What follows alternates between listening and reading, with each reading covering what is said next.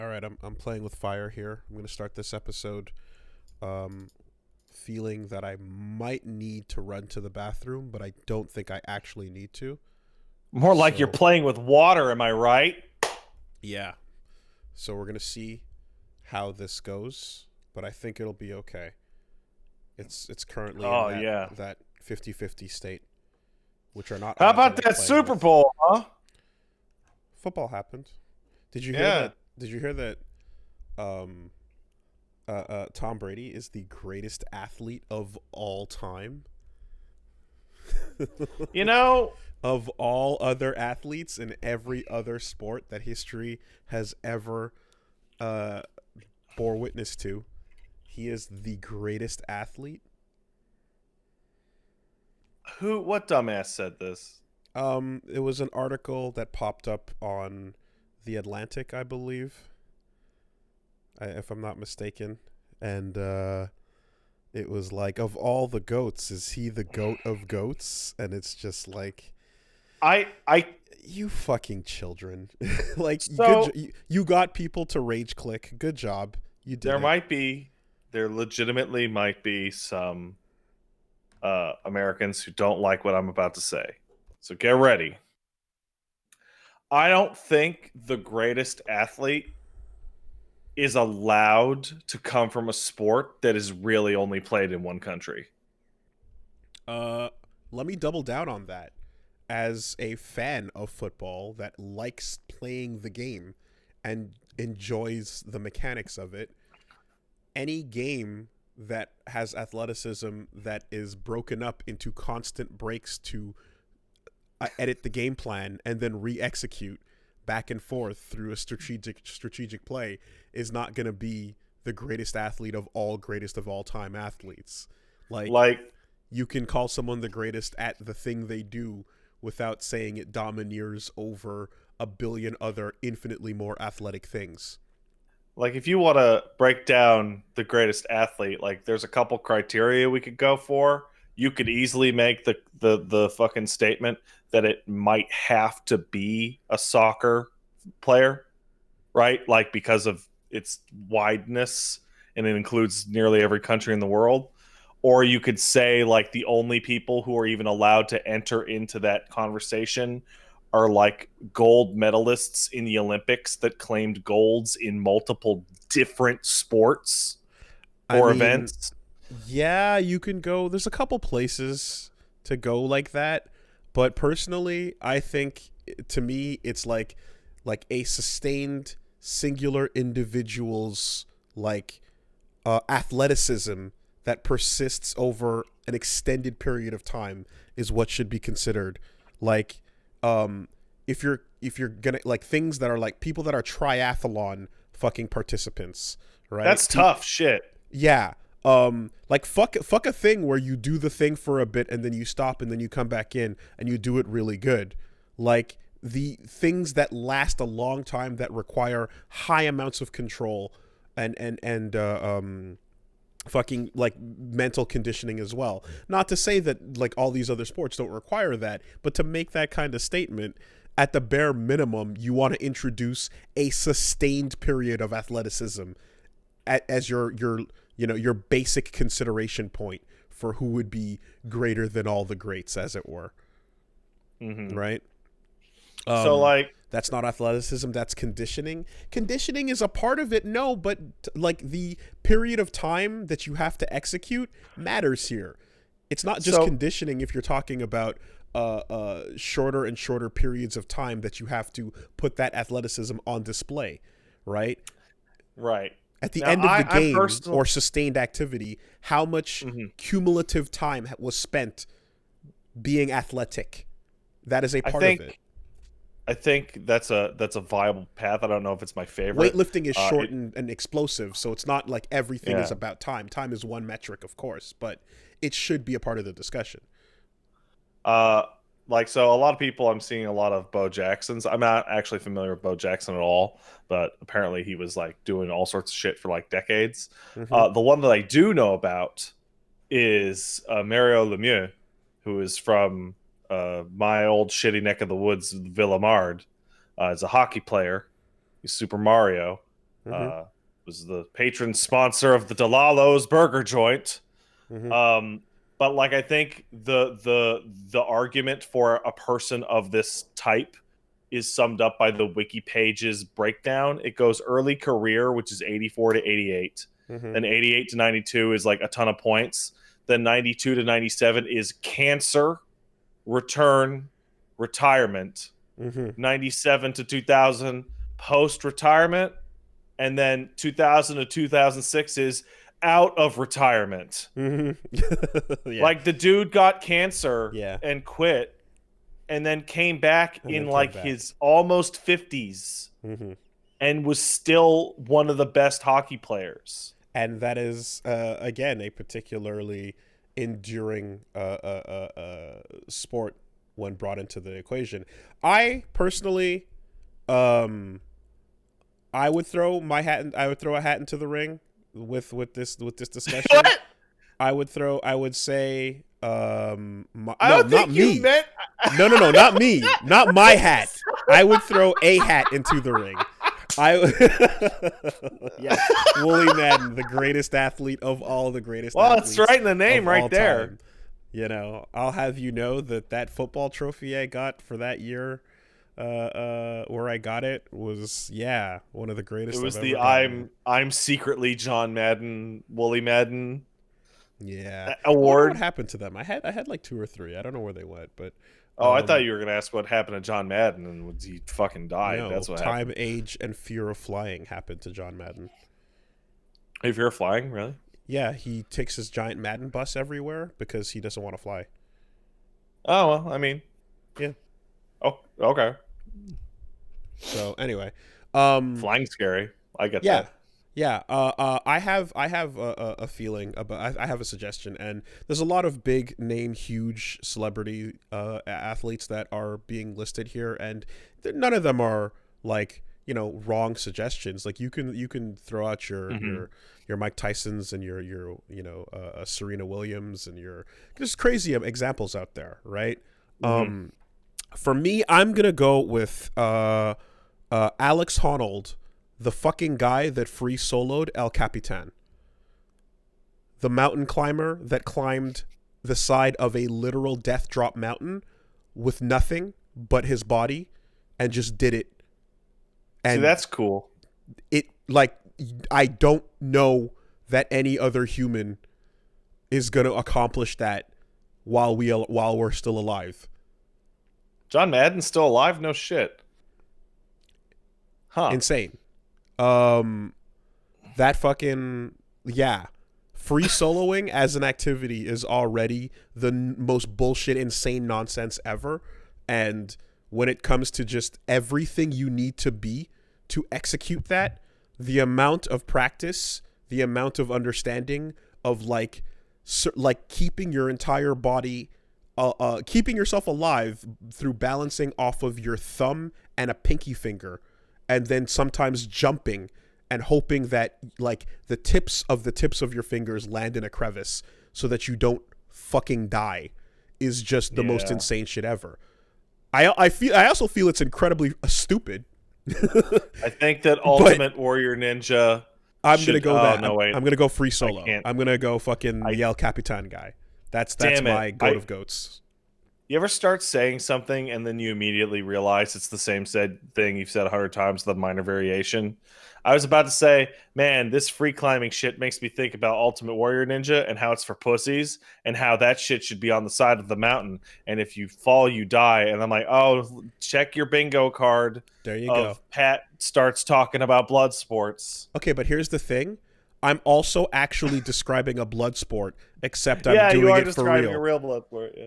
I'm like, with all considerations taken into account, this is someone who's doing an activity, a sport, a fucking a physical thing that if they fail, they die. The penalty of failing is death here. So this is the closest to what you're looking for. No one's forcing them to do it, but they do it anyway. It's actually a blood sport.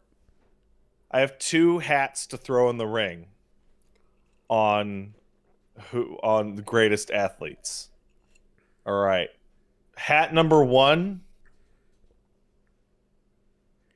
any random Australian. Okay. Just any of them. Implying the entire life is a sport then. Yes. Okay. I think it was Paladin Amber. Are you familiar with her? She's funny. She put up a video, one of those things like tell people you're from Australia without actually saying it. And it was like the biggest fucking spider I've ever seen crawling on her car. And then like some kind of asshole bird killed it and ran away with it. Oh yeah. And it's like, man, that's fucked. I saw that. Oh man, I don't like that.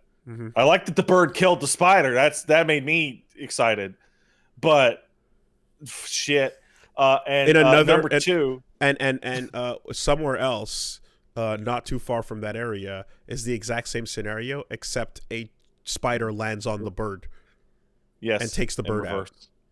Yeah, that's correct. Depends who sees the other first. It's like Call of Duty. And the second greatest athlete in the world is, of course, me, because I capitulated to my stupid dog's whims and picked him up and put him on the bed this morning. And fuck, he is heavy. That is a heavy dog. You should be on that list. I should. Well, yeah. I mean, gamers are athletes too, right? Totally. Absolutely. Esports. Oh man. Oh man. I want to see like greatest athletes of all time, and it's like Mike Tyson and Muhammad Ali and Bo Jackson and Jim Thorpe and Wayne Gretzky and all these fucking people. And at the end, it's like fucking Fruit Seller from the Brood War circuit. Or Faker or some shit like that. Everybody lose their mind.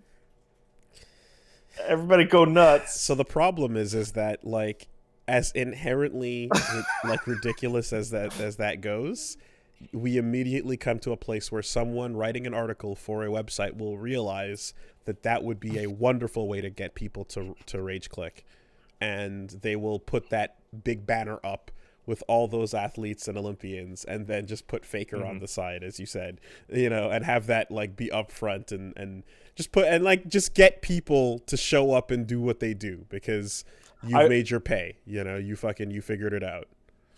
I will say there is a metric where you could talk about greatest athlete, in which I definitely, for real, not joking around, believe you could put like a e-athlete or an e-sportsman in. And the metric is the athlete in a mature sport that is so dominant in their era that they literally ruin the sport. So, like, there was a point where, like, I remember if Michael Jordan was not playing in a game, like, people wouldn't bother watching. Like, he was so dominant. So that's like Muhammad Ali had a streak in which he just couldn't lose. Okay, those are different. I hear what you're saying. Although, like, the people not watching is the business side of it. Like, if we're talking about like bending the rules, like, or they have to change the rules of play, then like yes, there's some people where you can look and go like, yeah, this person played in such a way that they had to change what was allowed and what was not allowed because of how dominant they were.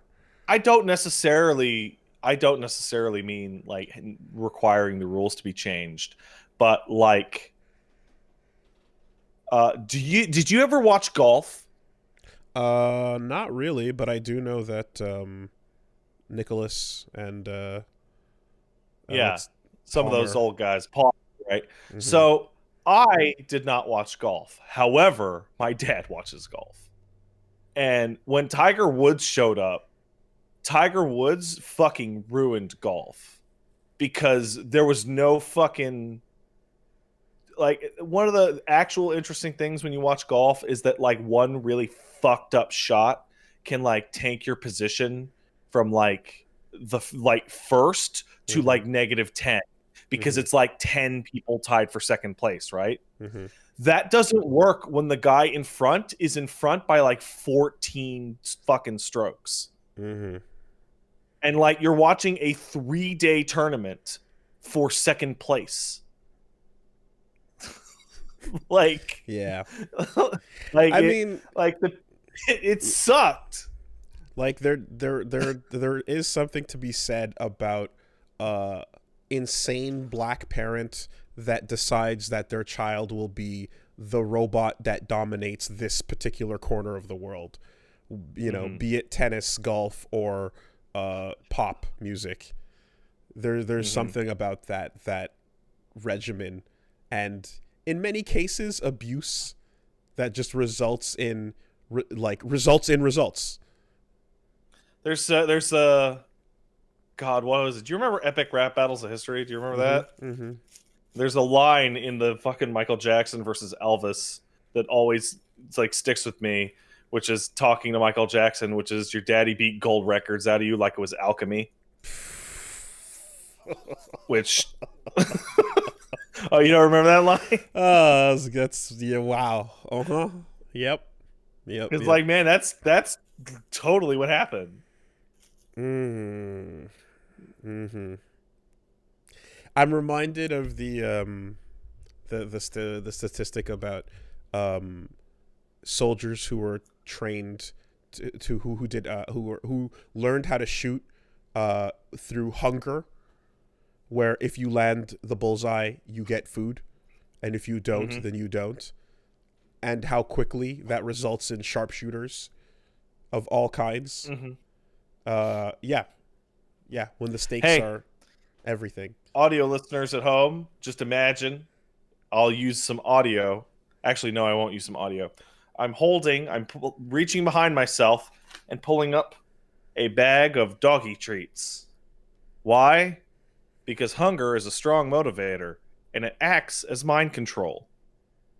Given enough hunger, I have a fat dog. Therefore, having this thing of treats next to me means I have actual mind control powers over that dog. Right. But it's even a step further than mind control, though, because it's like cause to not just do whatever they say, but like do things that you otherwise wouldn't be motivated to do, accomplish things that you otherwise wouldn't be able to accomplish on your own motivations, or probably likely not.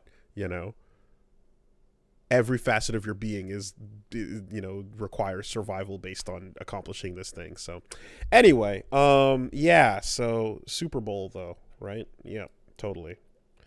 Anyway, that did happen.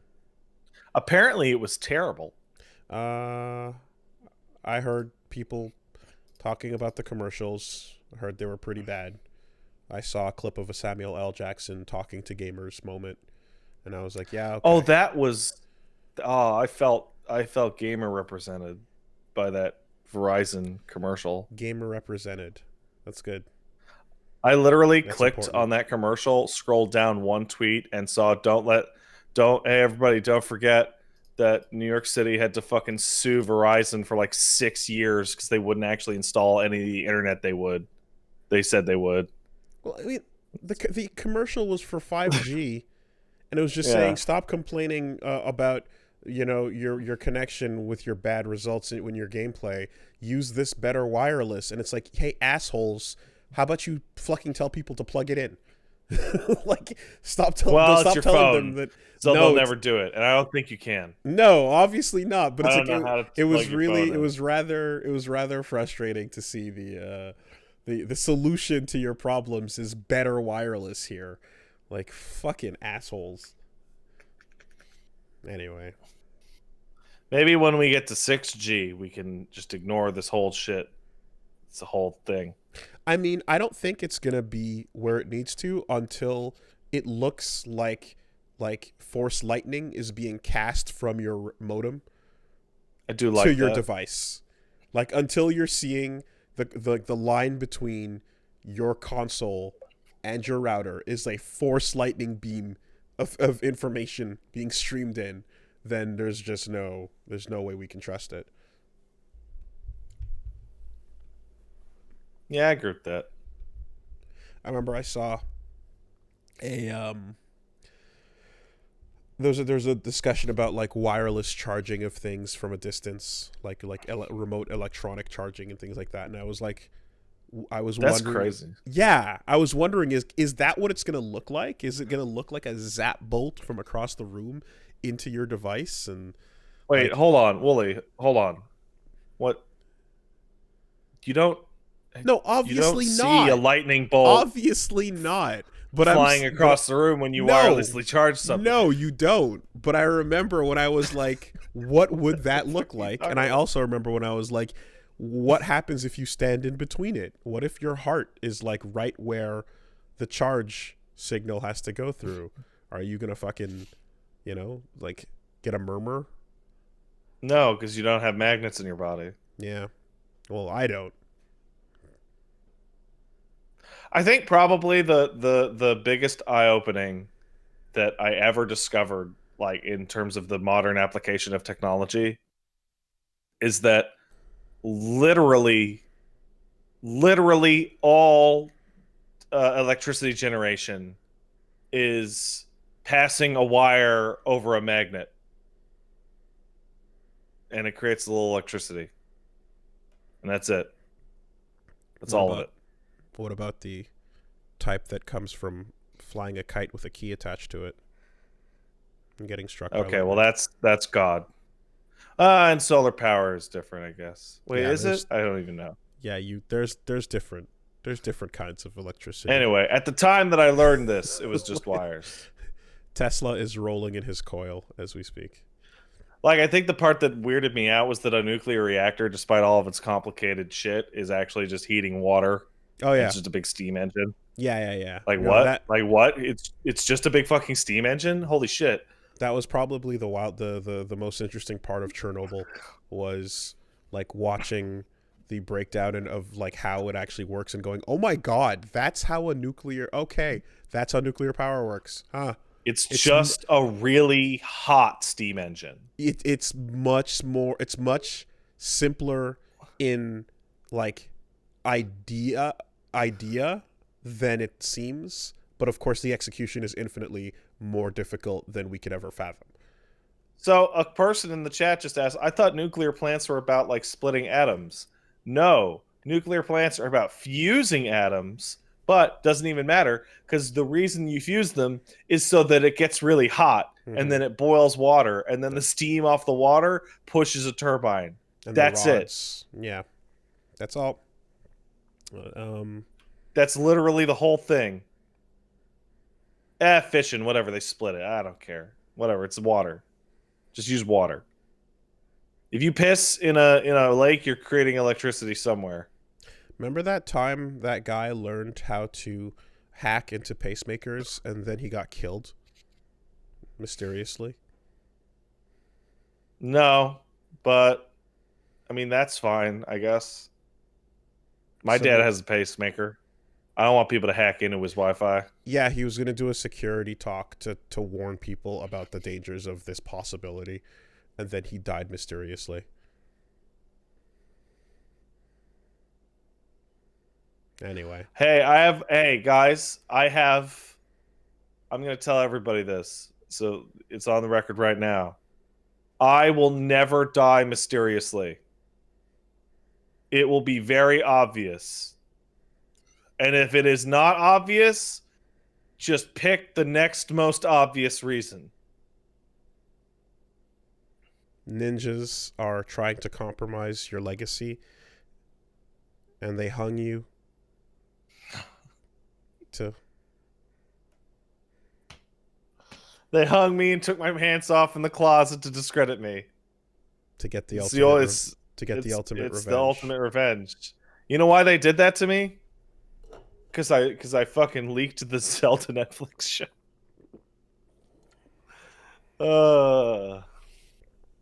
I had to go. What's going on? All right, let's see. I have to. This is so. Well, how do you do this as well? Right? You literally just go to your channel and like look at it No, and be like, well, when I don't have anything else going on, then I go, what did we play? And then yeah. "What do we look at?" Not a whole lot going on with me. I'll be quite honest. Uh, I played some video games, but even that was like like, okay, like Neo 2 came out on the PC, and I was really excited for that. And I asked somebody, and then somebody sent me a code, yada yada. And then I fucked around with Neo 2 on the PC, and Neo 2 on the PC is kind of fucky. What's wrong with it? Like the first one was a little bit fucky, right? In that the first one like didn't run as quite as good as it should, or like Really? I there remember was a stutter here or it there. had so many like options that I thought you could ultimately optimize for something decent. Well, in the first game, if you didn't have a controller connected, it would stutter because it would constantly check for a controller. And there was terrible mouse and keyboard support. But overall, if you plugged a controller game in, it was fine, right? Though there is a bit of a micro stutter on PC that is like not on the console versions or the remaster. Wow. So I started up the the Neo 2 on the PC, and it has like every time it loads something in, it drops frames, like it stutters very annoyingly, and the performance is not optimized for Nvidia cards, which is like the most popular brand of video card. It is much better optimized for AMD. I'm going to assume that is because AMD is the one powering the consoles. And uh, I got an email with the code that I was sent, which was basically like, don't worry, we're working on fixes to change the fact that you can only see PlayStation button prompts. Like the first game only had Xbox button prompts, and now the second game only has PlayStation ones. And we're working on a patch that implements the DLSS technology from Nvidia, which means, oh man, you guys just straight up didn't finish the optimization at all. Okay, so what you got here is a team of people on Neo that are clearly the ones making the game itself for the primary consoles versions are incredible and doing everything they can to make it a seamless experience, quality of life out the ass, but the PC team might not be as good and Or the are struggling console to team get. is not forward thinking either with their port needs or whatever the fuck. Yeah, PC, I guess, can, you got to hire the right people to or have the right people on your team to like make sure that that shit is laid out from the get go. That's a shame because I mean it's so fucking good on consoles. Somebody reports to me, Pat, it has both Xbox and PlayStation controller options. Are you referring to the button prompts? Because if so, cool. Tell that to the Koei Tecmo representative that told me that that was broken like 2 days ago. Also, mouse and keyboard support is like just completely broken. So are you gonna go Like back to console? So I actually did grab it on console because I had the Neo 2 on the PS4, and they just free upgraded it for me. Okay. Right. Well, actually, each of the DLCs cost 1 penny. Right. So okay, that's 3 cents. It cost me 3 cents. And I also picked up Neo 1 remastered as well because I never got through that.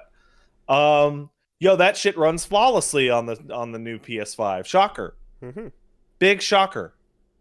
Totally flawlessly, very fun.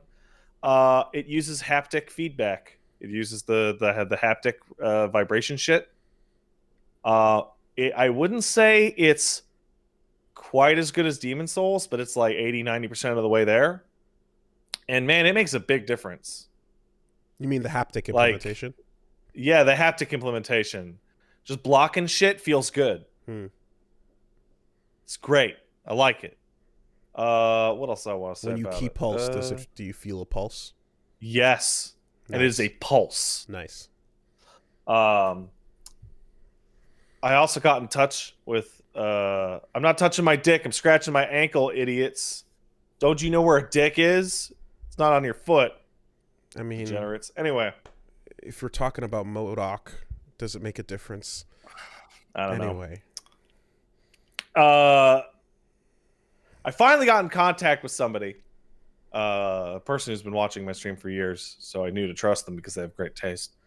And I was like, you gotta explain me what the deal with the weapons in Neo is, man.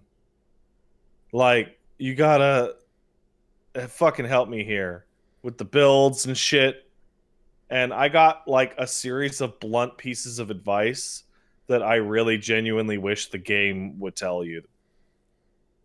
The game tells you, the game gives you, I mean, you played at least the demo and you picked up a million pieces of gear. More than the That demo. just I have got like, hours into Neo 1.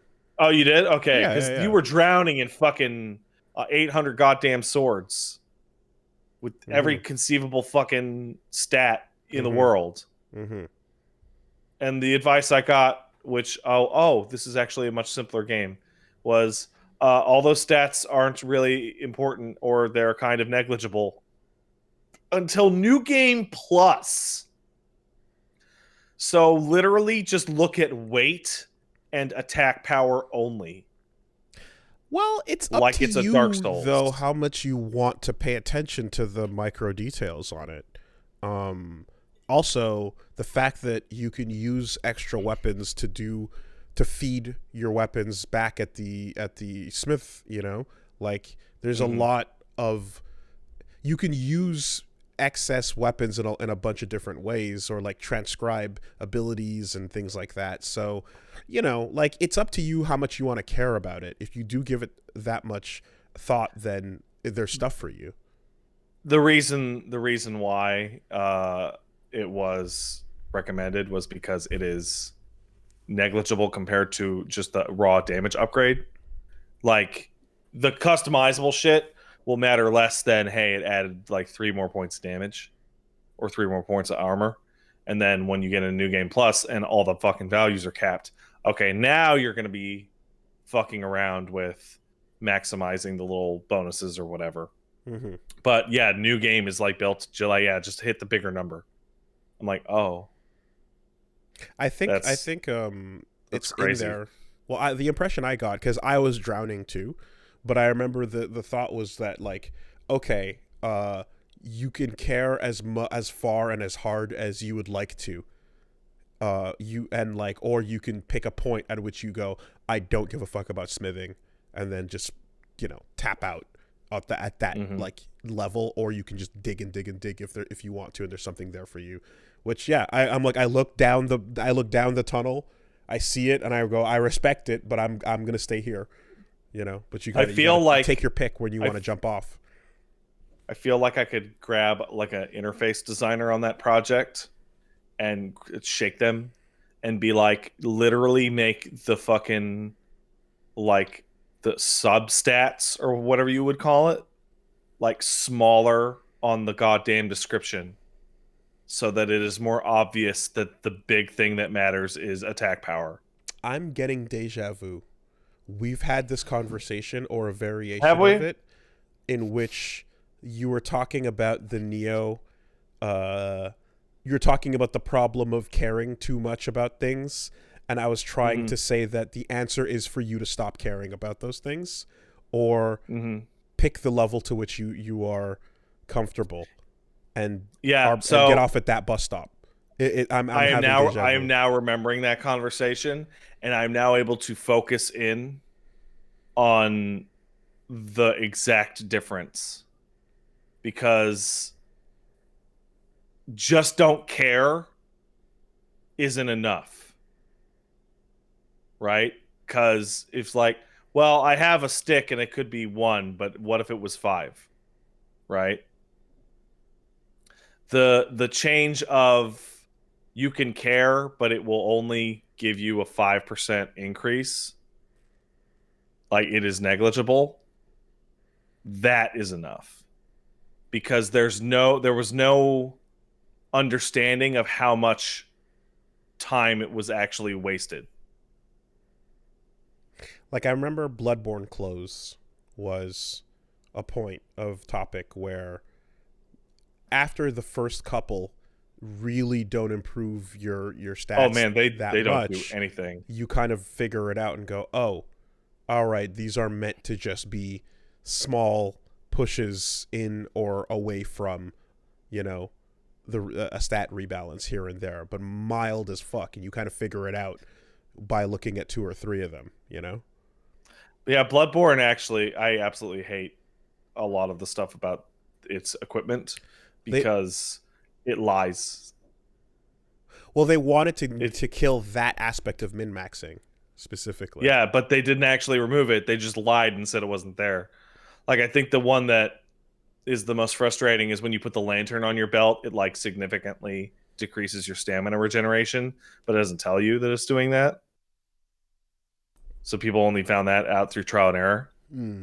I will say that no matter what version of this conversation we have, I will always be like in favor of the game explaining things mechanically, or at least giving. Oh, do you guys not know that? discussion. Oh, everybody's shocked about the fucking lantern. Yeah, if you put the lantern on, it's like taking off a stamina ring in Dark Souls.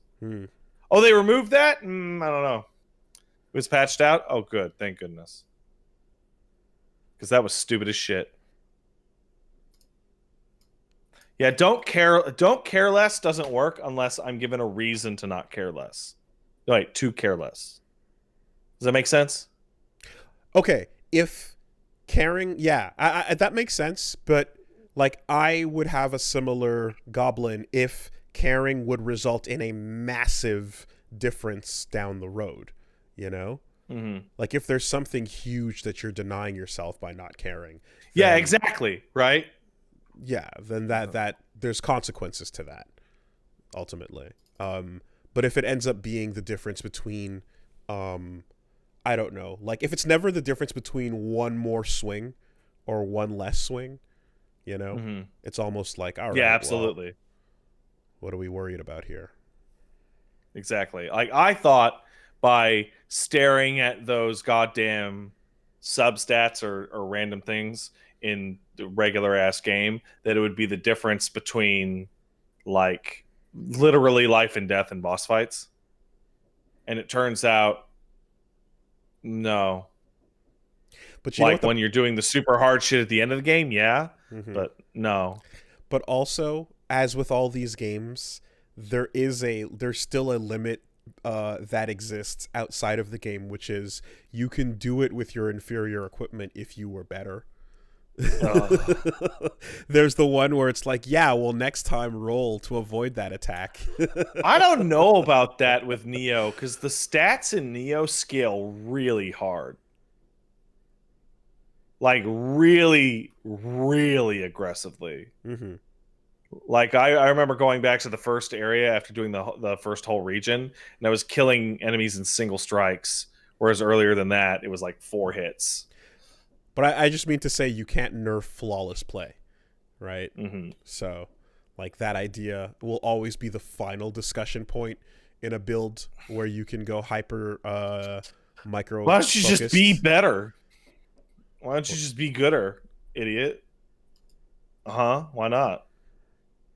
Anyway, I still I just get happy thinking about how free that game is with its fashion and how transmogrification. Oh, it doesn't give a shit, dude. It doesn't care at all. So untethered. I love it.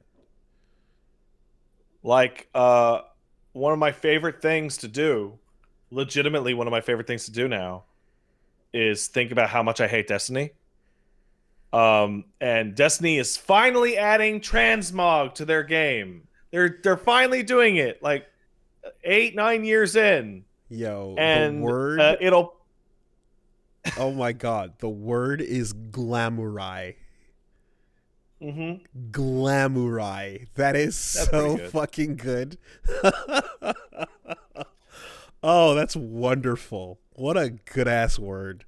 Yes. No, that's pretty all right. I mean, they really like let you feel and put together the character you want to without restrictions. Because what's the point? Why bother restricting people? Let them enjoy it looking the way they want to look. Well, you're playing a fucking game, I mean, because it costs money to implement the transmog system. Certainly, costs but like development time. It's so much nicer to have that freedom in a game. I agree. And you've already put in the work of implementing the models, you know, like just take it a step further. I think that almost every game of this type should have glam or transmog or what have you. Um, and then I think about, so I was just saying that Destiny 2, after like 9 years, is finally going to add like a real transmog system. They're going to let you turn like whatever armor you want into like what's called a universal ornament, which is just like you paste it on and it looks how it was. Mm-hmm. And it's like you'll be able to unlock the ability to do that with in-game effort or money. Oh yeah, Unlike everybody else ever. real cash bucks. Oh, yay. Like, oh, it's not a value add, it's another monetization strategy. Great. Way to double confirm that I'll never play that game again. Like, holy shit.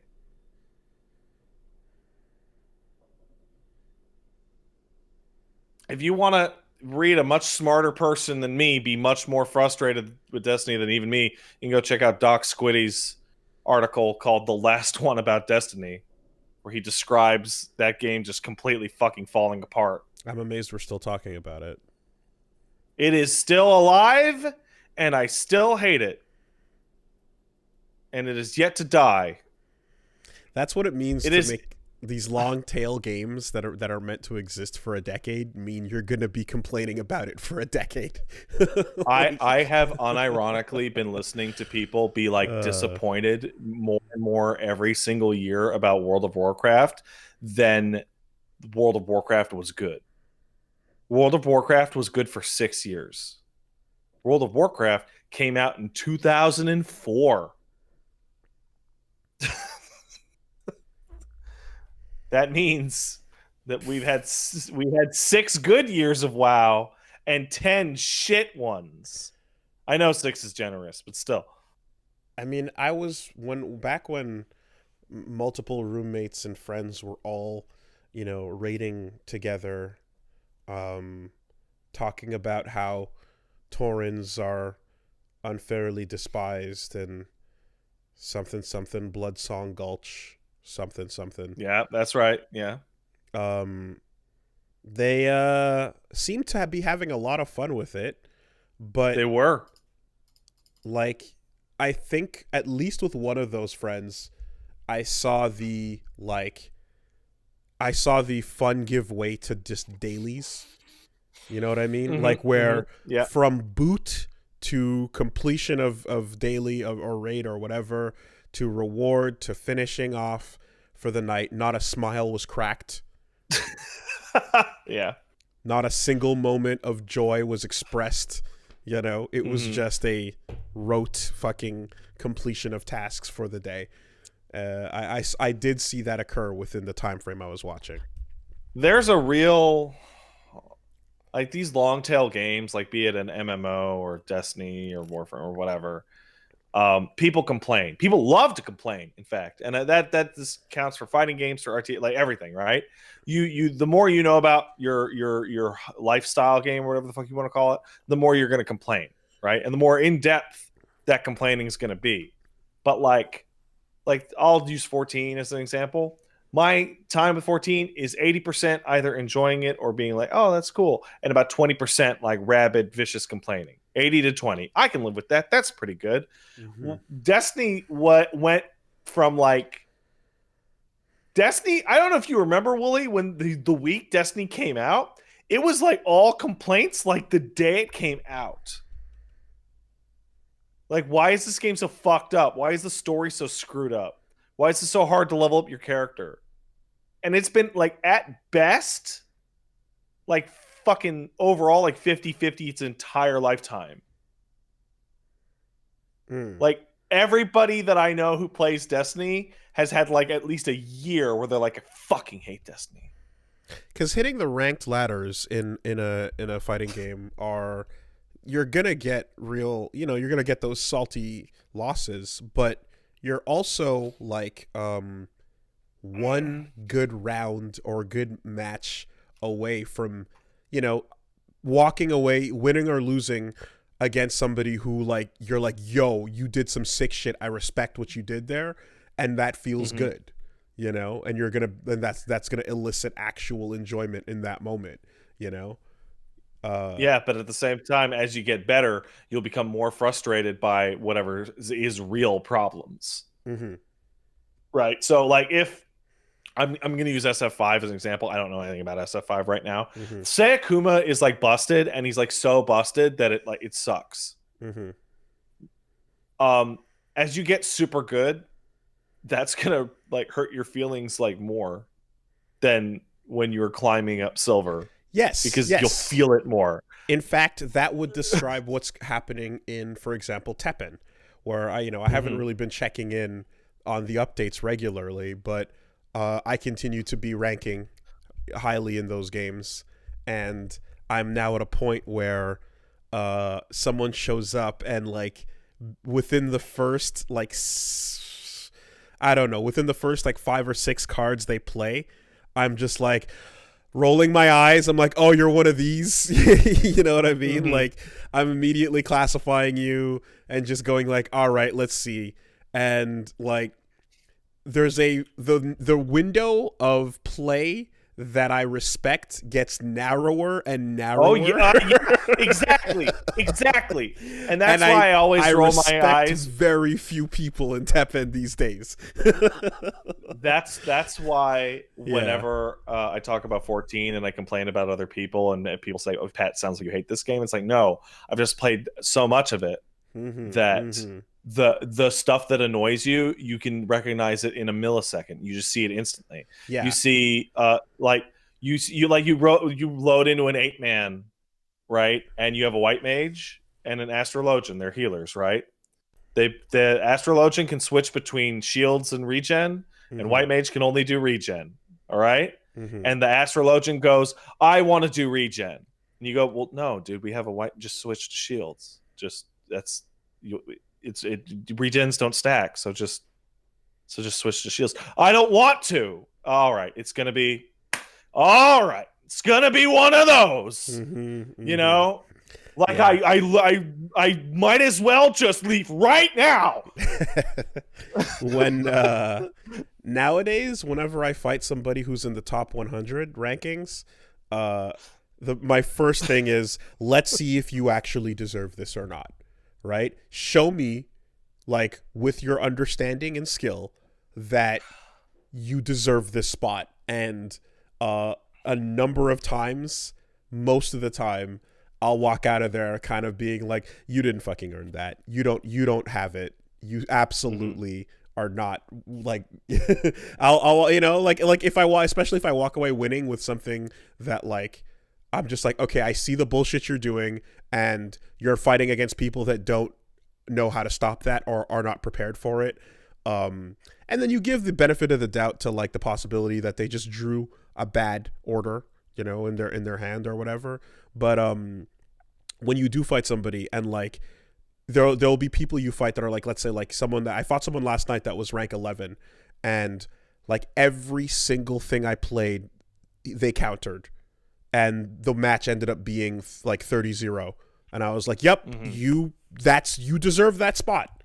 You know what you're doing. You recognize what I play as I play it. And you have a counterplay and ready in mind. And I 100% don't question your ability to be there. But when you see things that, like, the less and less you see, the less and less of that they have, the more they're just kind of floundering and like mirroring people who are not in that top 100, but they just happen to be there. You're just like, yeah, fucking, I'm judging the shit out of you. You know, I'd like to actually rescind my earlier statement. I fucking misspoke because I don't play Astro. Actually, White Mage and Diurnal Astro is fine. Scholar and Nocturnal Astro is fucking dog shit. That because shields are the things that don't stack. My mistake. Here's a better example. Turn on tank stance, please. No. Okay. Well. Okay. All right. When I'm about to lose to one of these brain dead players and I don't respect their play, I fucking rage quit out of there because they not getting my points. Yeah, that's right. You don't earn my points. You ain't taking my points. You didn't earn that shit. But so, like everybody, I assume everyone listening to this plays a game to the point where they can recognize the shit that drives them crazy very quickly. And how much of your experience is recognizing the shit that drives you crazy? Is it like half of your entire time with the game? You should probably stop because it sounds like that game sucks. Or at the very least that you don't enjoy it. Like, when I play like League of Legends, for example, I play it very casually. I still haven't even unlocked ranked, right? And I'll play like 2 matches in a row and I probably get my ass kicked. I'm like, oh, that was pleasant. But everybody else that I know who plays League of Legends really, really wants to win. And so their trash teammates ruin their evening. So you probably shouldn't play League of Legends. Because your trash teammates will ruin your evening. Because they're Garbo. But do you... no, I guess you wouldn't have this unless it was PvP. As like the experience where, again, you have a really good match against somebody and like you respect it, you know? Yeah. Because I had that again last night. I came back from a 20 to like 2 like loss and like just like clutched it out and brought it back for a victory. And I was like, that was a fucking amazing set. And I respect the guy I'm playing against. And you end up feeling good about that exchange. Mm-hmm. But if you're co-oping against the raid boss, I don't really know if you can feel that if everyone succeeding is just good job, you did your job. So the best you can hope for is you did your job. Yeah, or the saves are always saving somebody else from their mistake. Right. Someone fucked up, and the cool guy covered for it. Yeah, okay. Somehow ran in and switched positions on the fly, and it was all great. Or the healer like just did the math perfectly and raised somebody, but still had enough MP to heal you. Right. Heroes are almost always the heroes of the raid encounter because it's also why they're so grumpy. It's because all they do is fix your mistakes. That's all the healer does. Is look at the health bars tick down unnecessarily. Like, you didn't need to stand in that. You didn't need to stand in that. You should have been over there. You should have been over there. And then fix it. And yeah, I suspect carrying is not as satisfying as a close one-on-one. There is. You want to hear the most toxic recipe ever? There is a fucking roulette in 14 called the Mentor Roulette. And the Mentor Roulette, if you get like, oh my god, I want to say you got to get like 10,000 completions or some absurd shit. You get like the most exclusive rare ass mount in the game. I think like 2 people in the game have it, right? But the thing about the Mentor Roulette is that when you hit it, it queues you up into every activity in the entire game. Oh, so you could just end up doing something you're not supposed to do. No, you have to have unlocked everything in the game to unlock Mentor Roulette. So you hit Mentor Roulette and you load in to minute 48 of trying to clear like a fucking real ass raid. And you do a pull and realize that the tanks don't know what their cooldowns do. What's a pull? And the DPS... A pull? A pull is a run. Okay. When you pull the boss, you hit them, and then the encounter starts. Okay. You're 30 seconds into the pull, and you're like, oh, the tanks don't know what the cooldowns do. And this DPS will not move ever. Ever. He won't move. And he dies at the 37-second mark every single time. And the other healer appears to be asleep. And I'm not going to get credit unless we clear it. So I am now tasked with the mentor little symbol above my head to fucking sit here and try to drag these motherfuckers through this encounter. But don't you only choose to be a mentor if this is what you're kind of mentally prepared to deal with? Well, this was a mistake the game made, because the big mistake the game made is that if you become a mentor, it puts a little crown next to your name. Oh, boy.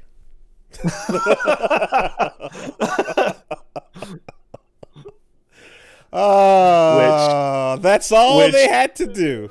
Which might have been the actual stupidest decision I have ever seen in this game. Well then, fuck that. Everybody, I got a flex. You're saying new flex? Okay, in there. And I hate everybody, but we go and mentor then. The little crown has led to a situation where most mentors are terrible. like most mentors are worse than the average person. My God, what a study in the human psychology of what a fucking fascinating, just every little thing about the implementation of this design is the fucking coin flip between disaster and success. It's amazing. You put a little crown and now that changes everyone's perspective of this activity. So there's a second problem. So one, you do have to qualify. It's too easy to qualify. You just need like 3 characters at like cap, or 3 classes at cap, basically. So most mentors are terrible. However, many of the remaining mentors are actually like decent, or at least like average, right? But MMO players, and nearly all players who are grinding for some kind of, item or whatever, they want to do things efficiently, right? So what happens? Well, okay, we're doing a fucking Sophia Extreme and somebody left. Oh no, what do we do? Oh cool, a mentor joined. The mentor sees that it's Sophia EX, sees that more than 5 minutes have elapsed, and leaves. Because they correctly intuit, oh, this is going to take like an hour at least. It would be faster to take the 30-minute penalty than queue up and hopefully get something easier than try and drag these guys through and possibly fail. So the thing will sometimes send you into a lost cause. Yeah. Okay. And you'll go, nah. Okay. So like the mentor system is like the worst. It's like it's the shittiest thing in the game. Like it shouldn't send you into a lost cause, but also the people signing up for it should be like mentally prepared to do what the job entails. Like if you fucking had a system where you could be a mentor to kids, or you can go sign up at the YMCA, and like specifically do this thing that you go out of your way to like work with people that are like needing of guidance. But you get a little crown when you do it though, and everybody gets to see your crown. Here's what it is: sign up to be a big brother. Yeah, right, for the Big Brother organization. Exactly. Hey, we'll give you a fucking exclusive pair of fucking shoes, like some fancy shoes. Jordans. We'll give you Jordans. And then you put on your Jordans and you walk in and, hey, this is Timmy. You're going to be tutoring Timmy with his math homework. And Timmy is like fucking snorting meth. Yeah. And you take your fucking shoes off and hand it to the man and walk home in your socks. You have 1 week to get him to pass the SATs. To pass his 4th grade math test. Sure. Mm-hmm. So here, like you say that it shouldn't send you in a lost cause, or if you are signing up, you should be signing up for a lost cause. The way that these mechanics work, you're almost guaranteed to be sent into a lost cause because most players can't clear most shit. The average player is pretty bad. And the average party finder group is really bad. There is a thing in that game right now where they have repurposed raids from 6 years ago. Raids that were like mechanically like 100 times simpler. Like I could explain them to you on a napkin, right? And just bumped up the item stuff so that, hey, run them again like they're brand new, right? These things have been solved for 5+ years. Everybody knows exactly what to do. Nobody can clear them in Party Finder because everyone is actually shit. Is the mentor system queuing you up with only beginners and people that need or request the help, or is it putting you with experts sometimes too? If you're no experts, you will never ever go into a group with experts, because experts have the party that they always run with every single week. Yeah. And if one of those people doesn't show up, then they'll get a replacement, or they just won't do it. So there's no such thing as an opening. So it is skewed towards beginners, right. And even then it's skewed towards parties that for some reason don't have a person in them, which means somebody dropped. Why is someone most likely to drop? Oh, because they realized we're not going to be able to do this. Right. Okay. Yeah. Right. Every part of it is fucking geared towards like the likelihood of getting like something you can't, like you won't be able to make these people do. It's the dragging boat rowing team that bothered to go out on the water when two men short. Yeah, you're gonna be ending up in that boat helping them out, right? Yeah, that is. Why are you telling me I'm bad? I can clear Titan EX, but I got buddies going through Party Finder, furious every week. Because nobody can avoid fucking rock slide. So hold on a second. Doesn't League or Dota have a mentoring system implemented as well, where an expert can help guide a beginner into like some sort of co-op situation where they can help them out? Because I remember talking about the implementation of this thing where it's like anti-toxic, where there was a way of like having a coach help you out in the beginning stages. And you both get a reward for doing so? I want to say Dota 2 has coaching. Something. Okay, yeah. Dota has I don't know what coaching. you get for it. And I remember being like, that's brilliant. That's really cool. And it's very important that, you know, it's nice to have that in the game. It's very important that you don't offer the coach a fucking pair of Jordans for doing it, so that the people who sign up are the types of people who are good for being coaches. You know, not every good player is going to be a good coach. And you balance the incentives properly, and also make sure that on both sides the equation is again can be dealt with. Don't send in the coke snorting great fourth grader. And don't do it. Don't give out Jordans, you know, and you might end up with decent matches of people that could actually, you know, benefit.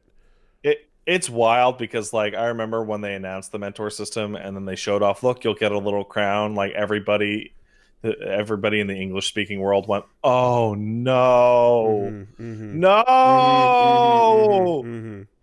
Don't give them a crown. No, don't do it, or don't make it visible to other people. Yeah. No. But Destiny eclipses all this shit. Like I have nothing but complaints about Destiny. I think the funniest thing is that content creators about Destiny who have turned Destiny into their job are like, I don't think I'm done with Destiny. What you do is you hand out Dr. Scholl's insoles, and you make sure that the mentee is at least averaging, let's say, like 55 to 70 on their grade score. Yeah. Right.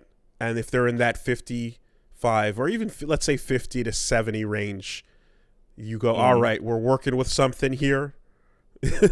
You know, and the reward is some insoles.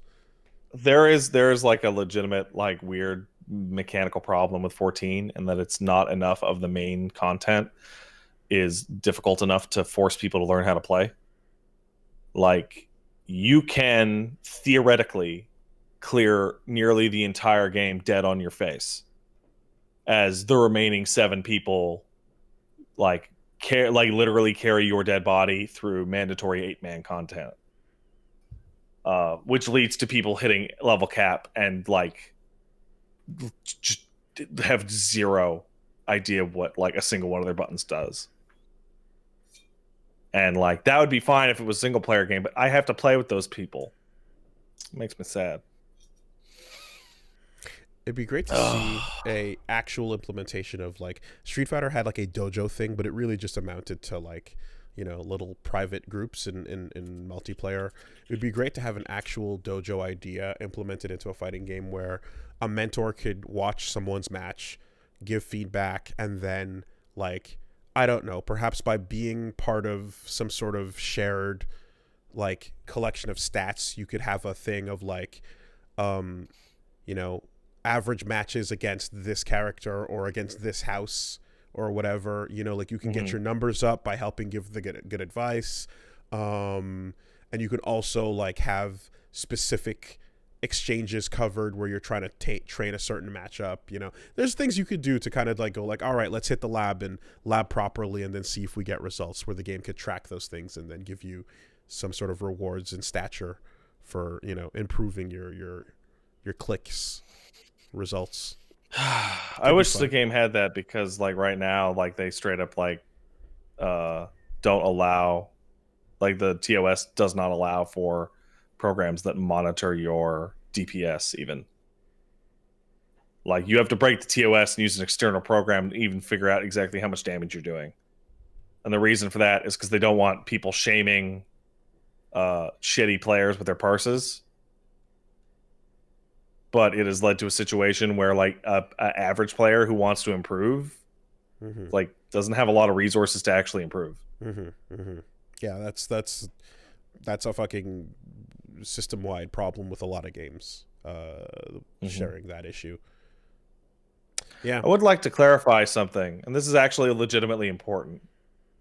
Like, I see a comment in here that I remind somebody of a jackass multiplayer person that yells at anyone worse than them because they have normal jobs and just want to relax. No, I'm not. Do you know where the yelling happens?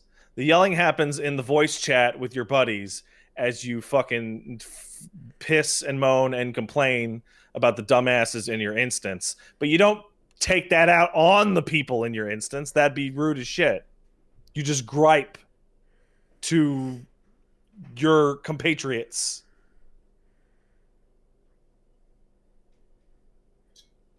You be toxic in private. You be toxic as shit in private. Like, I remember getting into a fucking Weeping City and just being like, they should ban everyone who plays this game. Like, that phrase came out of my mouth. They should just ban every single person who fucking plays this game. Well, that is the more respectable route to go. And one of them asked me, I'm like, Pat, I'm like, everyone. I don't even care. Ban. And then I started going nuts. Like, if you wipe twice on Ozma, they should lock your account for a week. Like, I was so mad. But like, you don't type that out into the fucking, or yell that into the voice chat like an asshole. You just gripe in private. So, this week, should we throw a 13 Sentinel spoiler cast at the end of the episode? Yeah, we'll throw that at the end. Yeah. All right. So, we will tell you when we're going to start talking about 13 Sentinels, full spoilers, towards the end. Cool. And I have one last thing to say in response to that attitude, which is, yes, of course people don't want to devote their lives to some game or practice heavily or whatever. Same thing with RTS or fighting games or anything, right? But the only, nobody gets mad at new players ever. People get mad at new players who lie. People get mad at new players who come into something and go, yeah, I almost beat it with my friend. It's like, no, you didn't. There's no fucking way you did. You're a liar. Oh, no, I'm super good. No, you're not. Say you're a beginner. Say you don't know how to do it. Someone will explain to you how to do it. Then it's fine. Like, oh. It's so frustrating. Well, I had no week. I just didn't have one. Did I do anything else? There's nothing that comes to particular mind. Did you? Not really, honestly. No? Okay. So yeah, same here. I mean, I just, you know what it is. Been working on the vid. So, Oh god. please look forward to that, which, of course, there's going to be some... What's up?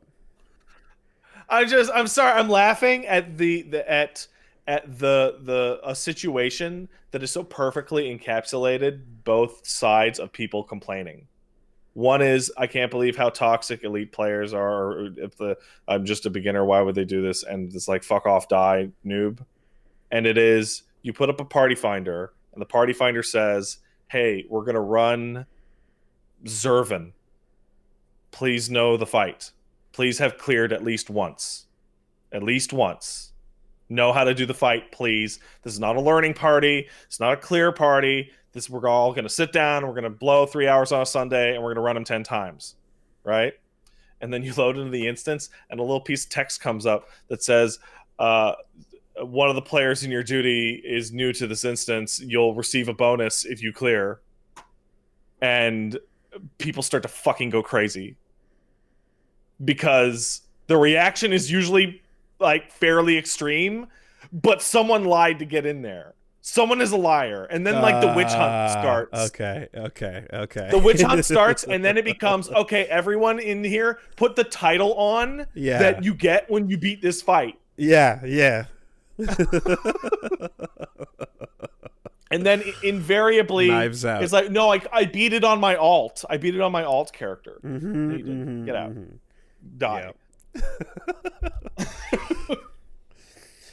Anyway, well, that's fun if you have a means of like finding the liar. That's great. But anyway, yes. So Guilty Gear is as I continue to work on that, really cool to see some of the exact things I'll be covering in this episode being a part of the news this week, as they showed off some more gameplay and some new specials and some new shit. And Kai has a fucking dragon install, and everyone's like, what the fuck? And I'm like, I am on that shit. I am exactly going to talk about, or at the very least, give the starting mentions as to what and why that exists, which is very cool. I'm happy that this ties in. And simultaneously, I'm happy that all Did he get it from banging Dizzy? Yeah, you see, so everyone memeing about Kai catching a gear STD, I also love how wrong everybody is, because I get to go like, hey, so you weren't paying attention? That's cool. That's what this video's for. And I'm going to set the record straight. I would not describe myself as not paying attention. I would describe myself as actively ignoring. Actively ignoring is fine. Actively ignoring is fine, yes. We are going to touch on exactly that. But the answer is no, it's not a fucking STD from banging Dizzy. Is he pregnant with Dizzy's baby? He's not pregnant with Dizzy's baby. The short version of it is that it has to do with Sin's eye. So. Oh, okay. Okay. Yeah, all right. Sin's eye was Dizzy's baby. And that also canonically has to deal with addresses why his hair is so long, why he suddenly has such long hair. It's not just because he became a king that he stopped cutting his hair, right? I grew it out, man. Yeah, but again, that has to do with Sin's eye. So no, he just didn't cut his hair. Duh. So we're gonna he stopped going to the barber. Couldn't get a royal barber in time. Oh, sure, but anyway, yeah, should be fun. That's gonna obviously. That's always wild to me. That shit is always crazy to me, because like I assume what you're implying is that his hair started to grow like crazy because of some nonsense, right? Yes, there's something exactly. So like, there's a moment that like they kind of hinted at in the excerpt story prior, where so they're like, something was up with Kai's eye, and then it allows him to do something fucking incredible. He gets a res off of it at a point, and Like, you're like, what is this? Why did this happen? When was this even a point of discussion? And the answer is like, well, that goes back to like Overture. They hinted at it before in a way.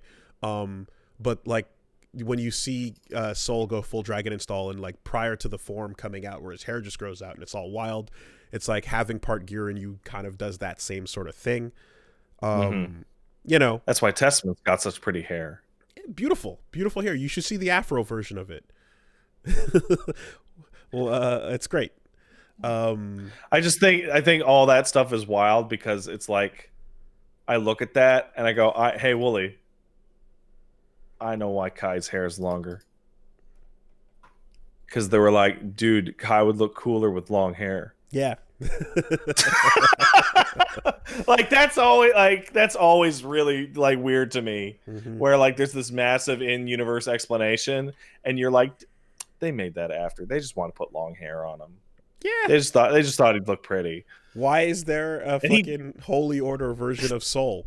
Because he looks cool wearing the uniform. Because it looks cool in that costume. That's it. He looks good in the uniform. Fuck off. Shut up. Yeah. So it's cool to see how they're going to be implementing that and some of the other details and changes as the lore continues and expands. And it's also I'm just noticing in putting this whole thing together how like no fewer than I want to say at least 5 times in the story, maybe 4 or 5 times, the villain of a side event the villain of an audio CD, side story, novel, whatever, will always invariably pull out a black tech gun and shoot somebody with it as the ultimate sign of evil. When the villain gives up on whatever their task or quest is, they'll pull out a gun and just use it. And everyone goes, "Why do you have a gun from the old world? What is going on?" It happens so many times. It's great.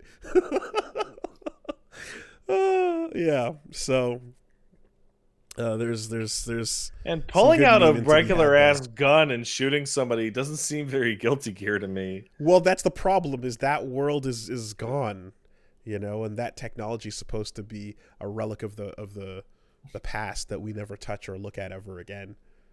And then it happens again and again and again, and it's always the same. Like, the bad guy goes, "Oh, well, how about this then?" And everyone goes, "Oh, he's got a gun!" You know? Yeah. We have, like, giant living dragons that fall from space, and pulling out a gun is still a problem in this world. Oh, shit, I got my Beretta. You know, as long as it's a magic one, like Elfelt, there's no problem. Oh, yeah, of course, it's got to be magic. Yeah. There's magic versions of ultrasounds, dude. You can do it you can use it for anything. Anyway, all that and more to be touched on in the upcoming hefty-ass episode of Guilty Gear Lore. Beyond that, Reggie has made it to Flame Lurker, and I was very pleased with watching that go down. It was shocking how having the skills to address like a unique one-on-one challenge gave him such an initial advantage. He almost crushed it on the second try. Yeah, Flame Lurker is like, once you've like downloaded him or whatever, he's a fucking joke. But there was a moment every second of before intuition working out really well, and then it worked out horribly. And the results end up going the way they're supposed to, where it's like, oh no, the wall still exists here. And Flame Lurker is no longer what it first represented, because, you know, Bloodborne exists now. And he's just one of those bosses. He's just one of the wild, flailing, you know, quick moving ones that you just end up getting used to in some of the later games. But Yeah, except because it's Demon Souls, he has like 4 moves. And he staggers on the hits as well. Anyway, Yeah. it ends up being very interesting, and like, that fight teaches you a lot about the player, teaches you a lot about yourself. What you prioritize, how you prioritize it, how much panicking you do, how much panicking you can allow for, and if you preemptively plan to panic, how you can assess to like counter that in a way, So it's a really fun session that we just went through. So that should be dropping real soon over on the channel. Yakuza continues, and now that we're done with 13 Sentinels, we're going to be doing some extra sessions of Demon Souls. So we're just going to be playing it, more often to get further in before starting up the next game. You want to detox after fucking 13 Sentinels. Indeed. So, yeah, that's pretty much it. Over on the channel, Wooly Versus on YouTube, Wooly Versus on Twitch. I remembered something. Somebody in the chat reminded me. I played Bug Fables this week.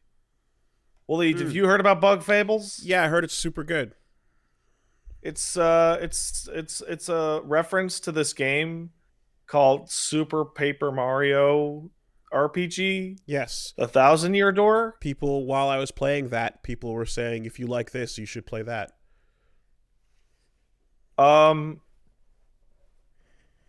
This feels like a sequel by a team that lost the rights. Like the Kickstarter spiritual successor. Yeah. Yeah. It feels just like that. But bugs. Cool. It's real good. I feel like that's about as blunt and simple as I can possibly make it. It's not made by anybody involved in that old shit. Okay. But it feels like the regular team. Like, it feels like the Bloodstained to Castlevania kind of thing. Like, just... But bugs. Cool. Yeah, I'm curious. Also, not that anyone gives half of a fuck, but I decided to take a look Art of Fighting 3 last week. What? Why? Because Art of Fighting is a franchise that exists that nobody ever thinks about, but it is the SNK fighting series that alongside, everyone knows, like, Sam Show's in there, Fatal Fury's in there, Real Bout, KOF, Last Blade, all loved and respected, but Art of Fighting is not, and that's because... I'm watching this shit right now. Because it's not very good as a fighting game. Yo, this game is trash, dude. But... I now remember that this game is trash. But I like an archaeologist, I love to go back and look to see what happened, because in particular, the third game, so it has interesting things about it, like outside of the gameplay and within the gameplay, that are worth like cracking open and exploring. And like one of those things is the fact that it in the canon takes place in Southtown and that SNK world, but during the 70s. So it's 20 years before the Fatal Fury games pop off. So that means in the second game, young Geese Howard shows up. But then how does Ryo Sakazaki hang out at the King of Fighters tournament? Because in the King of Fighters universe, it's a different universe.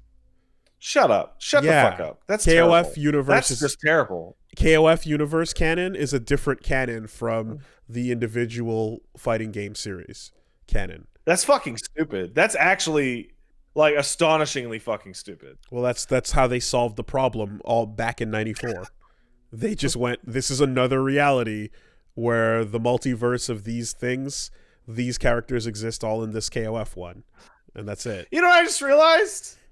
It's also really stupid that they did name the games from 94 to 2003, which means that the characters must have aged at least 5-6 years. The times they stated are the times that these things occurred, Like, it is de facto 1997 is when the Orochi tried to take over. Like, this happened in that year, you know? That did happen. I remember that. While other amazing video games were coming out, the Orochi tried to take over. Do you guys remember when the Orochi tried to take over in 97? Yeah. So... Who the fuck is this motherfucker Carmen Cole? Holy shit. This game is garbage. Carmen Cole is the suit-wearing douchebag that worked his way up to middle management, has horrible breath, and won't leave you alone at the water cooler. You're Carmen just fighting Cole... a fucking bellboy in a goddamn... Or like a doorman in a train yard. He's that guy that drives his fucking convertible. He's got an ex-wife that left him up in Tampa, and he hangs around the receptionist way too much at the office. That's Carmen Cole. Yeah, that dude sucks. Oh, he's such a character type. Yeah, so we break down who he is exactly. But no, this is a weird franchise because it has that going for it. It has a very strange, stiff feeling that results in it feeling almost like a 3D game when it comes to the way juggles work. It has a very Tekken-esque way of like carrying juggles to the corner and shit like that, as opposed to a lot of the more free-flowing 2D games at the time. And holy shit, the third one in particular is interesting because it actually goes heavy on sprite detail and quality, and there's some really interesting stages, music, and animation choices that are look really pretty. They put the work in, but unlike the other times they did that, which were Last Blade 2 and Mark of the Wolves, in this particular case, the gameplay just fell flat. But it's still very smooth and pretty, and the sprites are bright and colorful. Some of the character designs are really fun.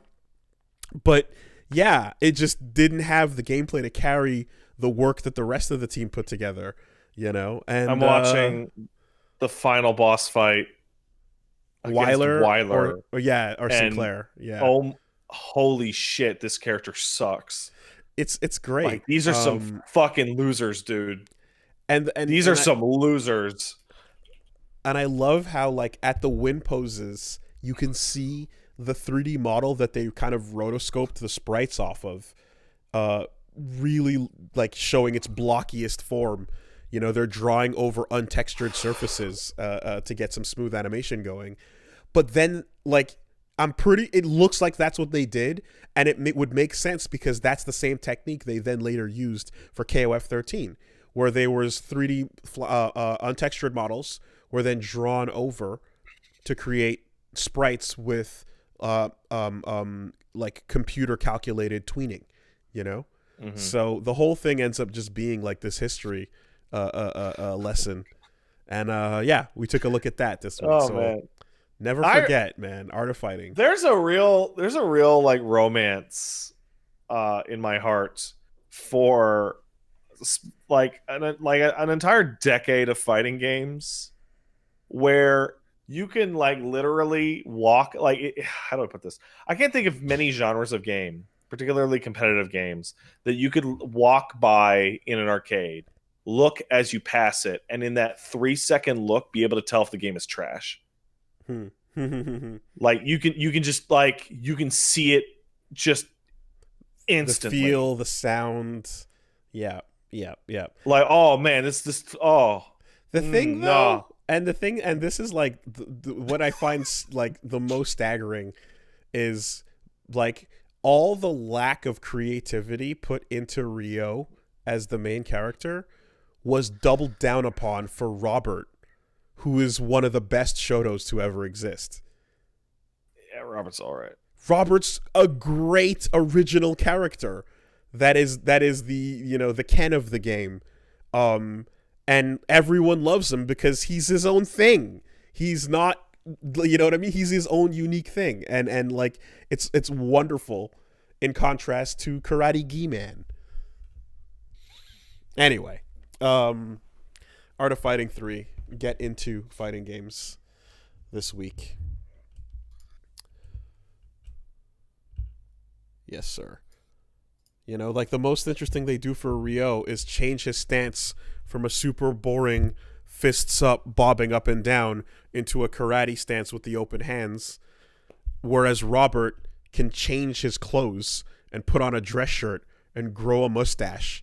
And everyone's like, fuck yeah! You fucking playboy, get it. The Garcia concern. Invest. Dude, we got breaking ass news coming into this podcast right now. How breaking? I'm just gonna send it to you, and you can lump it in with the rest.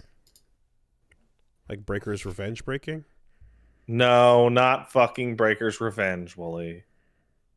Why would I ever talk to you about Breaker's Revenge? EA to decide the fate of Anthem this week. Interesting. Okay. That's breaking news. We'll crack that nut open in a second. First, let me use the bathroom. And then I will also use the bathroom. Hey, isn't that going to work out great? Yeah.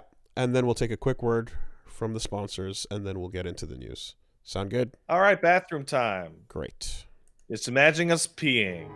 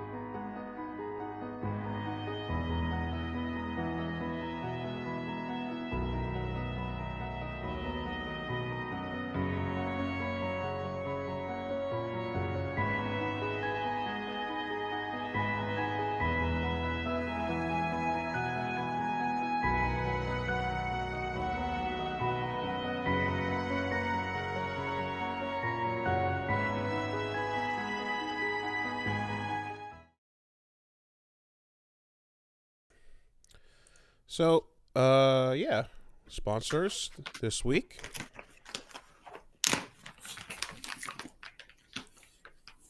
What do we got?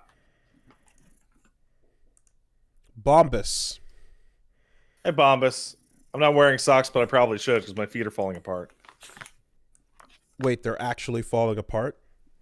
Like not Yeah, your dude. socks, your feet? No, my feet, yeah. It's gross. Like I'd show them to you, but you don't want to see it. flakes? You wish. Damn. I got dry feet, dude. You got those crusty ankles? Yeah. No, it's not the ankles. It's all the bottom part. I use like a cheese grater type thing for your feet Oh, yeah. There we in go. the shower. Nice. Looks like Parmesan when I'm done. Yes. It's really thick too. The loofah thing. Yeah, okay. All right. It's like a pumice, but it's Okay. like a grinder. Don't abuse your feet. Keep your feet in good condition, and you can do that with a good pair of socks. You don't want to think about your socks. You just want them to do the job and feel good so that you can ideally forget about them. And then when you have a long day, you take them off and then you feel that air hit and it's really nice and soothing. But if you have a good pair of socks that breathe, you don't have to get that stifled situation going in the first place. Bombus. That's what they do. They reinvented the details that make socks more comfortable. And on top of that, they're giving out a pair for every pair that you buy. They've donated over 40 million pairs of socks and counting through their nationwide network of 3,000 plus giving partners. So that's pretty cool. It's quite simple. You get the good quality sock. You feel good about it on your foot. You support the podcast. And it's not... It's one step closer to not having to crust out your feet like this kid over here. You know? Hey. Avoid... It's not entirely because I don't wear the socks, though. That can't possibly help. Avoid the tragedy that of crusty ass feet with a good pair of socks. I mean, the main thing that the Bombas socks would help me do right now is comfort my feet, which are cracked and in actually quite a lot of pain. And also, poor Paige over there won't have to see my Saharan desert gross feet. Please help. She doesn't like looking at it. One time, a friend of mine was at my place in high school, and we were playing games on the computer, and then his feet just started bleeding. Oh yeah, that happens. Out of nowhere. Just a whole bunch of blood just starts shooting out of his foot. And I was like, dude, are you okay? And he's like, nah, I gotta go. And I was like, all right. And then he just left. I legitimately don't know which one of those is funnier. And you okay? Like, yeah. And it's like, you don't look okay. That's pretty funny, but also yeah. No. So that's what happened because he wasn't wearing a pair of Bombas socks. You know what you should have done? You should have cleansed and bathed your friend's feet like Jesus. Oh, you mean like L from Death Note? I'm sorry, did you miss the anime exclusive scene where L washes Light's feet like a Jesus allegory? Yeah, I missed the anime exclusive scene of literally the whole anime. Yeah, the foot and washing. The manga. They added a foot washing scene, man. That's okay. When you're making a foot washing reference, make it contemporary. Anyway, Jesus is always contemporary, Wooly. Give a pair when you buy a pair and get 20% off your first purchase at bombas.com/superbeast. That's BOMBAS.com/superbeast for 20% off your first purchase. Bombas.com/superbeast. Thanks, Bombas. We could keep talking about Jesus, but let's just get the call to action in there. Hey.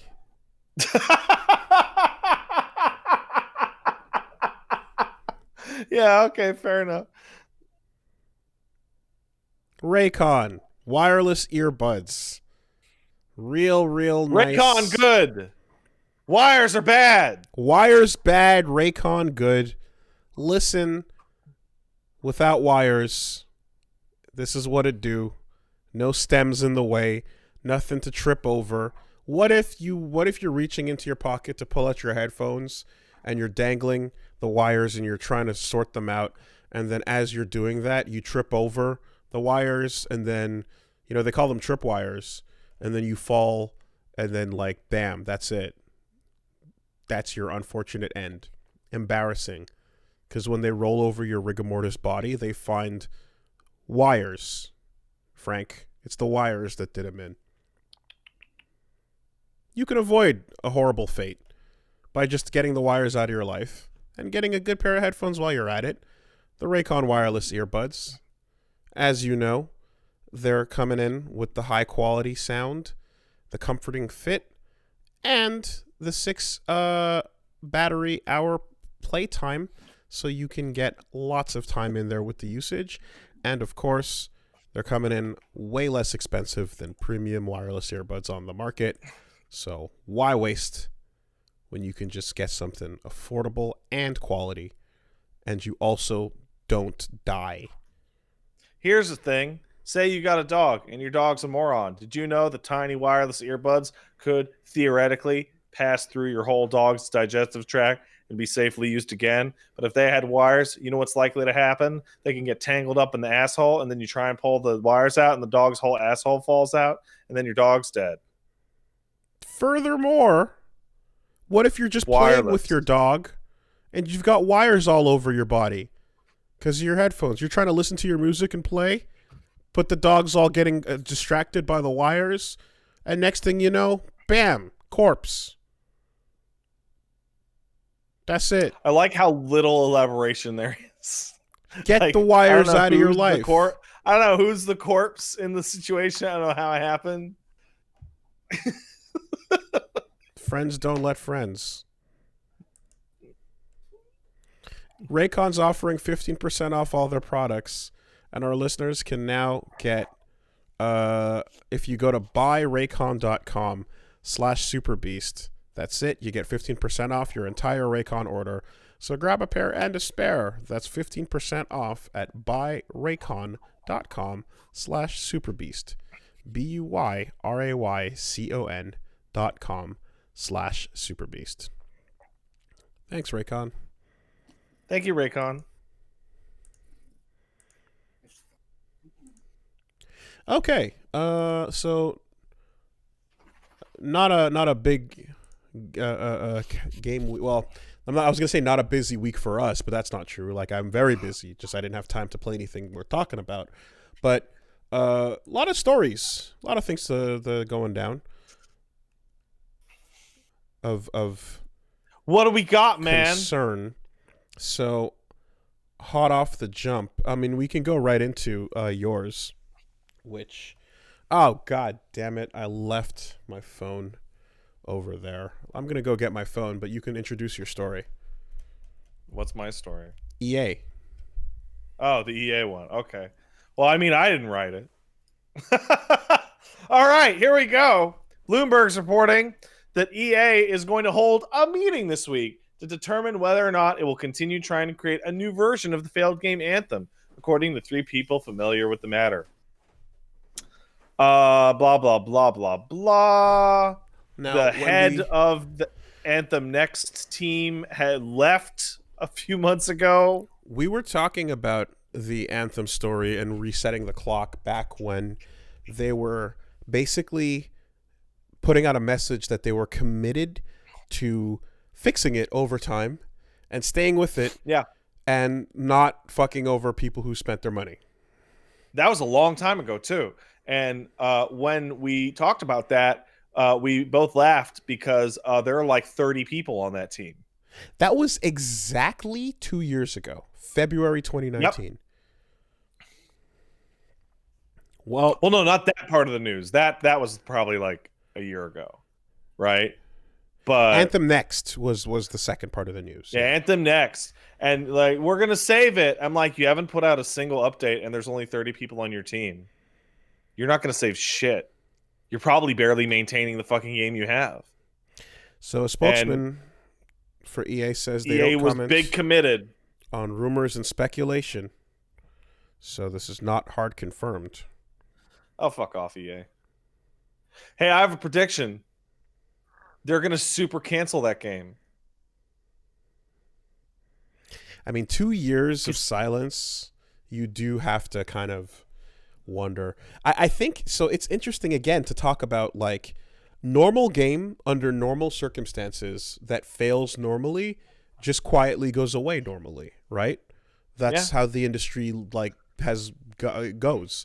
But, like, long tail, whatever the lifestyle game, whatever you want to call it, but like games that are planned 10-year plan. Yeah. 10-year plan game. Right. 10-year plan games means like failures last longer, reworks last longer, commitments last longer, everything you over anticipated down the line, you know, is and planned for. All the new wing you built to house the Anthem team that was going to be hired for the next 10 years. You know, you got to figure out what to do with all that space. But yeah, you have these messier failures where if the first thing just doesn't launch and land the way it should, it can't go away as quietly as any other project. Yeah. It's wild because we've seen there are so many now. Every MMO falls under this games as a service thing, right? Like every MMO to ever exist and ever will exist. It's like the definition, right? But now you have Destiny, Anthem, Fallout, Avengers, all this shit. What was the right? gas aspect of Avengers? The whole fucking thing's a gas. There's like battle passes for every character. I didn't pay attention to how it launched, really. It's got like a shitzillion costumes, and you're supposed to get updates. But it's still a single-player story mode that you do a couple missions and then it's over, right? Yeah, but then you grind for gear for your Avenger. Hey, you know what Hey, let's put Anthem aside for a second. Do you remember them saying that Hawkeye was going to be like the first character to come to the DLC? No. Okay, so Hawkeye'd be the first character to come to the... Oh, hold on one second. Oh. Are you all right? One second. Did he pushed me?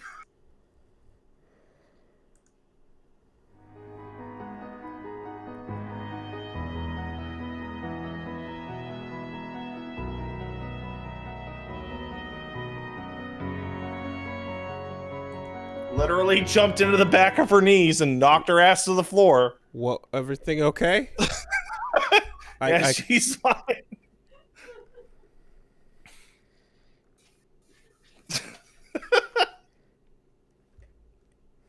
Getting up all right, there, huh? so chunky. Oh, he's like 50 pounds now. Okay. He's like 45. Okay, 45. But it's in the body of like a 15-pound dog. It's like a brick. Very muscly dog. All right. Okay, so... Well, I wasn't sure what was happening, so I cut to break real quick, and now we're back. So okay. We're not live? No, we are now, but I wasn't sure what was going on, so... Okay, yeah, no, the page got knocked down by the dog because he was excited. Sorry, Wooly. Sorry. Oh, no worries. Okay, so, like I was saying about... not Anthem, fucking Avengers? Avengers. Right. So... They were going to be... You remember that brouhaha about the Spider-Man? I just remember Hulk voice and Avengers sucking. I didn't pay attention to any of its service shit. All right. Here's the order of events. The game comes out and it's like super embarrassing, but also people are mad because Spider-Man's exclusive to the PlayStation version. Yes, I remember that. And everybody loves Spider-Man, so that's like a problem. Okay. Then the first DLC was supposed to be Black Panther, and then Chadwick Boseman died like a month before it was supposed to come out, right? Okay, so they pushed that back, and they're like, okay, it's going to be Hawkeye? No, it's going to be Kate Bishop, who is Hawkeye, and then Hawkeye as the first two DLC characters. Right. And everyone was like... What? Why? Okay. And those never came out. Still. Okay. None of it has come out. Right. Like, okay. none of it. So what should have just been a single-player cinematic adventure game that came and went, decided to go down the gas route again, and then the tummy started hurting, and now you got to take and now the game is Enos. like in a mess, and it needs to be like retooled a little bit, and then we don't know when the Hawkeye will come out. And the part that I thought was funny is that I was talking to like Buttons and Feels and all that, and there was like this sentiment of like, is Spider-Man even going to come out at all? like we're 6 months out and they haven't even gotten to the second DLC character. Yeah, so and but in conclusion, service length games cannot fail with dignity. It's they can't always fail embarrassing. Fast. They have to fail really slow and protracted, and there has to be meetings and shareholder meetings that are public. Painful. Yeah. When FF14 1.0 went down, there was like a shareholder in like Square Enix that pulled out like 11% of the company's stock or some shit. Wow. Like just absurd. He was like, wow. He's like, I'm so embarrassed by what you have allowed to happen to the Final Fantasy brand. And with Square Enix, I assume the only reason FF14 got its reboot was because they had put the name Final Fantasy on it. And Final Fantasies aren't allowed to be catastrophic, dismal failures. So right? You're saying we're not going to get Nosgoth: A Realm Reborn anytime soon? No. You are an asshole. I had to stare at it. Up yeah, close for you didn't fucking care. Months. You didn't care. No, not at all.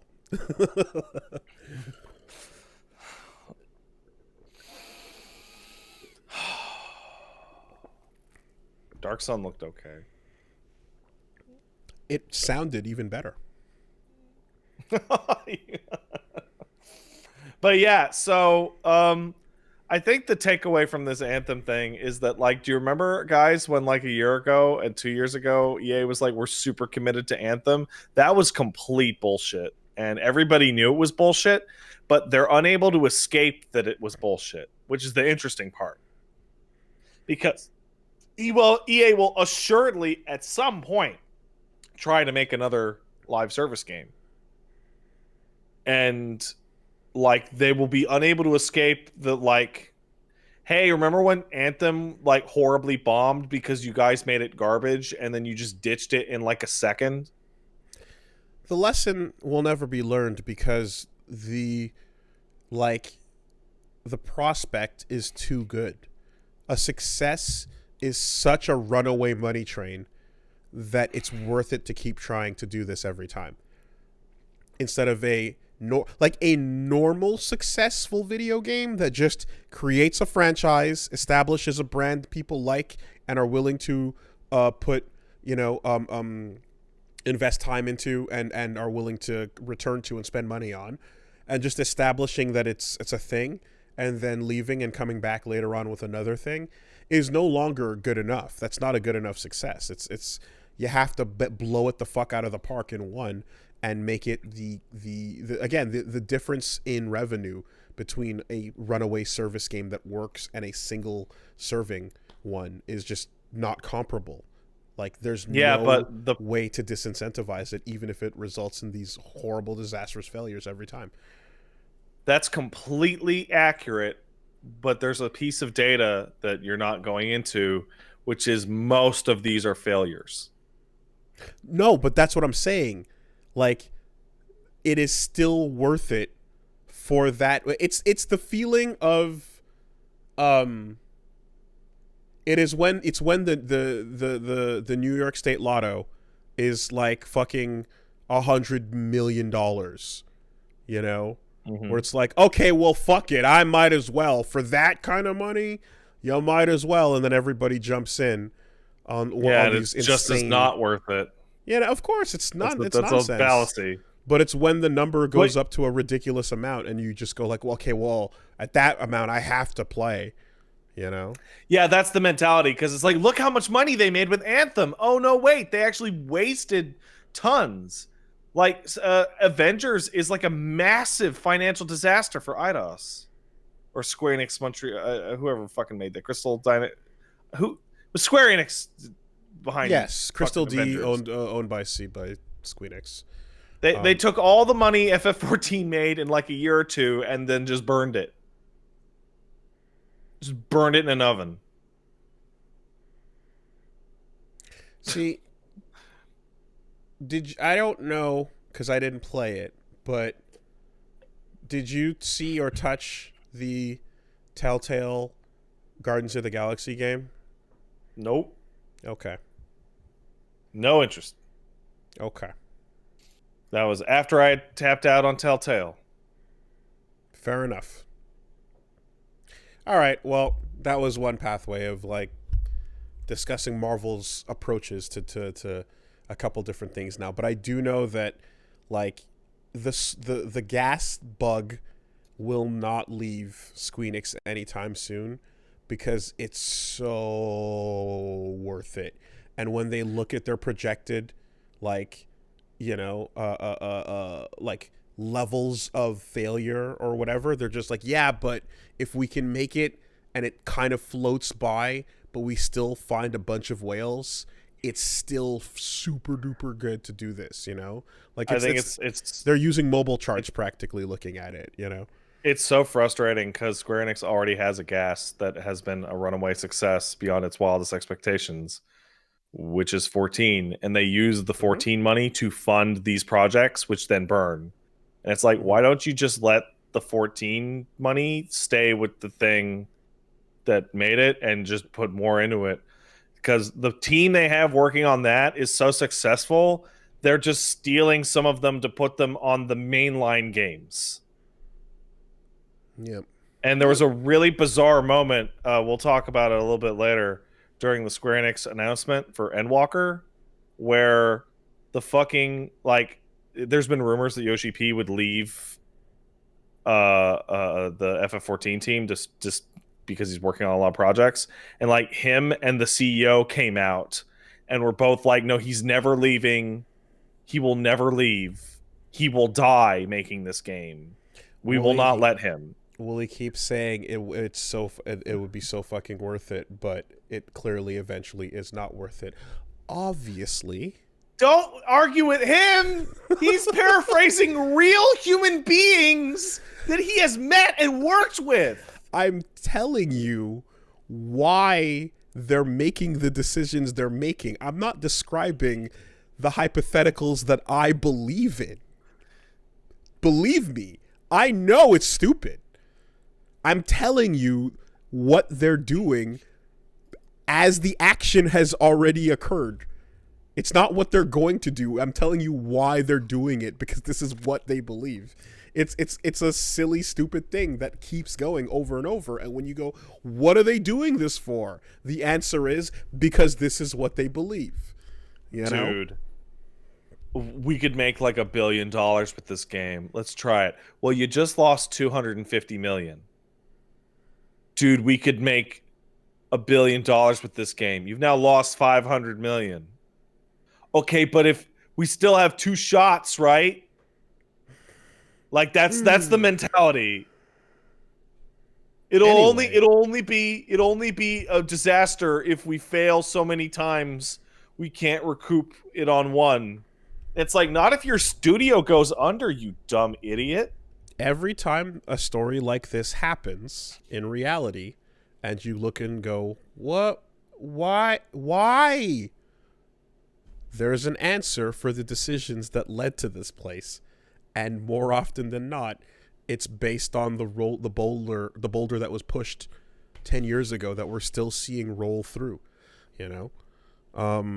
Anyway, yeah, so I'm trying to what besides Cyberpunk, like, because I completely forgot about that. Like, what other games was Fallout 76 in a place of we're gonna make it better and fix it? Don't worry. Yes. Okay, that was because I'm like all these clock resets we were tracking that we're no longer tracking because they all went like time to put your head down and work. I guess and you're like, okay, well, hope you get that No Man's Sky result that you're looking for.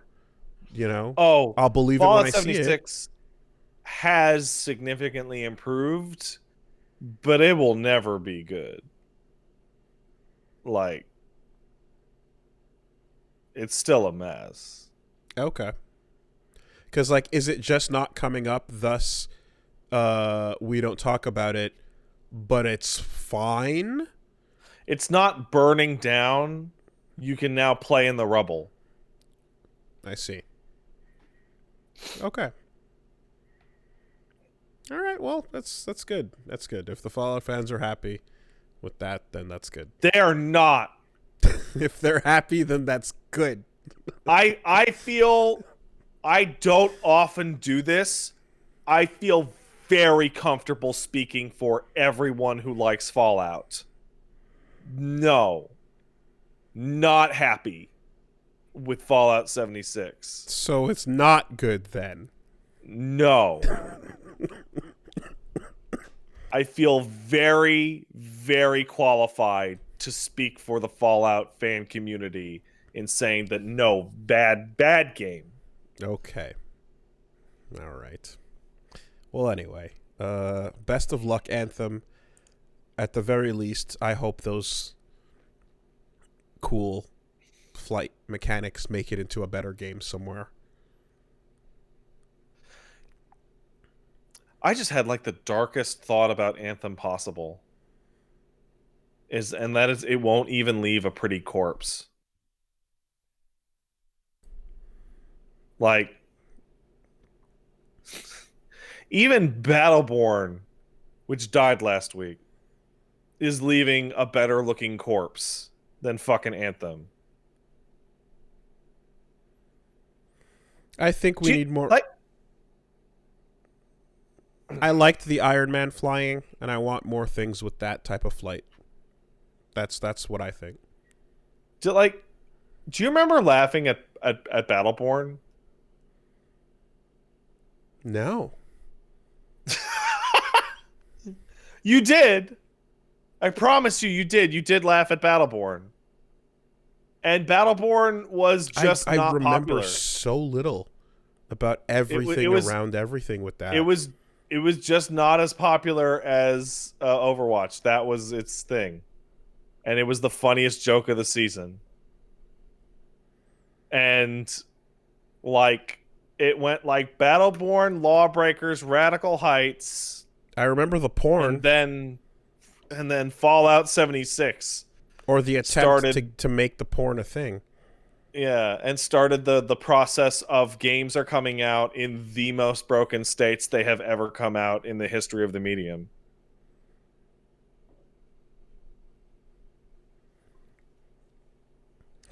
All right, well, anyway.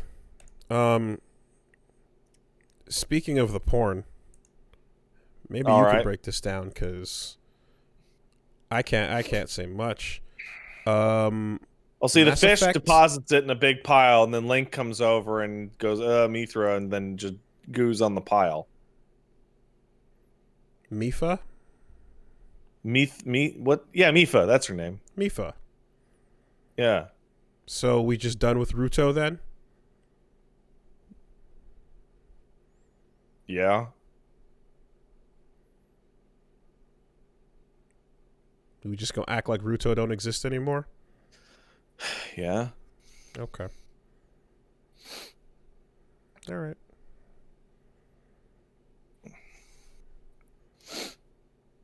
All right, you're talking about the Mass Effect shit, aren't you? Mass Effect Legendary Edition is announced. There is a remaster that is coming, and alongside the launch of the game came some other information and interviews and things like that. So, yay for big remasters. Two stories in particular alongside the announcement of the game itself. One, the folks involved with Andromeda did an interview, and Forbes is reporting here that Andromeda never really even had a chance, quote unquote. No, I know it didn't. And essentially, from the jump, they were limited in size and scope, and were not able to really ever deliver something that would have done the name justice. So, writer Nell Palmer says, "We were only given a budget for 2 new species, plus the remnant. Not to mention, we couldn't even include all the Milky Way species, and we weren't gonna be able to let you travel through the galaxy. This meant we had to develop the story around some pretty glaring inorganic limitations. So not only did you get something that felt and was much smaller than what you got before, almost everyone playing the game probably had something they really liked about Mass Effect that wasn't there." I don't know what the fuck they were thinking. Like, the fucking Mass Effect was so high budget, and then they span off the fucking spin-off to a new team, and then gave them shit to work with, and then didn't check in on them for like a year. Yeah, and that's the thing is, like, so the fire that was just like how it looks and all the weirdness that just, like, you know, the ocean of C-class shit that was going on was just, again, the result of them from the jump not having any money and having massive limitations on what they were going to be able to do anyway. It was a low budget Mass Effect game, so that's what they delivered. They delivered a low budget Mass Effect game. Well, we're gonna get a higher budget remaster. Yes. Which is kind of fascinating in seeing people's reactions to it. So the big thing everybody talking about is that are we gonna talk about it? Because I can break it down for you. Look, let's just get this out of the way right out of the gate, okay? I like asses. Let's start there. I'm a fan of butts. That's my statement. All right. So are you aware? Okay, you ever play Mass Effect 2? No. You know who Miranda Lawson is? She's the girl with the black hair. Yeah. So Miranda Lawson is based off an Australian, I think she's Australian, model. A very pretty lady. And they sized up some of her assets for the game. And then when you talk to Miranda, she's supposed to be like a sexy lady that's like trying to, you know, convince Shepard that, like, kind of like Bond villainess, I guess, a little bit. But they don't do that with like a character that's like written really sexy or like moves around or does anything.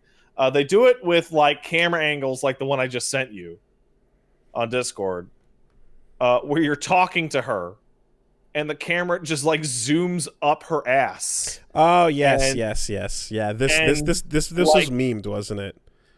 Yeah, and you just burst out laughing because Mass all Effect, you can think about is like the fucking cameraman in like a movie, like just crouching, like just get in there.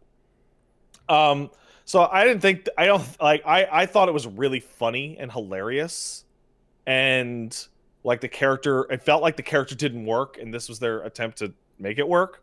Well, of course not. It's not Tali. And then, but how does he already know? He didn't even play Mass Effect 2. I played Mass Effect 1. You played enough. You should play Mass Effect 2. That's a good game.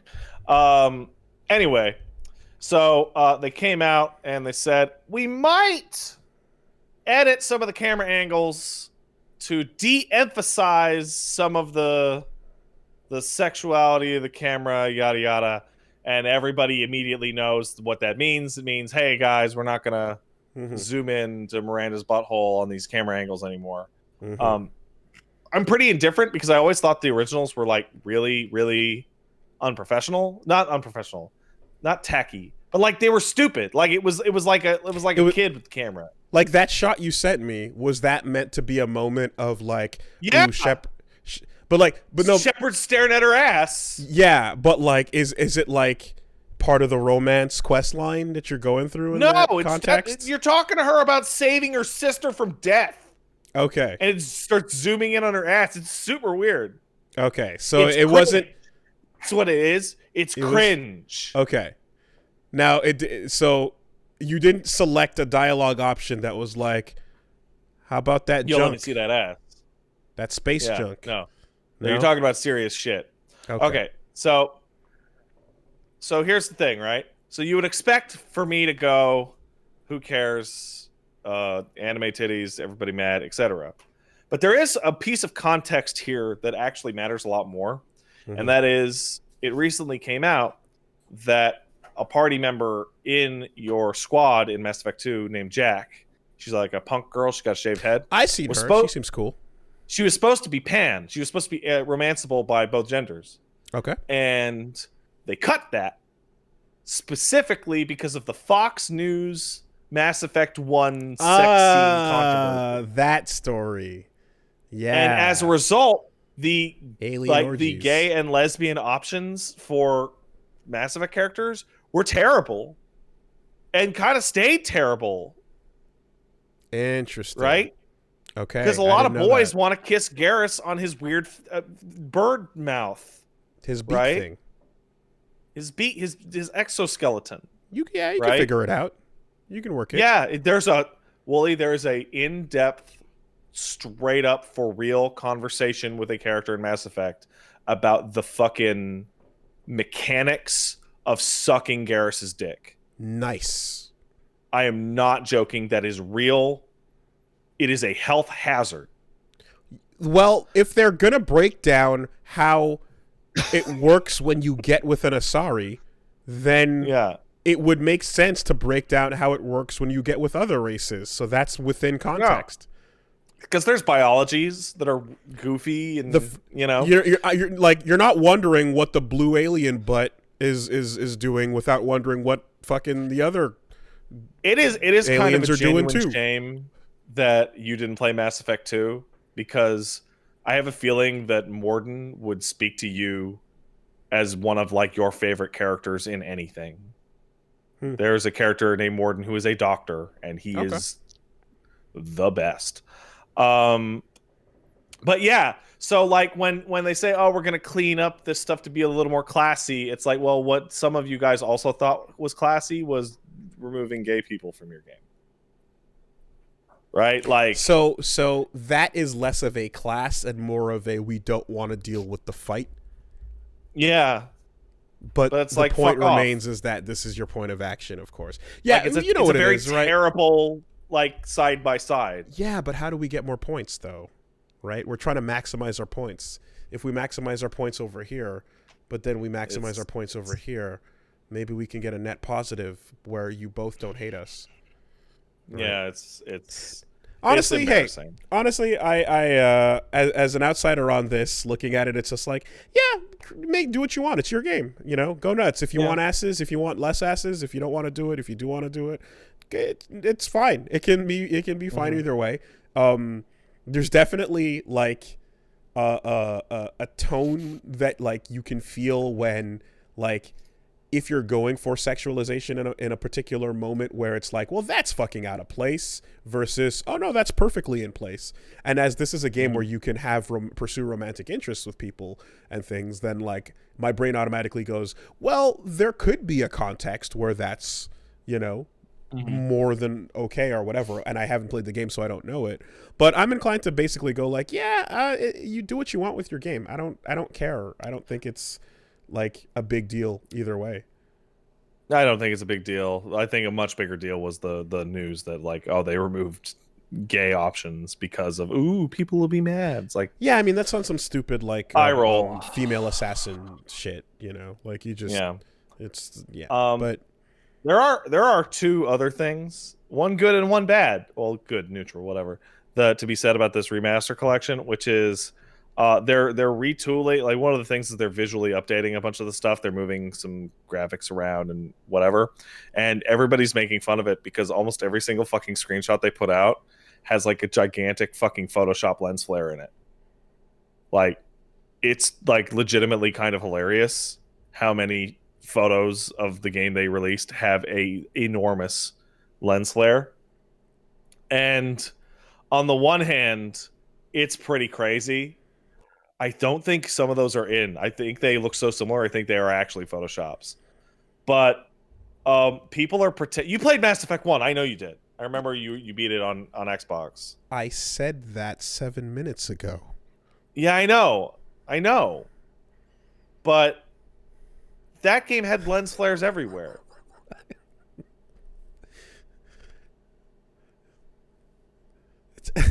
Anyway, all right. I just, as opposed to the thing that was mentioned seconds ago in the conversation, you're like, yes, well, I remember because of long time example from years. Hold on. I said, how does this guy know if he didn't even play ME2? Which implies that I already knew you played ME1. And then you said, I played ME1, and I said, that's enough. That's enough. Mm-hmm. So what... anyway, point being, that shit had lens flares all over the place. I do had recall very, the J.J. Abrams happening. Thing. Yeah. The Normandy was like very dark with lots of light sources, you know, as you walked around it. And the bar and some of those other areas. Like, yeah, it had lens flares. It wasn't like crazy over the top Star Trek. Yeah. But I think what's more interesting about any changes to this game is that no one who works there made any of these games.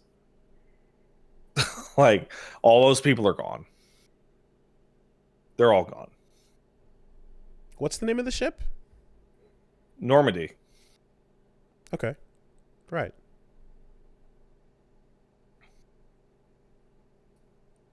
Why are you asking about the ship all of a sudden?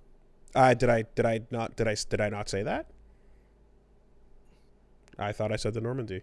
Okay.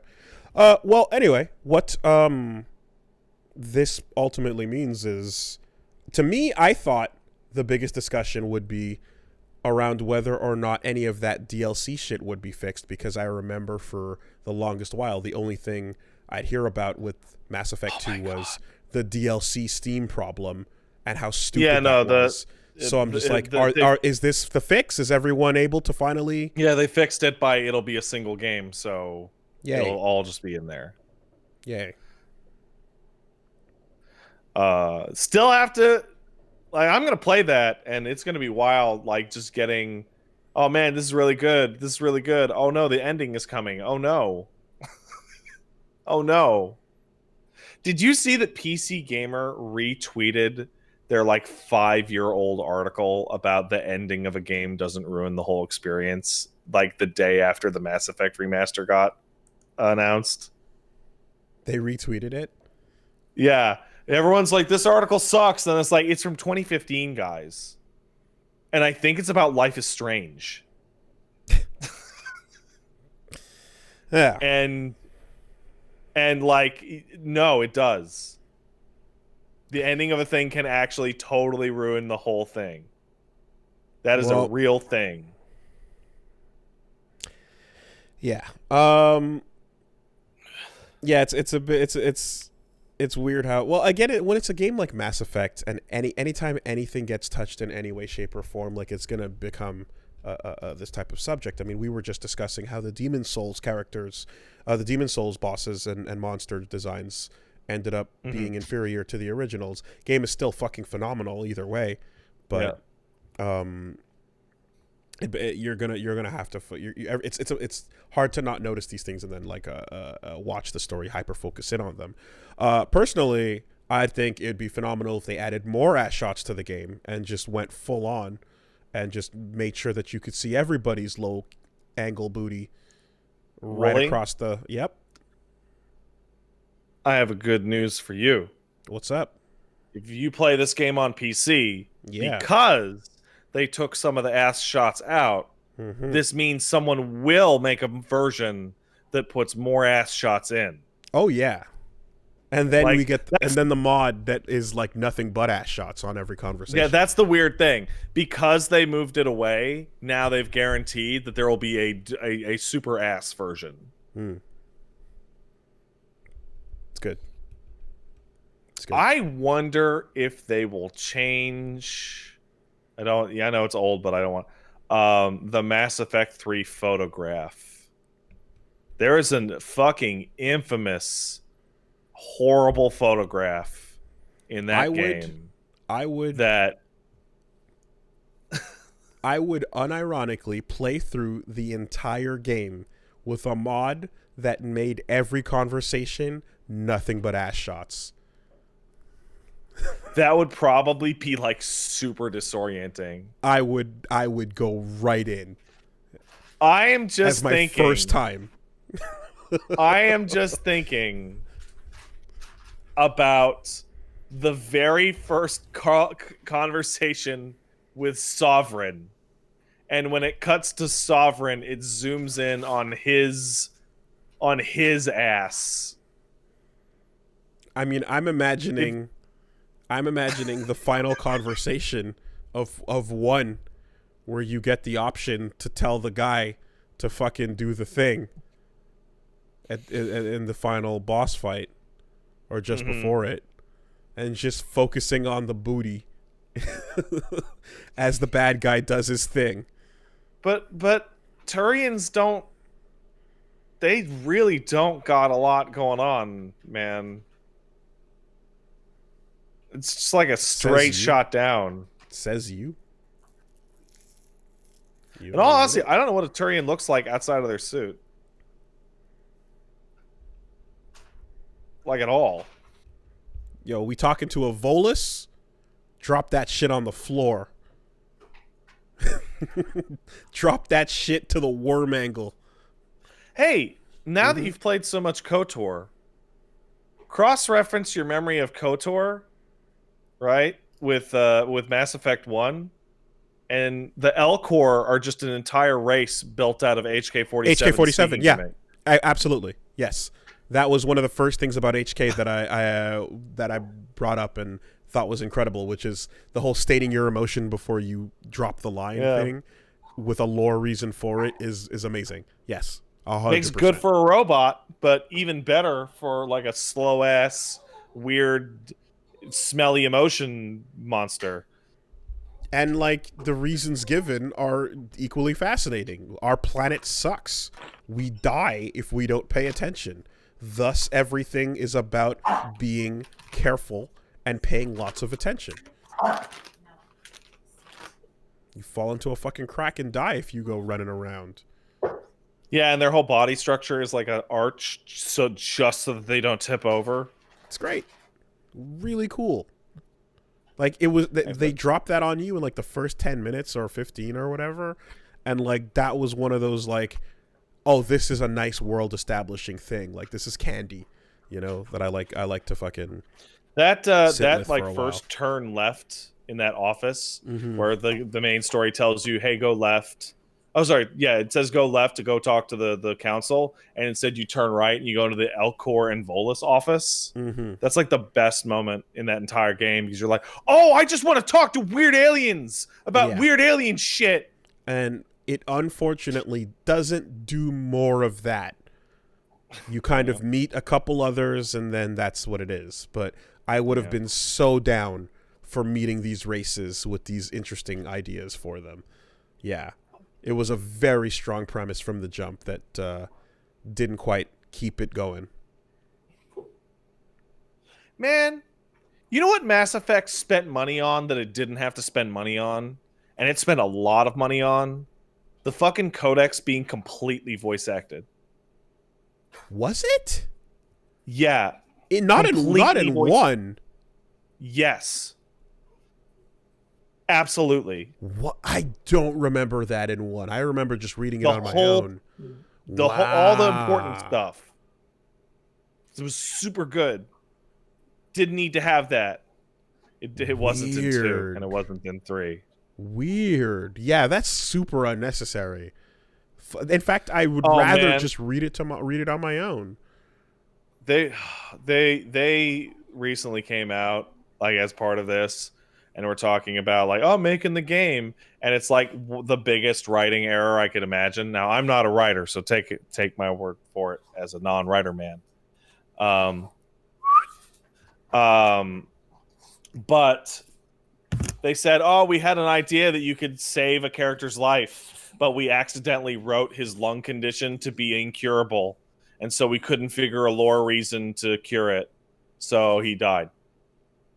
And you're like, that sucks. You shouldn't have written your shit like that. Like, you should not write yourself into so deep of a corner that you can't do the stories that you want to tell. Weird. Hey, couch.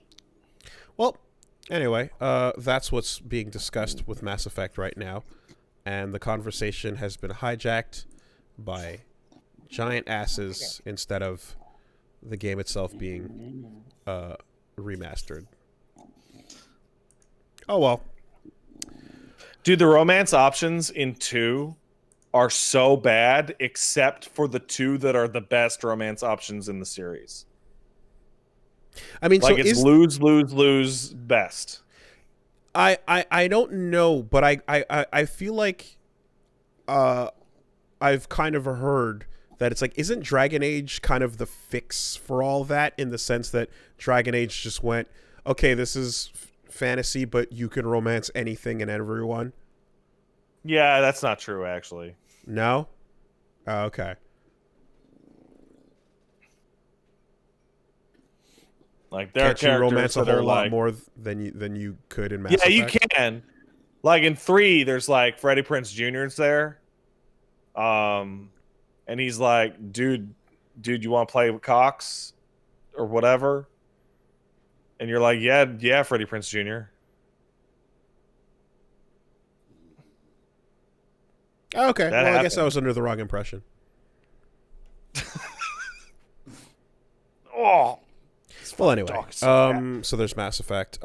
Next, there's something I don't quite understand. I guess there's not enough real details here, but so that game Terraria has canceled their Stadia port, which wasn't announced because the developer got an account banned by Google and tried to get it working for 3 weeks and hit walls and basically just got frustrated and went, fuck this. And fuck this and fuck y'all. And there goes the Stadia version of Terraria. Weird. But it's yeah. wild.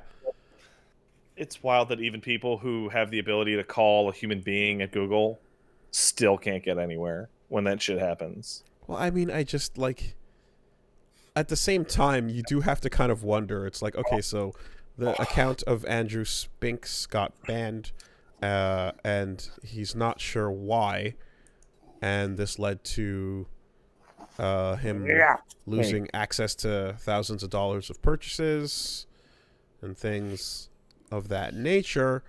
And then it's like, that's it. I'm canceling Stadia Terraria, and it's like, hey man, are you sure you weren't gonna just do that anyway because they just fucking killed the platform? Was that tweet not already drafted in your phone, ready to go? Yeah. You know? Yeah.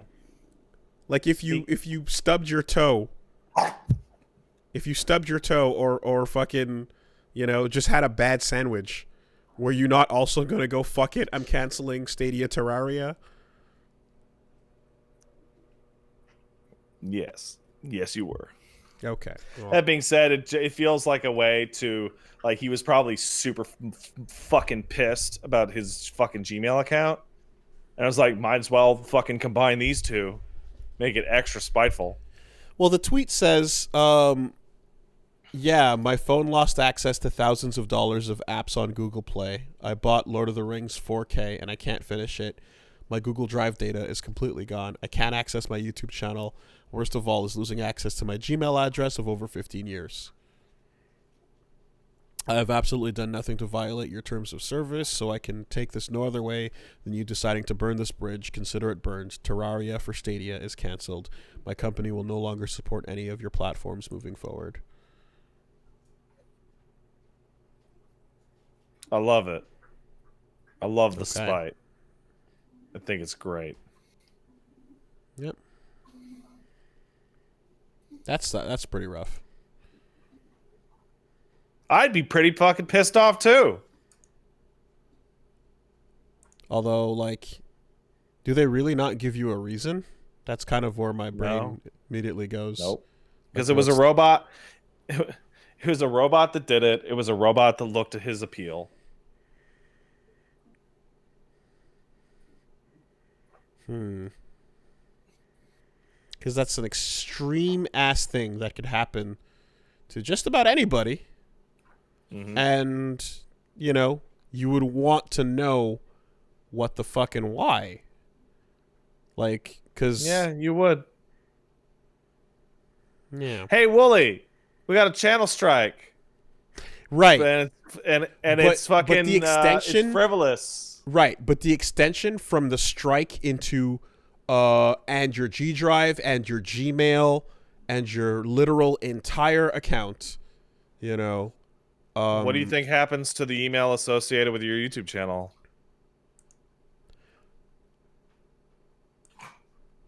When it gets fucking banned off YouTube for strikes. Does it kill every other service that you have? I am under the Is that inclination confirmed? that yeah, it does. I didn't know that getting banned as a channel for strikes led to your entire... Because it's the email address that they kill. Huh. So hope that was a separate email you used for your purchases. Wow. That could literally fuck up your life if you've got... Sure can. Like... actual major government things going to your email, important documentation, financial reports that are using that email, since most people are getting rid of paper and only doing digital reports now. Like, that could 100% fuck up your life. Mm-hmm. That's crazy. That's fucking crazy to me. That you wouldn't that you could have that happen to you and not even get a reason behind it. I mean, I'm sorry. If this is, I seem to be looking around at a room full of people that are a little bit out of the loop on this one slowly, and I'm like, where was the last major story like this that came up? Because I don't feel like I've hit my desk at any point. Like, I've never seen this come up at all, so this is news to me. Well, no, because everybody it happens to doesn't have a YouTube channel, so they can't complain about it. I mean, at the end of the day, like, your channel having whatever infractions on it is like that's a separate thing. That's fucking crazy. Wow. Okay. Mm-hmm. Okay. Big discomfort with that. I don't like having that all linked up then in that way. That sucks. Well,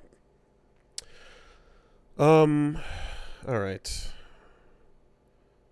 So yeah, for many people, a Google account ban is an online death sentence. It's also punishment doled out without much recourse for the victim. How would you even begin to dispute a Google ban when the first thing that happens is your Gmail stops working?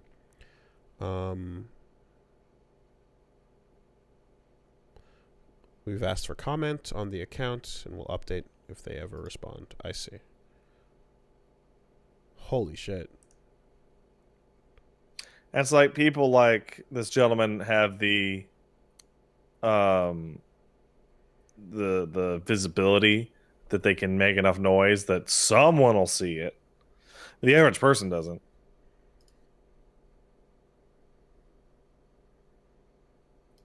I mean, it feels, again, like it's a human being involved in the ruining of your life should be a thing at some point in that chain of command. That costs too much money.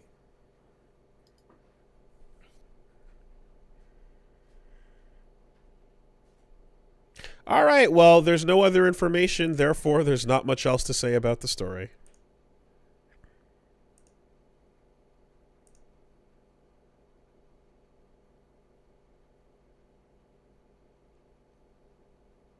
Forza Horizon is coming to Steam. Woo! Those games are great. I'm gonna play that. Drive a car, vroom vroom.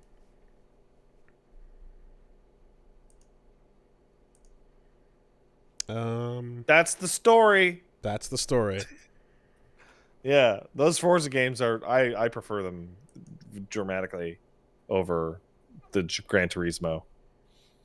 Personally, Yeah. At least it's not the fucking like Windows Store or something like that. Just at least it's not anything but the Windows Store. It's a broken record, but it's like I can't believe Microsoft has made like I want to say like 3 stores back to back, and they've all been like literally the worst thing ever. Like, yeah, they've also made like 3 browsers back to back, and they've been literally the worst thing ever. But they ain't fucking stopping, are they? Oh man, it's true. You're true. Ooh, it's true. Oh man. All right. I just think back. Oh, come on. Try Edge out. Come on. Come on. No, Edge. Get out. No, come on. Like, fucking hilarious. Give Edge a chance. So. Oh, anyway. Christ. I never told you. Did I tell you about what happens when you uninstall Genshin Impact? What happens when you uninstall Genshin Impact?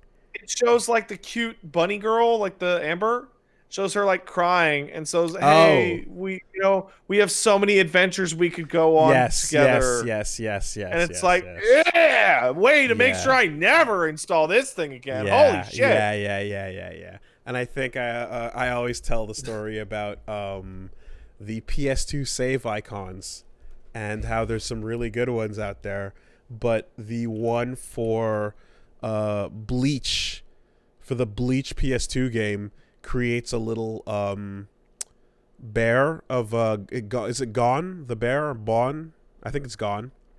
Whatever, little stuffed teddy bear. And like he's just kind of standing there doing like a happy little walk or whatever.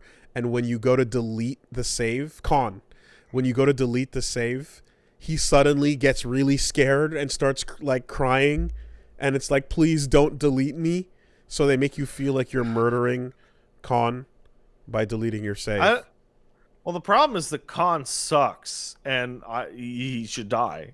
Yeah, but the point is also that they guilt you into maybe not deleting it because he's too scared, and you don't want to feel horrible by erasing your progress. No, I feel good. And basically give me an erection to kill Khan. Well, then, okay, well, you might want to have that checked out. Nah. Yeah, so guilt uninstallation and or guilt deleting sucks, and I hate it. Don't do that. It's cute and manipulative.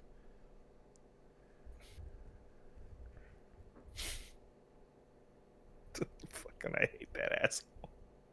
I remember watching Bleach and being like, I'm miserable. And then Khan would show up on the screen and be like, oh my god, what am I doing? We might hit a point where the uninstall prompt just pops open an AI VR experience where you have to sit at a table and break up with the program. Face to face. Hey, Wooly, what's the worst uninstall process ever?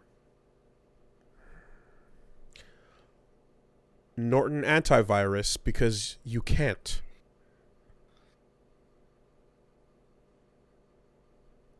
You literally cannot. I have a better one.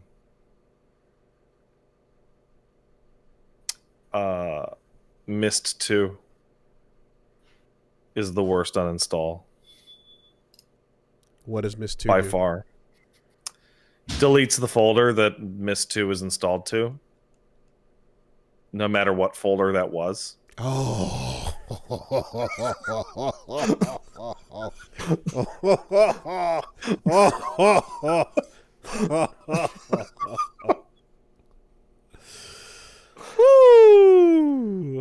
Not recycling. There are people whose PCs were like ruined by uninstalling that game. Man, that is a lazy fucking job.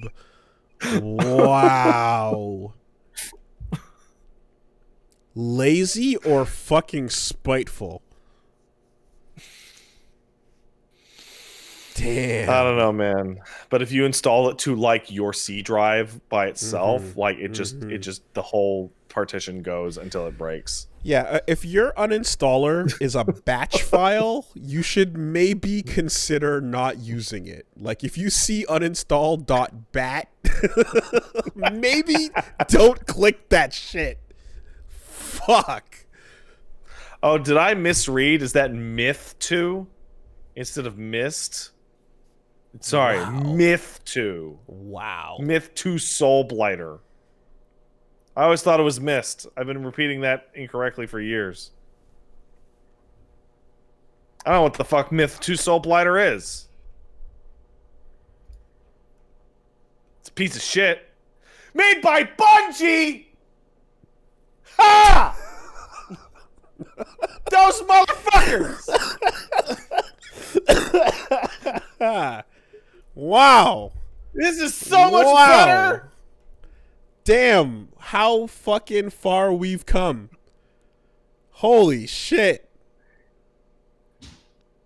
Wow. That must have been right before they started working on Halo 1. Marathon, you mean? No, because it came out in 97. Oh, boy. Oof. Full circle. Whew. Don't delete Destiny. Oh, it's been gone for ages. So that's fucking bonkers. Anyway, there was a... EA is not going to continue forward with Anthem. Oh, so the non-statement now has a statement? So that is my interpretation of a different piece of EA news. Because EA just literally now bought Glue Mobile, a leading global developer and publisher of mobile games, which is the top live service mobile game developer.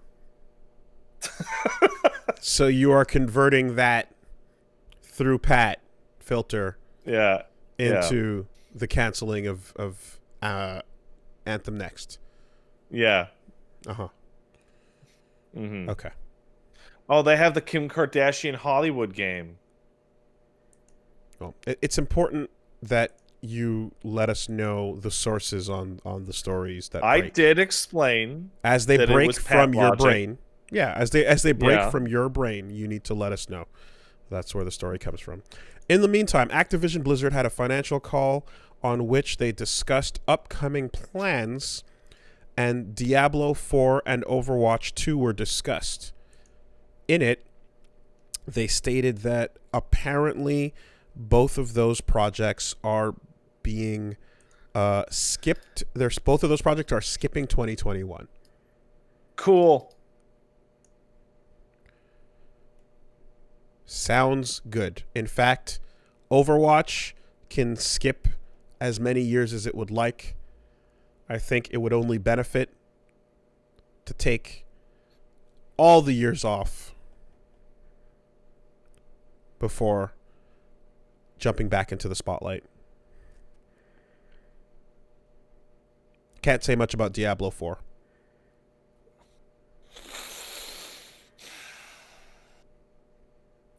I don't even know how to take Blizzard news anymore because, like, literally no one that is what I think of as Blizzard is still at that company. It's all Activision now. And so it's like, yeah, okay, Man, sure. once upon a time, discussing that company was like talking about how they had infinite money to take as long as they wanted on their games to come out super far apart, but always really good, that are industry changers every time they drop. They had a better track record than fucking Nintendo. Jesus Christ. Wow. Yeah, fewer numbers, but you put up hitters. There was not a single Blizzard game that came out from fucking Warcraft Yeah. on to fucking World of Warcraft Yeah. that was anything other than an A+ slam dunk. No, if you're batting 1,000, They- you're batting 1,000. Yeah. They canceled Warcraft Adventures and 2 versions of fucking StarCraft Ghosts so that they could keep a perfect record.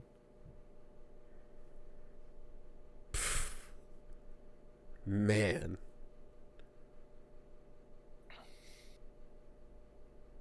When did things go wrong? When Activision merged with them. When you go out with somebody that kind of destroys you, and you watch the slow degradation over years, you know? Like, it's always funny to me because I remember when BioWare got bought by EA, and people like me were like, "Oh, well, that company's fucking done. Great." And then people's like, "Oh, well, you don't know for sure." And it's like, well, the industry was younger then. It is now older. We have now seen many acquisitions of big companies into bigger companies, and they've literally all disintegrated into garbage. Always trust the 3Bs. Like without a single exception. Yeah. I think the nature of what video games are in the AAA space makes it kind of impossible to go untainted for any extended period of time.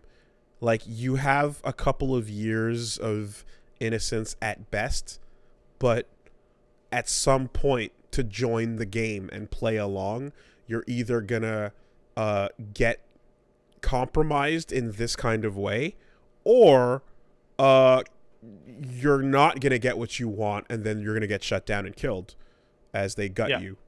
So it's take your pick. And it's this nonstop thing of like people who make like games do correlate their quality with sales. That is like they have the strongest correlation between those two of any entertainment medium. So thank God it's like making a good game is seen as a financially smart decision.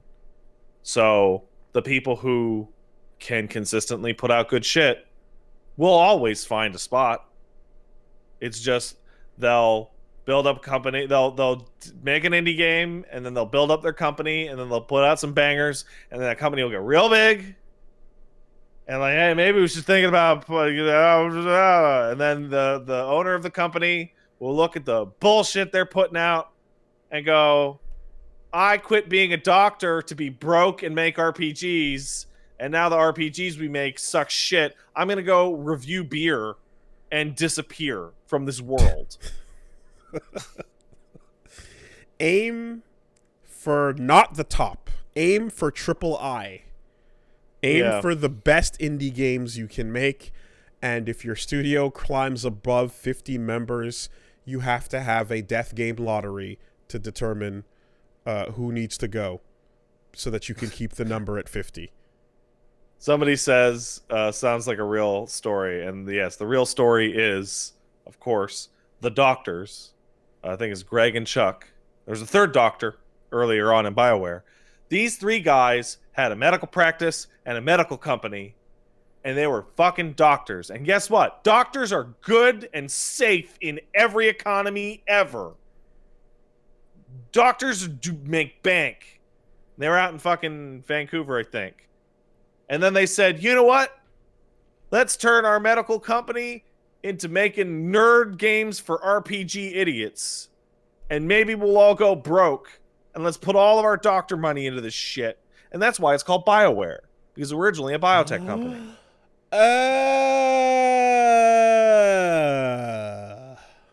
Wow. Fucking And so the plot is revealed. Right?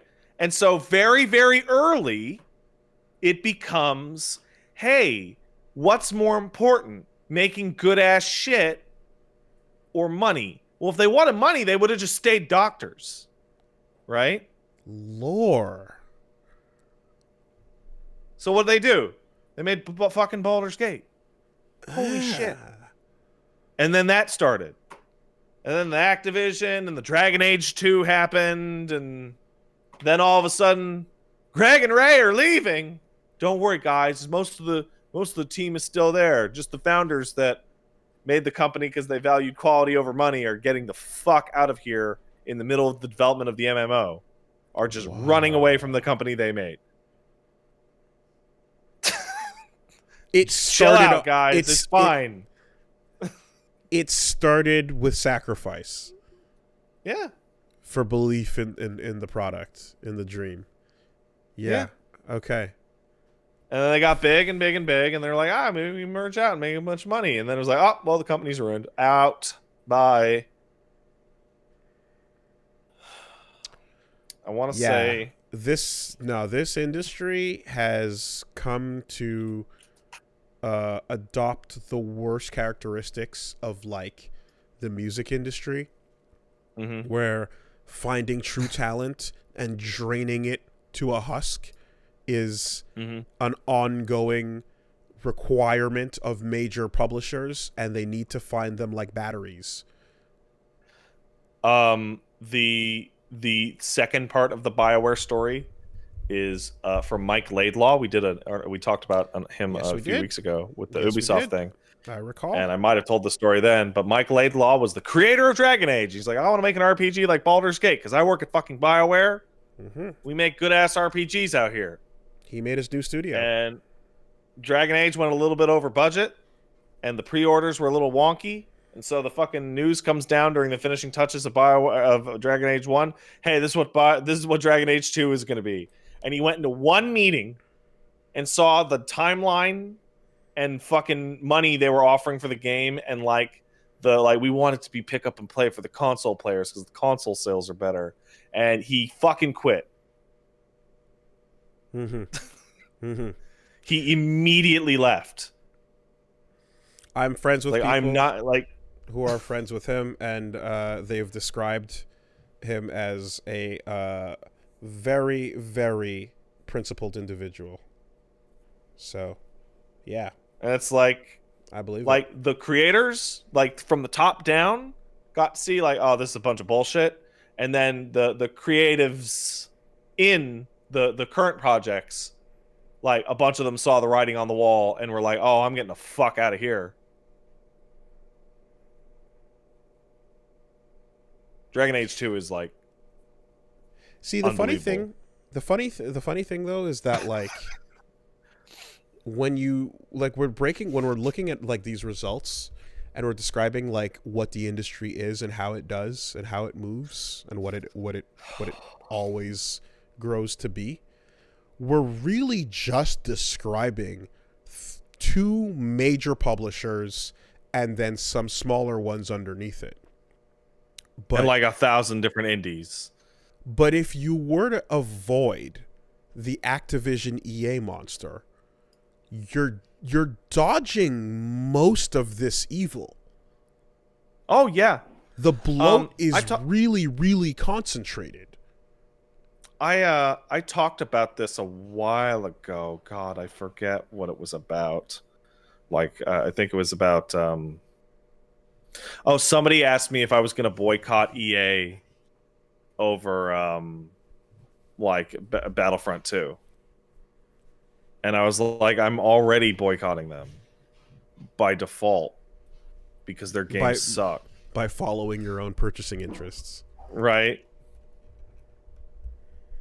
It's like Ubisoft, I keep getting suckered in, maybe I'll finish this Assassin's Creed. No, I'm not. What am I, stupid? Yeah, I'm stupid. Oh yeah, well, I'm gonna fucking boycott Bethesda. Yeah, that's easy to do when they don't put out a fucking new game for 6 years in a row. Right?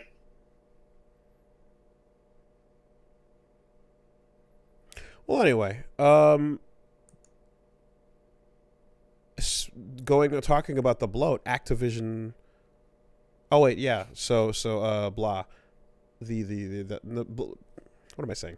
We just covered the story. Don't worry about it. Words aren't important. That's okay. Anything on Diablo 4, or is it just like is it just written off? Is that done with? Because who the fuck knows? Yeah. All right.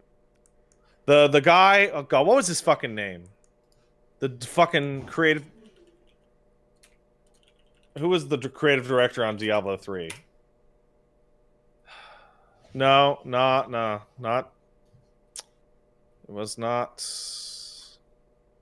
The fucking dumbass who was like, I fucking love the auction house. More importantly, God, who's the creative director on the mobile game? I don't know. Okay. In fact, I actually just looked that up, couldn't find it. But that guy got shit-canned when the fucking auction house thing turned into a disaster. Jay Wilson! That was him. The guy who fucking ruined Diablo 3 to fucking push auction house sales for like a year. And argued with everyone under the sun how it was actually good. Would you like to talk about Endwalker? I would like to talk about Endwalker. Though there isn't all that much that they showed. That sounds like a very final name. It is. Endwalker is the Final Fantasy XIV expansion that will be coming out this fall, which is a delay. They usually do it in the summer, but COVID, right? Endwalker, we're going to the moon. The fucking art is on the moon. The trailer puts you on the moon. And I do appreciate that even somebody who doesn't play Final Fantasy XIV can see that title and go, that seems really final. Mm-hmm. And it is the definitive end to the storyline they have had since 1.0. Like, when Shadowbringers came out, like, it was like, oh, we're making a lot of progress in this plot. Like, questions answered, dudes killed, problems solved. And this is just that little kick over the end. And after that, they're going to start a new storyline that will go somewhere different. That I wouldn't even fucking hazard a guess. But this healthy online video game making money will not be going anywhere anytime soon. Yoshi P literally stood on the stage and said, I think I'm going to be making FF14 for the rest of my life. Yeah, okay. we're wrapping up this particular chunk of plot. Yeah. Okay. And then the Square Enix CEO came out and held a gun to his face and said, "You're going to keep making Final Fantasy XIV for the rest of your life." New things they're adding. They're excited adding to play Sage? I am actually really excited to play Sage. Yeah. And we're going to the moon, so I guess it's appropriate that they just made a Gundam with funnels, though they're called Newliths. Do you have to be level funnels, 90 to get to the moon? No, you'll have to be level 80 to get to the moon. Okay. So from 81 to 90, you can make while you're on the moon. Mm-hmm. Okay. Or perhaps actually, you'll probably have to be like level 88 to be on the moon, because it'll probably be the last zone. Not Thavanir? No. Oh, you have notes in front of you. Or Garlemald? No. Garlemald, yeah, no. Garlemald will probably be the first zone, and Thavnir will probably be the second zone, and then after that, you'll probably go to a third one, which they haven't shown, and then to the moon. Radzat-Han. Yeah, that's the city. Yeah. I had a fun moment where they showed off a piece of concept art, and I was like, "That's not the moon. That's Radzat-Han." And people in the chat are going, "How do you know that?" I'm like, "Because I play the game." Because people talk about locations in the game. Stuff there, some of the stuff they're adding is like so hilarious. It is one of my favorite things, and this is one of my favoritist in a while, where something gets announced for a long time game, and the crowd cheers, and other people who are not into it go, I don't get it. I don't get it. So, like, one of the changes they announced is that starting with 6.0, all belts will be removed from the game, and everyone cheered. There will be no more belts in the game. And that is the hottest shit. That is legitimately, like, the most exciting part of the whole thing. Sure. Yeah. To explain that to the normies, belts are part of your equipment, but they're the only piece of equipment that does not show up on your character. And so they pollute the loot pool. You'll be going through old content trying to get a cool coat or boots or whatever for a glamour, and a belt drops, and the belt is like a level 40 belt, and you're like, this is worthless, and you can't even see it. Yeah, fuck that shit. So they're just going to remove all of them. They're also doing something nice where they're going to allow... How fast are you going to clear Pandemonium? You think you can do it? Pandemonium normal? Like, the day it comes out. Yeah. Okay. Pandemonium Savage, I'm not going to bother.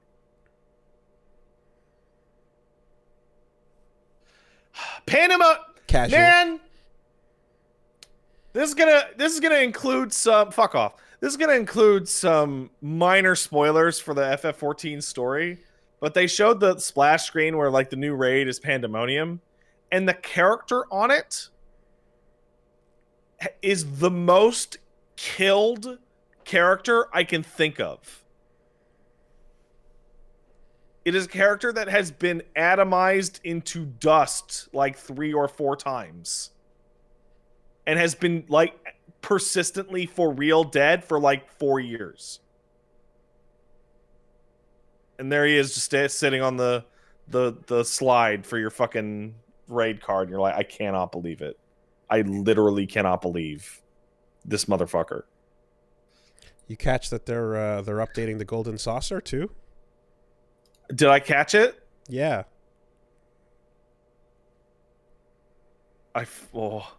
Yes, they're gonna update the Golden Saucer. People think they're gonna add Blitzball. I hope they add Blitzball. That would be nice. Sick. That'd be cool. That would be really nice because they added Triple Triad, which was a decent big deal. They added Mahjong, like a very very fully functional Mahjong game in there, which has like ruined. You can now enjoy on your island sanctuary. Yes. Yeah. I think so that's going to be like a Stardew Valley thing for sure. It's also going to be a way to show off your minions, little pets that you have, because you can let them out of your fucking inventory and just have them run around. And then we got the fucking Arca Sodara showing up. Them blue boys. The what? The Arca Sodara, the new tribe. Oh, the fucking elephant assholes. Yeah, them blue elephants. I literally don't know the word you're saying. Like they're called Matanga in game. So yeah, the Arca Sodara Matanga.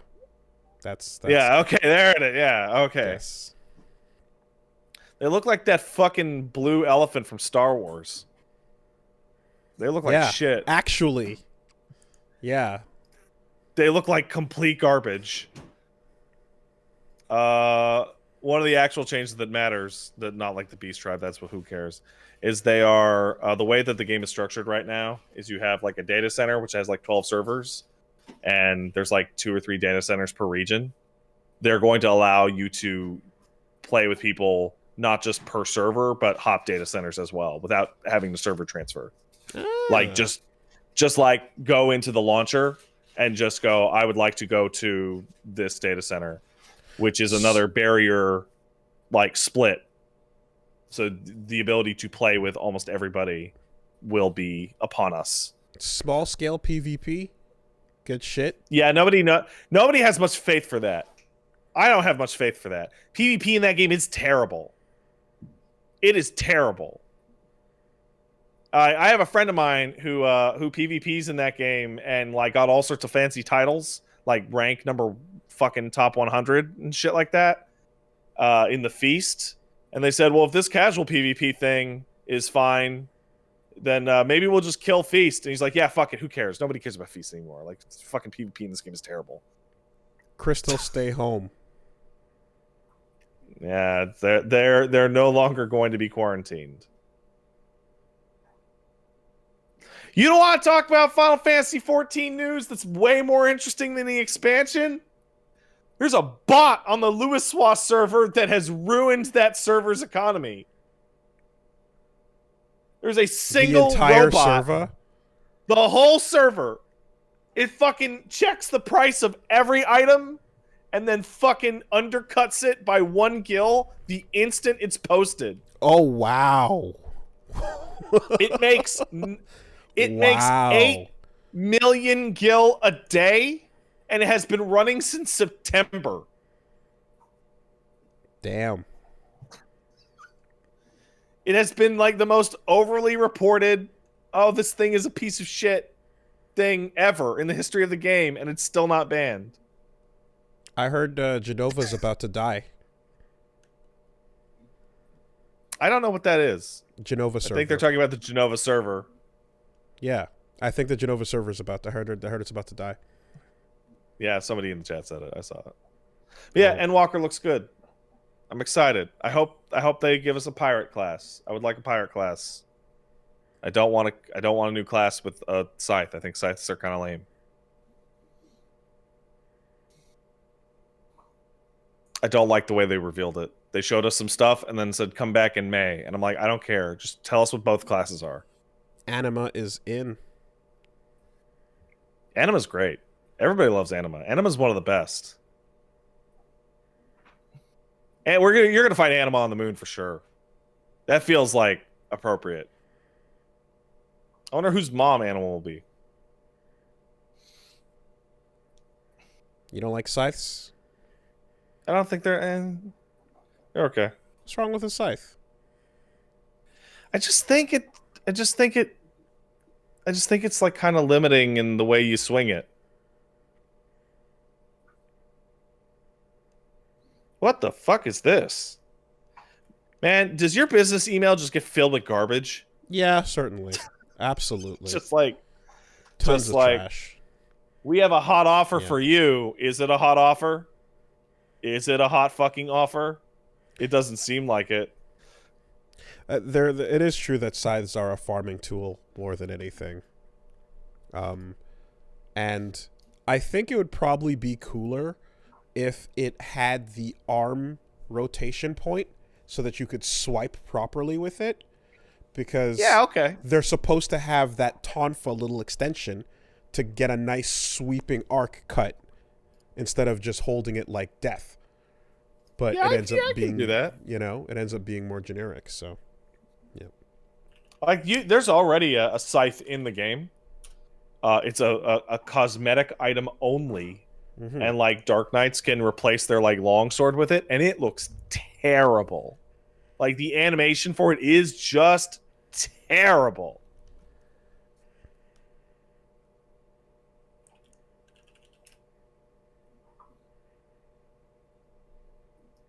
I have one final thing to say about Edgewalker.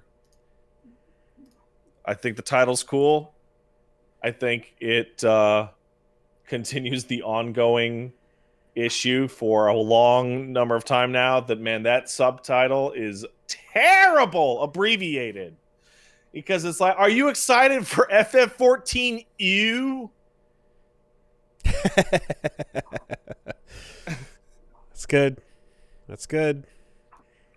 Like, also, the last expansion was Shadowbringers. The one before it was Stormblood, which means they were both SB.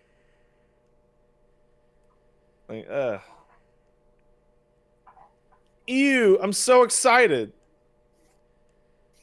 On stage, when they announced the Sage, they were like pretending they didn't know what Gundam was. Like, they were like, what's a Gundam? Why do you guys keep saying it's like a Gundam? I don't know what you're talking about. It's a fucking Gundam. You catch what's going on with I'm gonna S9 fucking lose my Worm shit. Blood? I hate this. That's the worst one. That's the worst one. I hate it. I knew it was going to be this one. Did you catch it? You mean what's going on with Estinian? Yeah. He's getting an additional he's trust joining. system.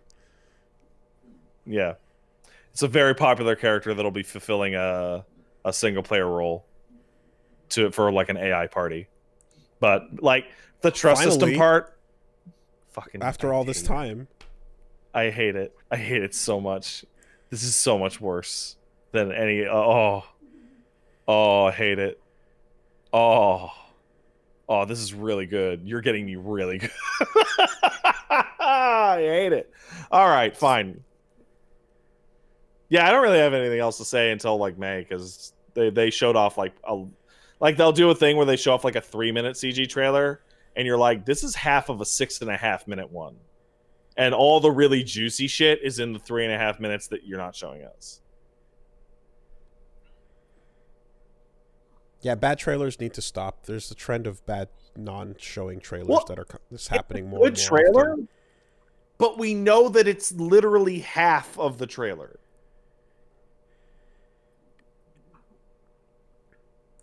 You know, it's In the meantime, good news, everyone.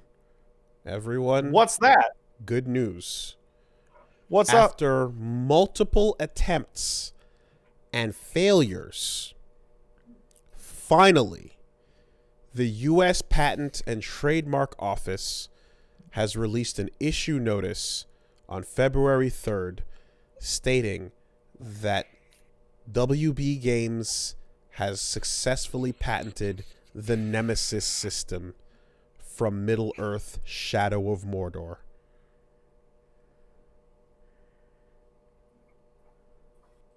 Boo. They're not even using it. That's the weirdest part.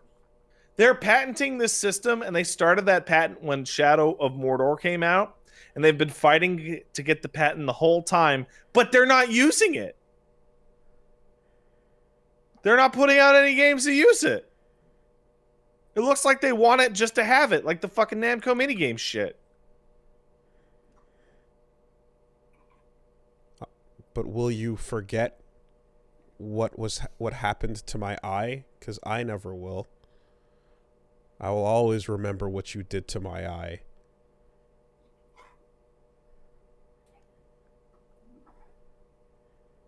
What the fuck are you talking about? You cut off my hand in battle. I will never forget that day. Okay, there it is. All right. Okay. There was a second there. The patent office apparently forgot that day. So here's the thing, right? Eventually granted it to them. And I can only think of one. Go ahead. I can only think of one game, which is Warframe. But in the terms of them trying to get this patent, other games have already included kind of Nemesis systems. Warframe has one. Sure. So what happens now? Well, here's the thing. Hopefully nothing.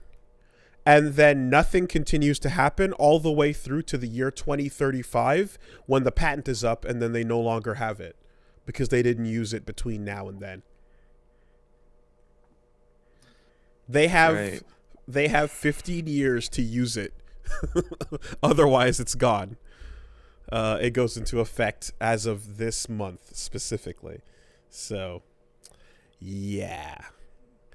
I don't like this companies patenting game features is never used in a responsible way. In fact, the infamous examples we hear about are always the exact opposite. It's it holds people back from doing things like putting mini games on loading screens or putting having good navigation arrows over your character's head. So, fuck that entire thing. But here we are with this particular version going through. So we shall see. And they do include We should what? We should burn it down, man. The patent office. We should burn every patent, and then you can steal all the Sherlock Holmes ideas you want. Wait, is that even patenting or is that copywriting? Patents, copyrights, and trademarks are all different from each other, so the Are language they? is very They're specific. all. Yes, especially in Canada. Okay, well, pee on them then. That'll get them. You see, Yeah. they include an example with their submission that lists that shows you a hierarchy, and I think even whatever you're saying Warframe is doing, it doesn't specifically perhaps call into example the idea of soldiers being promoted to captains who can then become a war chief and eventually an overlord, which is included in the specific figure. So luckily enough, that is much more specific than you initially would think. But still bad. Don't do that. Don't like it. A player avatar and an NPC event both lead to an identifying activation of the affected NPC, which can branch into world events and NPC involved or non-involved NPCs. And then changes occur, promotions occur, and then the NPCs are reactivated in the enemy pool system. You know what the absolute worst part about this is? Is that so vague. Yeah, it really is. The worst part about it isn't even how vague it is. It's the Shadow of War games are clones of other games. The Shadow of War games are Batman clones. Now, granted, WB makes the Batman games, but like, what if somebody had not made the Batman game? Like everything in that game, other than the Nemesis system, is stolen from a different, better game. Oh, they also steal a bunch of shit from Assassin's Creed. Thanks, guys. So like it's so short-sighted. It's like, haha, we got the patent for gameplay. Uh-oh, now Ubisoft has the patent for this gameplay. Uh-oh, now now Supergiant Games has the patent on good games. Oh no. See, but that's what I'm saying. Is like, did Telltale go and try to patent like narrative storytelling?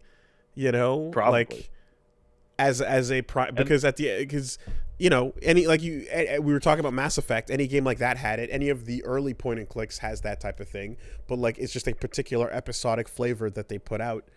Like, do you see like? Does any studio that puts out a good new innovative idea then, well, I guess it depends on like whether you're like inventing a genre and then seeing imitators come up versus like wholesale lifting an idea. Hey, guess what, dude? Hey, look, it's me. I'm making this game. It's called Warcraft. I'm gonna patent selecting a unit with the left mouse button in a box and then right-clicking somewhere and make that unit move. And on that fateful day, every other RTS and MOBA became a twin-stick controlling game where you had to click on a unit and then use the sticks to walk them over through the map, like Pikmin. Like, this is absolutely like... This is going to make it, if this starts like a patent bid war or whatever, this is going to make games so trash.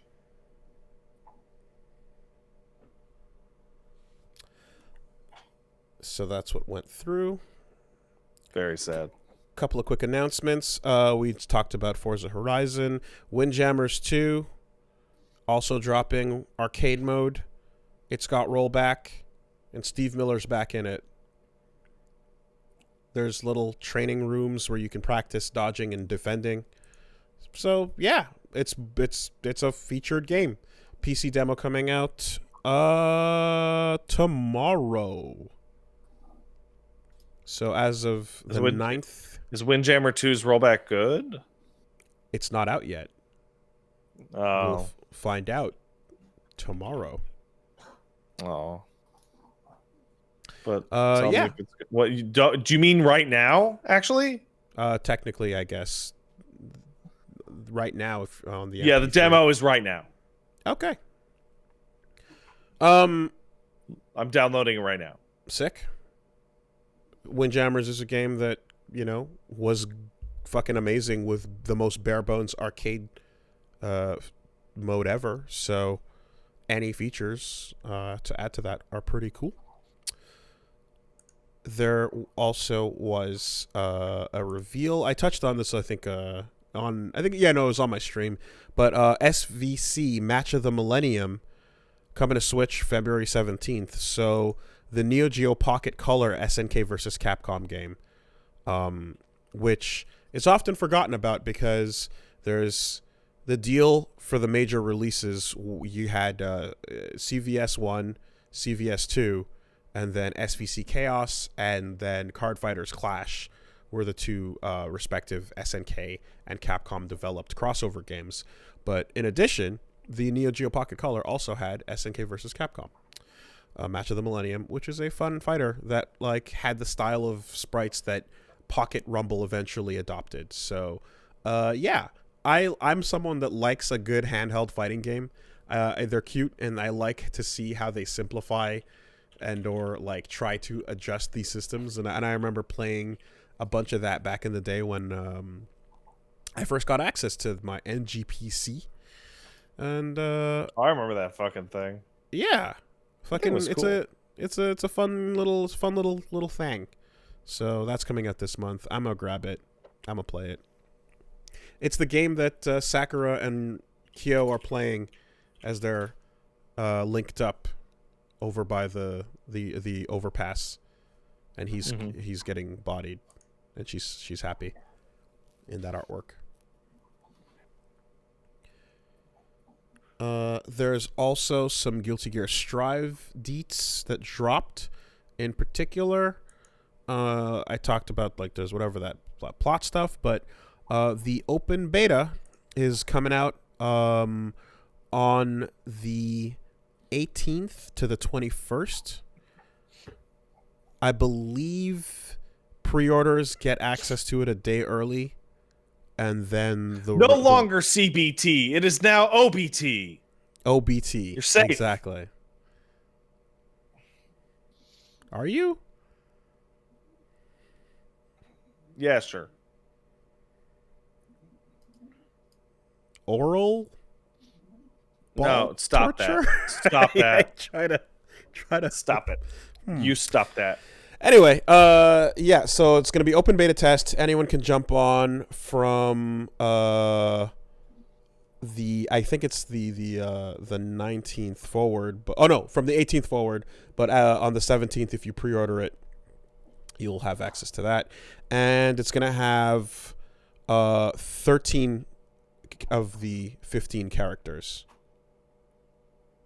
Oh, that's a lot. So the only people missing will be Angie and the 15th unannounced whoever's left character, which I have a good hunch.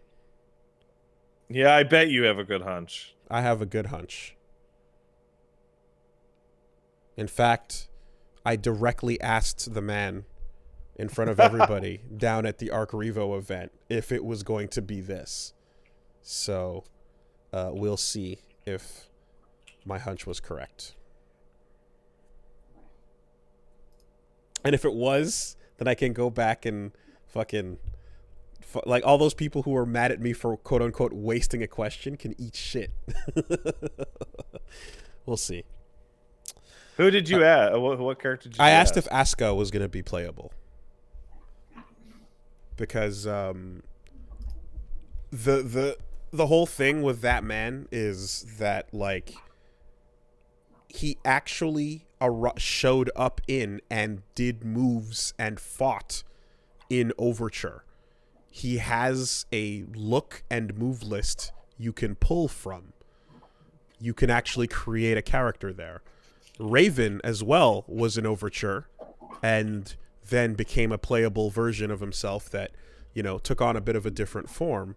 But based on the story and the way things go, based on the plot and where it ends, and based on this being the quote-unquote conclusion to Soul Bad Guy's story, that man being the final playable character here would be the smartest move and would make the most sense. I'm watching a boss fight, and it doesn't even look like what I thought Guilty Gear Overture looked like. He turns it into a shmup. Oh my god, this looks like garbage. His fight turns it into a shmup. Oh man. But then again, if you go look at like, you know, Kai or Soul in that system, it's a whole different system anyway. But yeah, there's literally a confrontation that Rev 2 ends on. So it's like it would make perfect sense for him to show up as the last of that'd be roster. crazy, because even I know about that man. It'd be a nice thing to drop it off on. And if not, because here's the thing, he could be part of the DLC, but that would be way less exciting. In a way, yeah, it'd be much less exciting. It would be a much more dramatic mic drop, holy shit moment to go, that man is now playable.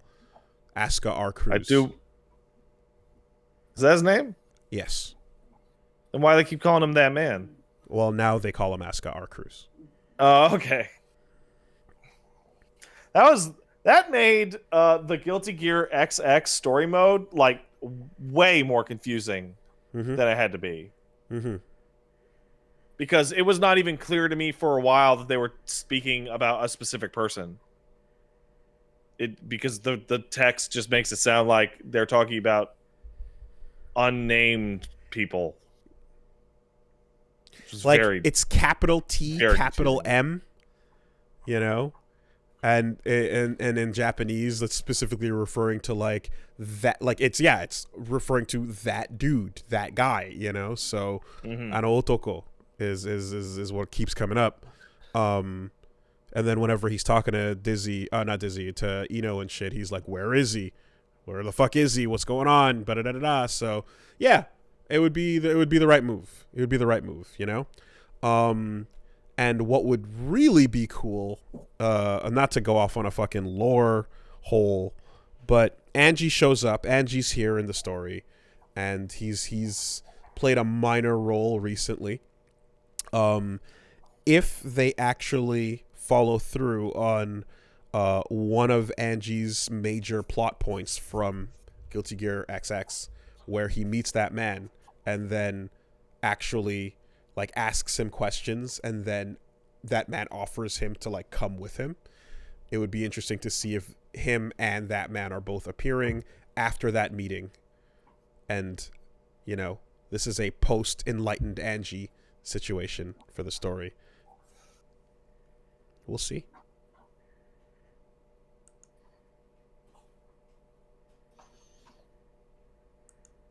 He just wants to know shit. What's the deal with Guilty Gear, man?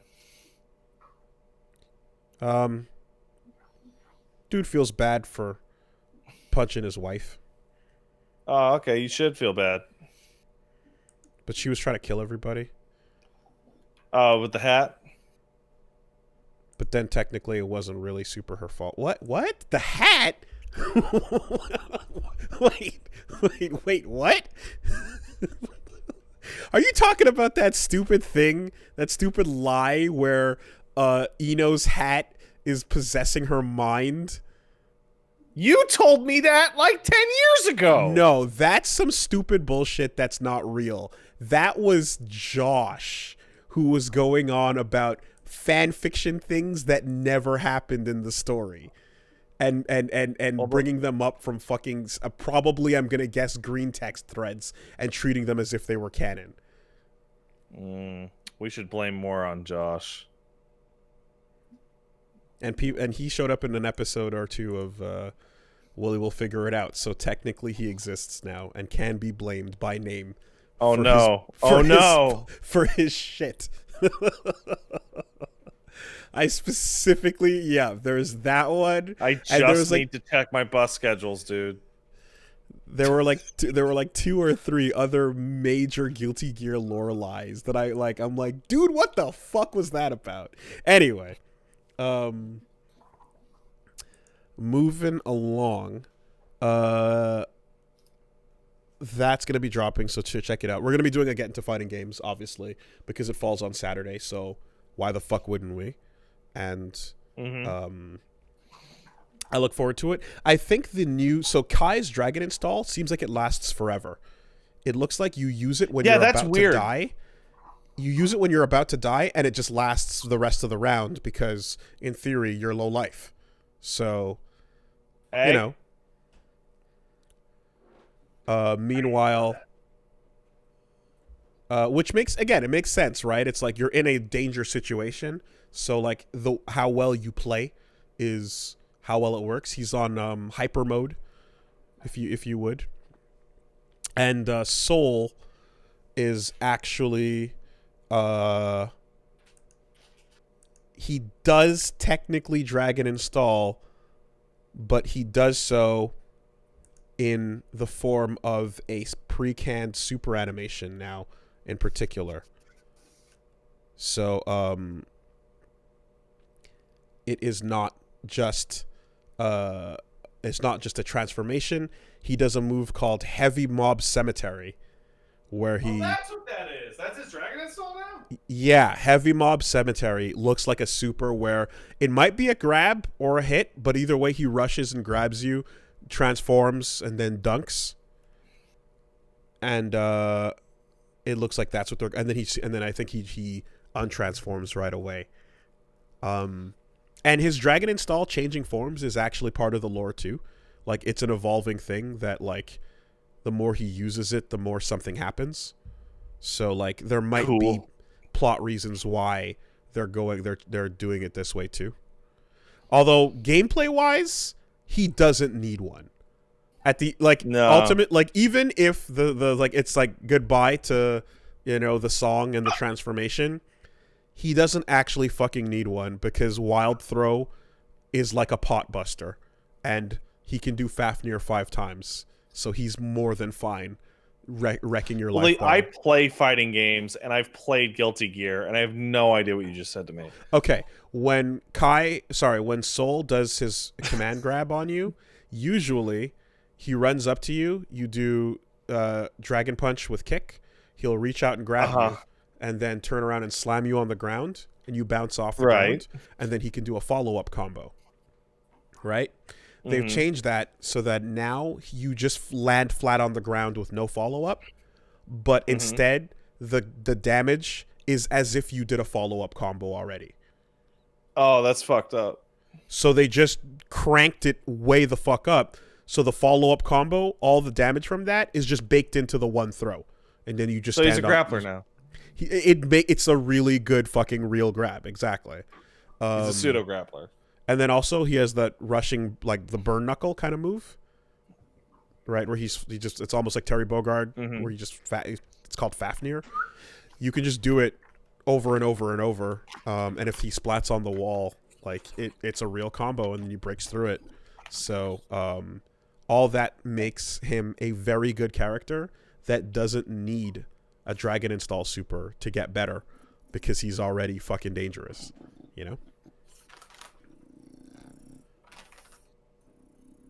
Could you stop it's a hype pop off though. If they're smart, what they'll do is make it so that if you kill your opponent when he's doing the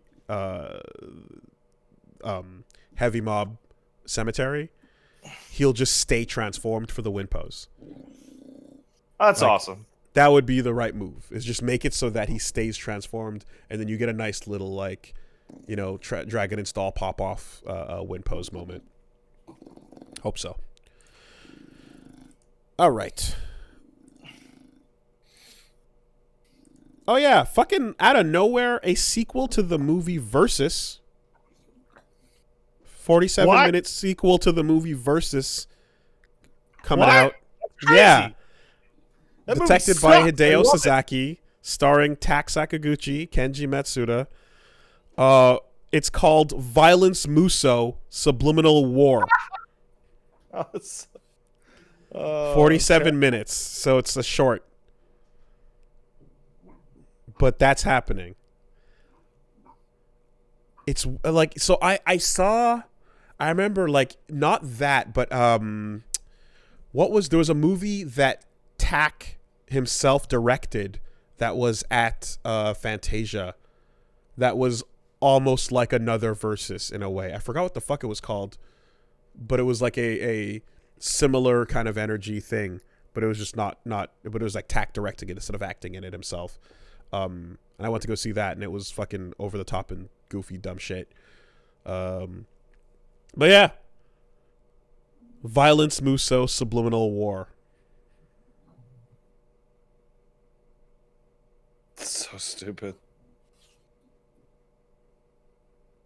Here's a trailer.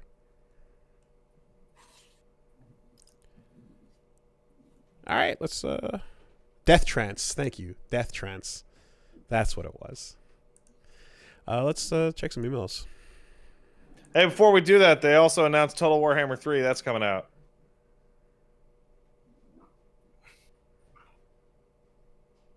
It's got orcs and stuff. Actually, the only like really interesting thing about Warhammer 3, honestly, is it's coming out this year, and they're adding a character, a fucking nation called Cathay to it, which doesn't exist in any form other than on paper.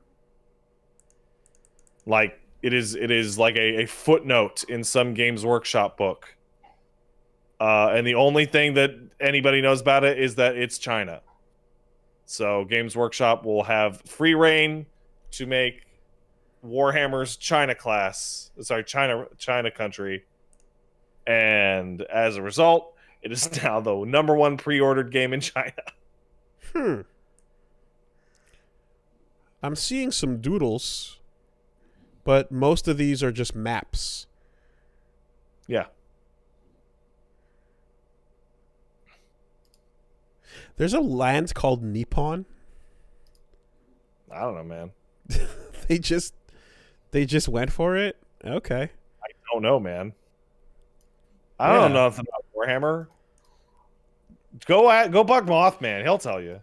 Cathay, known as Imperial Cathay or Empire of the Celestial Dragon, is a populous nation of humans located to the far east, beyond the Darklands and the Mountains of Morn.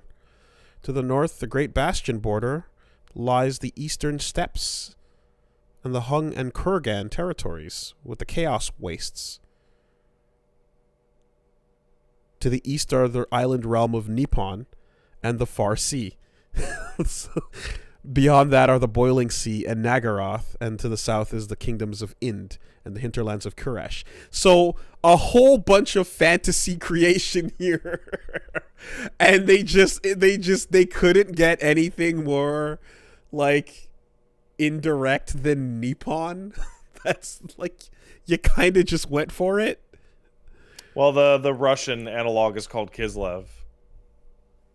But like, is that a real Russian term for something? I believe so. Because Nippon is actually Nippon. You know? Yeah, I'm aware. Okay.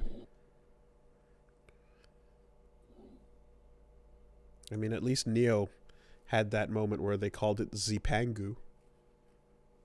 Is that a thing, or is that made up? I think it's like early mispronunciations that come together to eventually be pronounced the way we know it. Wow, that's way off. But I'm not 100 on that.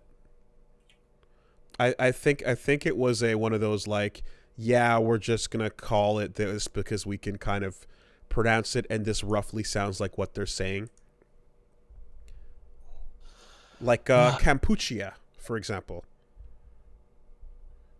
Okay, here we go. As mentioned, the English word Japan has a circuitous derivation. Linguists believe it derives the Portuguese recording of Mandarin Chinese, which is Sipan, which is Sun origin, and then it could be rendered as Sipan Go, and then it becomes Gang Nido, Then it becomes Zeppin, then Sipangu, then English into Chiphangu, Jiphangu, Zipango, Jipan, or Sipan. Mm-hmm. And then specifically, Zipangu is an obfuscated name for Japan that recently come into vogue for Japanese films, anime, video games, etc. Mm-hmm. So yeah, the Portuguese recording the Chinese word for Japan. No wonder it has no relation at all. So, there used to be a place that was the democratic state of Kampuchea, and in the modern parlance, it is now called Cambodia. Was that what that happened? And you can see the language connection. You can see the sounds become one another. Get that kapussy shit out of here, idiots. I like that stuff. Like, infinitely fascinates me when you can see the fucking like the etymology of the language. It's not even the right word to use, but you can like you can just see how it fucking goes. You know, God be with ye. God be with ye. God be goodbye. I don't know about that one. That's literally where the word comes from. That seems like one of those things your mom told you and you just believed it. Well, fact checking will ruin the podcast. Oh, I didn't say I didn't believe you. I said I don't know about that one. What's the difference? One is you're wrong and I think you're wrong. The other is I don't know, man. Okay.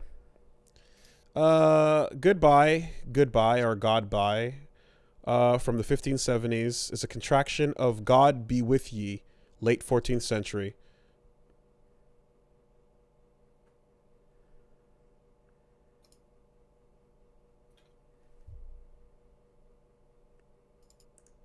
See, what the correct response is, I don't know about that, man.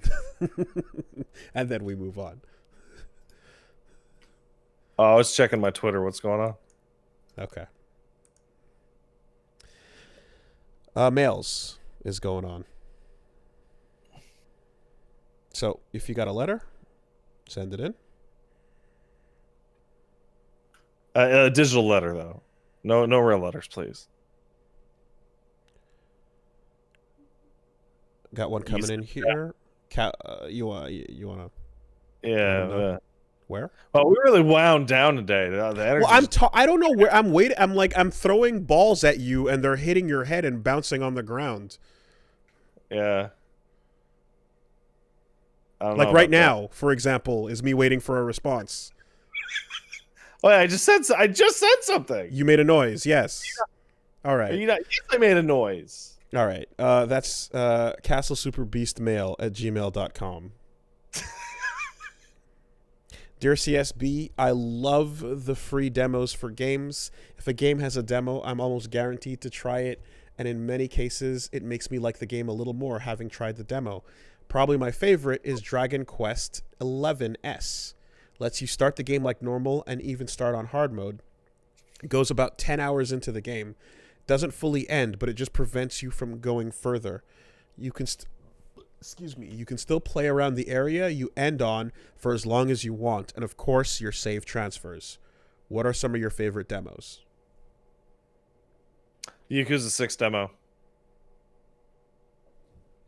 Because the Yakuza 6 demo had an exploit where you could get to the part where it was supposed to stop you and get past it, and then it was just the whole game. Oh, well, okay, unintentionally, I suppose. Sure. In the same vein, Dragon's Dogma had a demo that lets you transfer your save to the full thing. That's cool. Mm-hmm. I always respect that. Yeah, you got to spend as much time as you wanted creating your character and fucking around. Exactly. I think, and honestly, any game where, one, the save transfers over, two, it doesn't like kick you the fuck out, but it lets you like spend the time you want in a limited area, and three, gives you like again, like a playground, or something to like get a feel for something with. So in Monster Hunter, going over to the weapons area and just trying out the different weapon sets to get the move list down. Any fighter that gives you access to training mode, like something that lets you get accustomed to and then like attach to the game without time restrictions is the smartest way to go about it. And games where there's a timer from the moment you press start can fuck off. I can tell you what the worst demo ever is. Resident Evil 2 one shot. You get one shot. That was it. How novel. People fucking figured the way around that real quick, but still. Yeah. I remember when Street Fighter V's early beta came out, and you couldn't play local. You could play online for stress testing, and you could do training mode. So motherfuckers just went to each other's house, put on training mode 2-player, put life to limited, infinite matches, and played infinite matches in training mode. And when the life depleted, that was one round. Same thing for Dragon Ball for a while, actually, but because the initial Dragon Ball demos were like, yeah, no local, so is what it is. God bless. I get it. But yeah, doing anything like that where you give the player a chance to get used to the game, grow to like it, and then keep their progress is brilliant. Dragon Quest XI is quite like astonishing in its scope. It's like the demo is about as long as some smaller games. Yeah, Strive's gonna have its training mode. There you go. Practice. When I went back to the fucking PlayStation 1 demo discs with Austin like a while ago, I remember the Omega Boost demo was fucking super cool. I was very impressed by that. But then again, Omega Boost is just cool. So. Oh, I just remembered what my favorite demo is. It's PT. Yeah. There you go. That was a legitimately good demo for doing what it wanted to do. For being a scary video game, that was a legitimately fantastic way to do it. Made everyone really excited. The only thing is, if you're completely lost by the game, you can end up kind of just looping forever until nothing happens. So there was a like fail state to it where you could lose interest if after a really long time you're not actually looking at the things, and then you just kind of get stuck, So if there was a loop, if there was a loop cap to also end it, that would have been good. Like a high one. But yeah. Mm-hmm. Like 50. Something like just start triggering events even if the player doesn't apparently there is a loop cap at 100. Oh, is that true? Okay. Well then.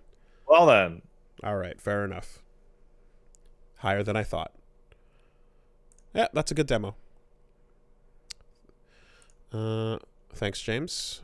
We got one coming in from Ellen says, hi. From the nightmare that is Alberta, just wanted to say thanks to all you do and let you know that even though we don't have a government mandated curfew, we do have environmentally enforced curfew. Polar vortex is bringing nighttime temperatures to -40. And it feels like -50 with the wind, with only a high of -30 at daytime too. Damn. That's wild. I've been in that weather once in my life. Yep. I would not recommend it. Yep. I remember when it was -50 here. I remember that. It was just like, this is the death temperature. Just don't do it. This is where humans were not meant to be here at this time. We were meant to migrate. By my ancestors. They were extremely, extremely made mistakes. There's that one, where is that? It's that fucking photos of like that village in Siberia where like dudes' eyelids and beards are just turning to glass as they stay outside for more than a little bit of time. Anyway, what's the best winter gear in video games? I'm fond of the winter uniforms in Valkyria Chronicles 4. I'm gonna say Lost Planet has some really cool winter gear. Well, are you including the robots? Yes. That's cheating. I don't know. What is the best winter gear? Not Lagombi. What's the new one? The ice, the fucking reindeer. What's that dumb guy?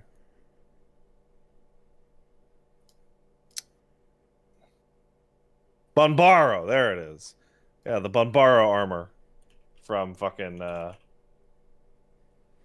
Monster Hunter Iceborne. That shit's great. I will now get a photo of it and send it to Wooly. Yep, I was just about to look it up. All right, that'll do. No, this will save you. This will save you many time.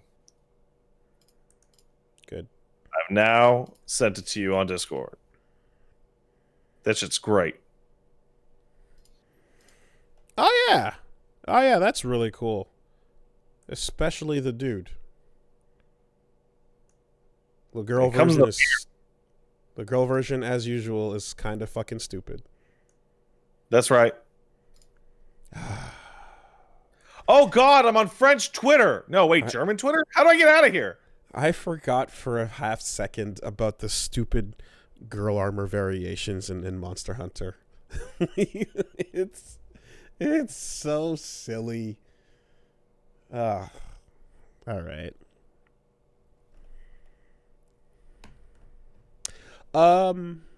It's a little silly. Some of them are cool, but like at that point, just give it 2 looks and you know, pick how you want to go about it. But just like the restriction on some of them, where it's like it just looks so stupid for the girls and it looks so cool for the guys, and that's the end of it. Too bad. The Brachydios armor for girls is like my most hated in the entire game. It looks so fucking bad. Like they actually have glamour now, but they still won't fucking let you mix and match your armor. Like I'm gonna send you the link because it is just the worst. And when you're starting from the ground up and you're like, you know, making specific outfits to match specific skeletons and to match specific animations, like, yeah, just literally fucking. There you go. Brachydios yep. armor. That's the one. Actual worst. Do you want cool bug armor, shoulder pad, mecha man armor, or a dumb dress of bug blades with an ugly helmet? Night and day. Big old shoulder and cleave. Just give the option. Just give the option. It's fine. Maybe next time. Like for example, like the fucking Kirin armor looks great. No problem there. The you know, the Rathalos armor looks fine. No problem there. But just give the option. No.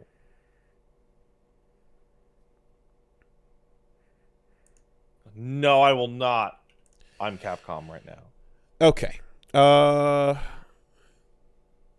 Axel says low super beast infections.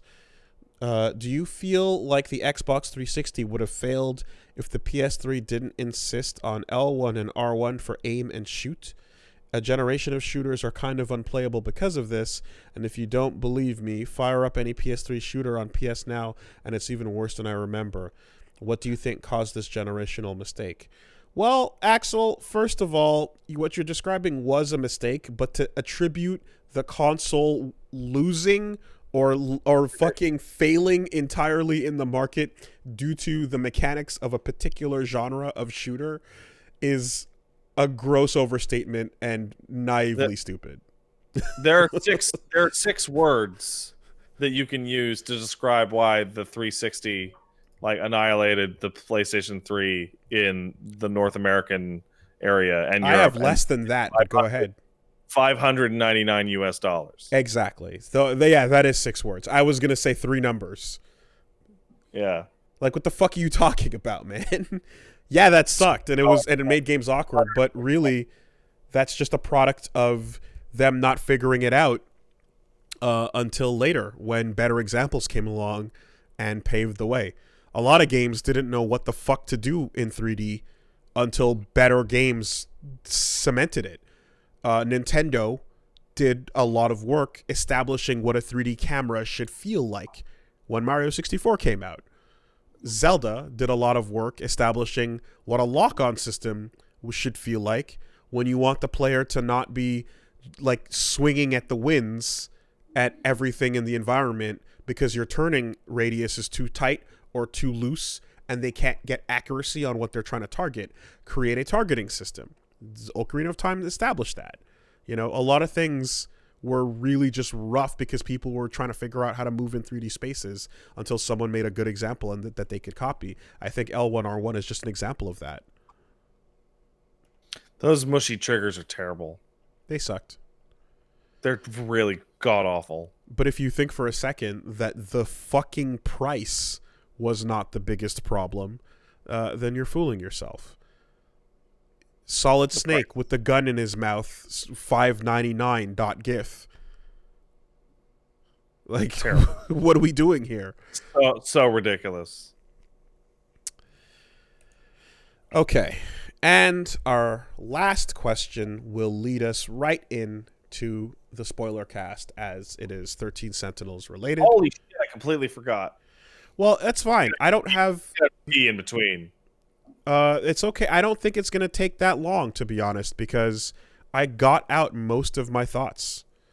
We can just exchange a couple of notes on it, but the ending of that game conversation, I lasted about 2.5 hours on my on the LP, so I got everything I wanted to say out. I only want to touch base with you on a couple of things. So this isn't going to take too long, folks. So we're going to do the spoiler cast. Yeah, I'll give it a 10-second countdown for anybody who does not want to be spoiled on 13 Sentinels Aegis Rim. All right? And you don't want to be spoiled on it. This is a game that would be a very bad idea to spoil. So you should leave the chat to not get spoiled, because that's pretty much the game. Yeah. The surprises of the game, they're hot, are the game. So 10, hot surprises. 9, 8, 7, 6, 5, 4, 3, 2, 1. Okay. So they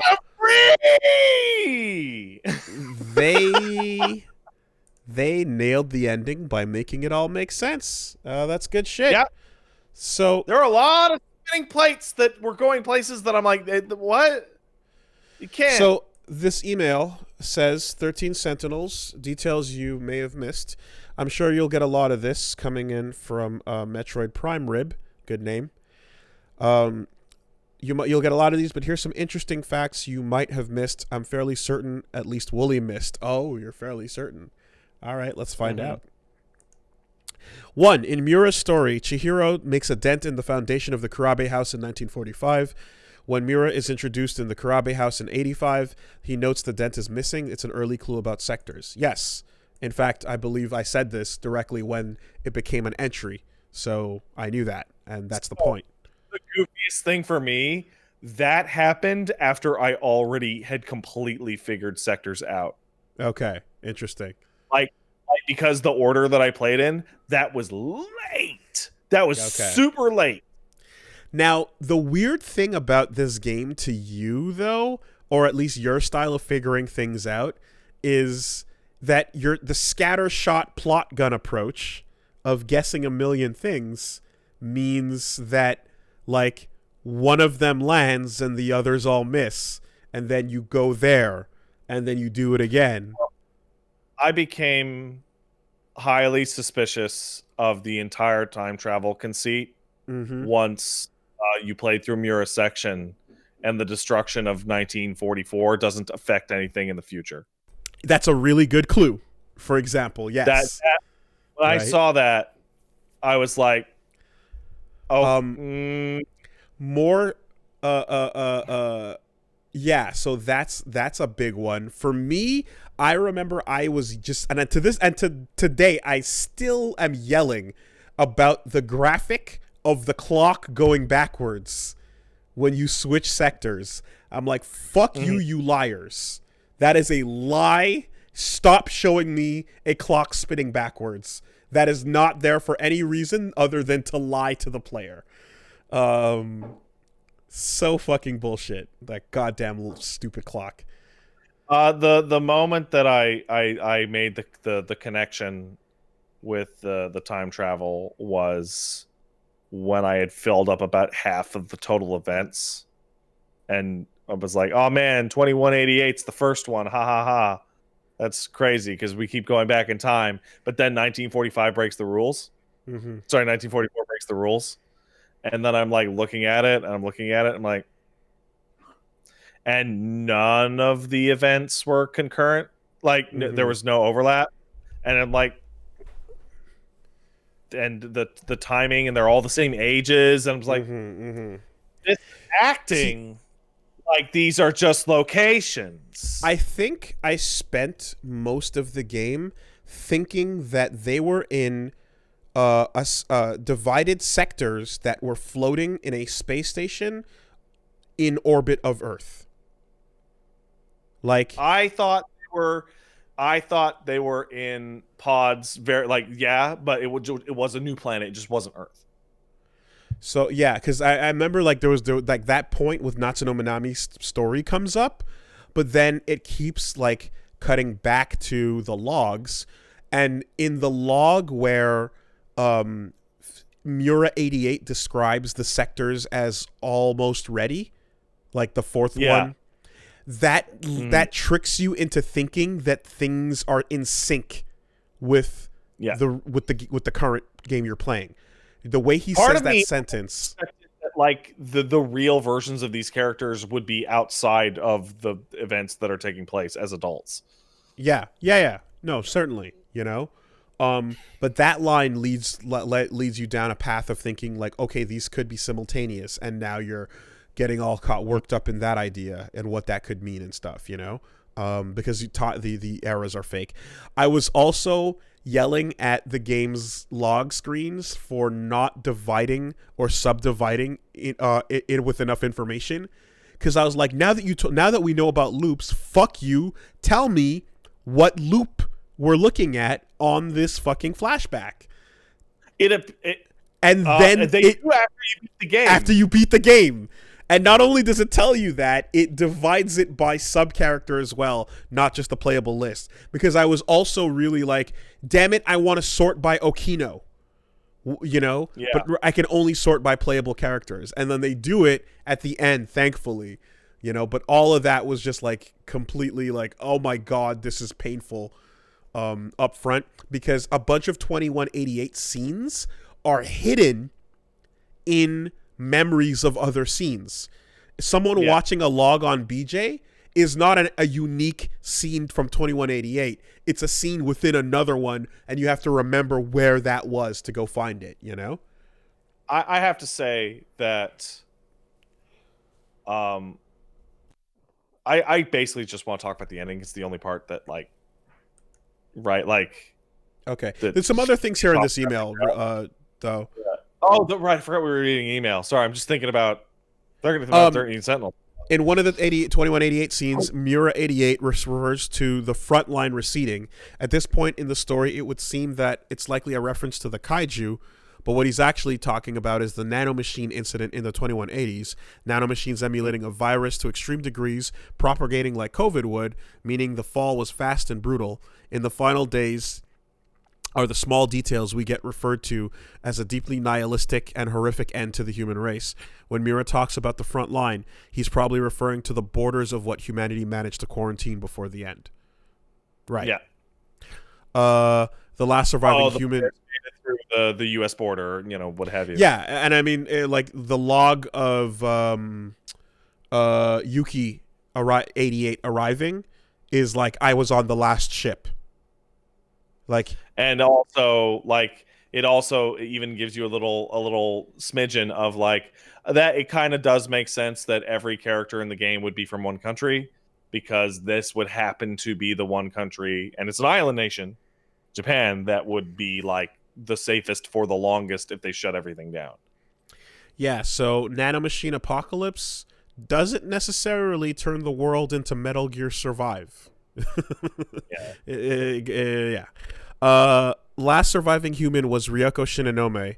In her one log, in the last remaining incident, we are left to imagine what the incident was, but clearly left Ryoko in a very bad mood. So the interview with George does cover that. So yes, we covered that in the ending as well. Human. Yes. Sekigahara kills Morimura, and that explosion causes the meeting between Ogata and the rest of them to go sour, which ends up a gunfight. And so almost everybody on the fucking thing is dead. The craziness of that gunfight, though, is that, so Ogata shows up with his dudes armed, which was the mistake, right? They stated. Yeah. But it says, so, and then once Okino goes down, Hijiyama just goes into blood drunk mode, and that makes perfect sense. But, is Juro shot Okino first?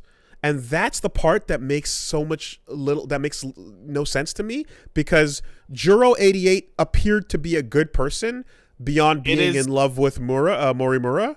So why would he shoot Okino first? Listen, so the timeline of events in 88 are almost immaterial. All that we really need to know is that they all fucked up and they're all morons. Yeah, it escalated, and the end of humanity was pathetic. Yeah. Characters ruined every single step of the way. It was the most human thing ever that the final survivors of humanity just fell into a fucking monkey tribe murder, The George Kamatami interview describes that the whole genesis of the game is because Ito would not kill himself with Shinonome. Yes, exactly. Who wanted to kill himself. And she's like, I can't believe he would betray me like this, which feeds into her obsessiveness with him. Exactly. And thus she sabotages the ARC project. That is the darkest fucking motivator for making humanity suffer forever. That holy fuck, the darkness that you feel in that moment, where it's I won't even end it with you kind of thing. What's interesting is that it states that she was the last surviving human, therefore maybe she killed Ida. Yeah. He said Ida for sure. He said fuck off, and she did it anyway. You know? And that results in a calculation of approximately 4,500 dead babies per planet that gets seeded. At least. Before the on average, at least. Before the loops are up. Yeah. So I'm thinking about this. Two other little things. Sorry, just universal control is. Right now. You're a what? Apparently, I'm a garbled mess right now. Yeah, your voice is getting killed by Discord. Oh well. Sorry, man. It's coming through just fine on Audacity. UC is a similar to the Black Iron Prison in the Philip K. Dick novel Valis. It's described as a place where everyone who ever lived was literally surrounded by the iron walls of the prison. They were inside of it and none of them knew it. Okay. And Hijiyama is fond of yakisoba because he was originally supposed to be fond of just noodles, but they needed a model for something he could hold in one hand. Yes, this too. We read the interview, so anything coming from the interview, we know. So thank you. That's fine. I did already catch most of that. So when the conclusion comes out, you like the at the end of the LP, we pull up the interview and we read through the whole thing. So we address all of that. So thank you. Anyway, like the game does something so smart where it, first of all, mostly the game lies to you a couple times. The clock is probably the worst one. The characters are the ones who are doing most of the lies, and they don't even lie on purpose. Nope. They lie based on their own stupid assumptions and the limits of their knowledge. Yeah. So time travel, of course. And it's not until someone says time travel to somebody who knows better, who goes, "What? That's fucking stupid. There's no time travel." You never trust Natsuno though, because you can see her fanficking in the beginning way too hard. She's an idiot. Completely unreliable. Oh yeah, 100%. So the big fear that I have with something like this, and almost any sci-fi story, in my opinion, since The Matrix, but I mean before that it was a dream, is terrified of it was just a dream, it was all simulation. Yes. Terrified. Yes. And they did something really great with it where you are supposed to, time travel's not real. Wow, that's crazy. Okay, so then I think the natural understanding is then that the sectors are pods or orbit or something, because they talk about stuff that's in orbit of the planet. It's the satellite, and so it is to be understood that they're colonies, something, right? And then comes. Also, time travel is too ridiculous of a concept, but yeah, like let's keep it within the grounded basics of technology, like teleportation. Right. And it's like, okay, and then you're like, teleportation is pretty crazy too. And it's like, well, hold on a minute. So, okay, they're in orbit, and then you're like, okay, then you do around the world in 30 kilometers, in which, okay, no, hey, there you go. They're small. They're very, very small areas. There's a reason why the kaiju aren't attacking the U.S. They're always attacking fucking Tokyo or whatever, right? Okay, fine. And there's a detail in around the world in 30 kilometers that I didn't pick up on at all. And I feel stupid for not picking up on it. And it's the edge of the city isn't a sealed bulkhead. No. It is of data and computers that then wipes your mind and tells you what you need to think. But what I mean is like when they get to the fucking edge, and it's literally all those. It's a server room as opposed to a dome and an edge and the rest of the world. Yeah, and it goes forever, and I'm like, is this open to space? Like what the fuck? Design makes no sense. It's like, oh, because it's not a real fucking location. And then the smart thing that they do is they've recontextualized the kaiju threat. They've removed civilian death as a problem, which was really weird. Like literally only these characters even exist. And then they reestablish it over and over and over, and then go, okay, but you're still all gonna die if you don't fix this problem. And by the time you get there, you have become attached to these characters. And whether or not the kaiju are real even doesn't matter, because they're all gonna die if you don't fix it. I remember like looking at the city limits issue and like wondering if it was just like a mass of like if the cities were like technically buried in walls of tech inside of the ship or something like that, you know? Like my brain was just like, look, you don't know, it could be that, whatever, move along, right? At a certain point, you can't answer these questions. You just have to put them aside and keep moving forward, which is something the game gets really good at training you to do, is going, I've made an assumption. That assumption no longer works with what this person just said, but I don't have anything to replace it with, so I'm going to put this idea in limbo. Yeah. And the thing looking back on it that I find to be the amazing but equally like kind of goofy in retrospect is, it's like you said, the it was all a dream is one of the worst and scariest things you can do to your story because nothing has consequence, right?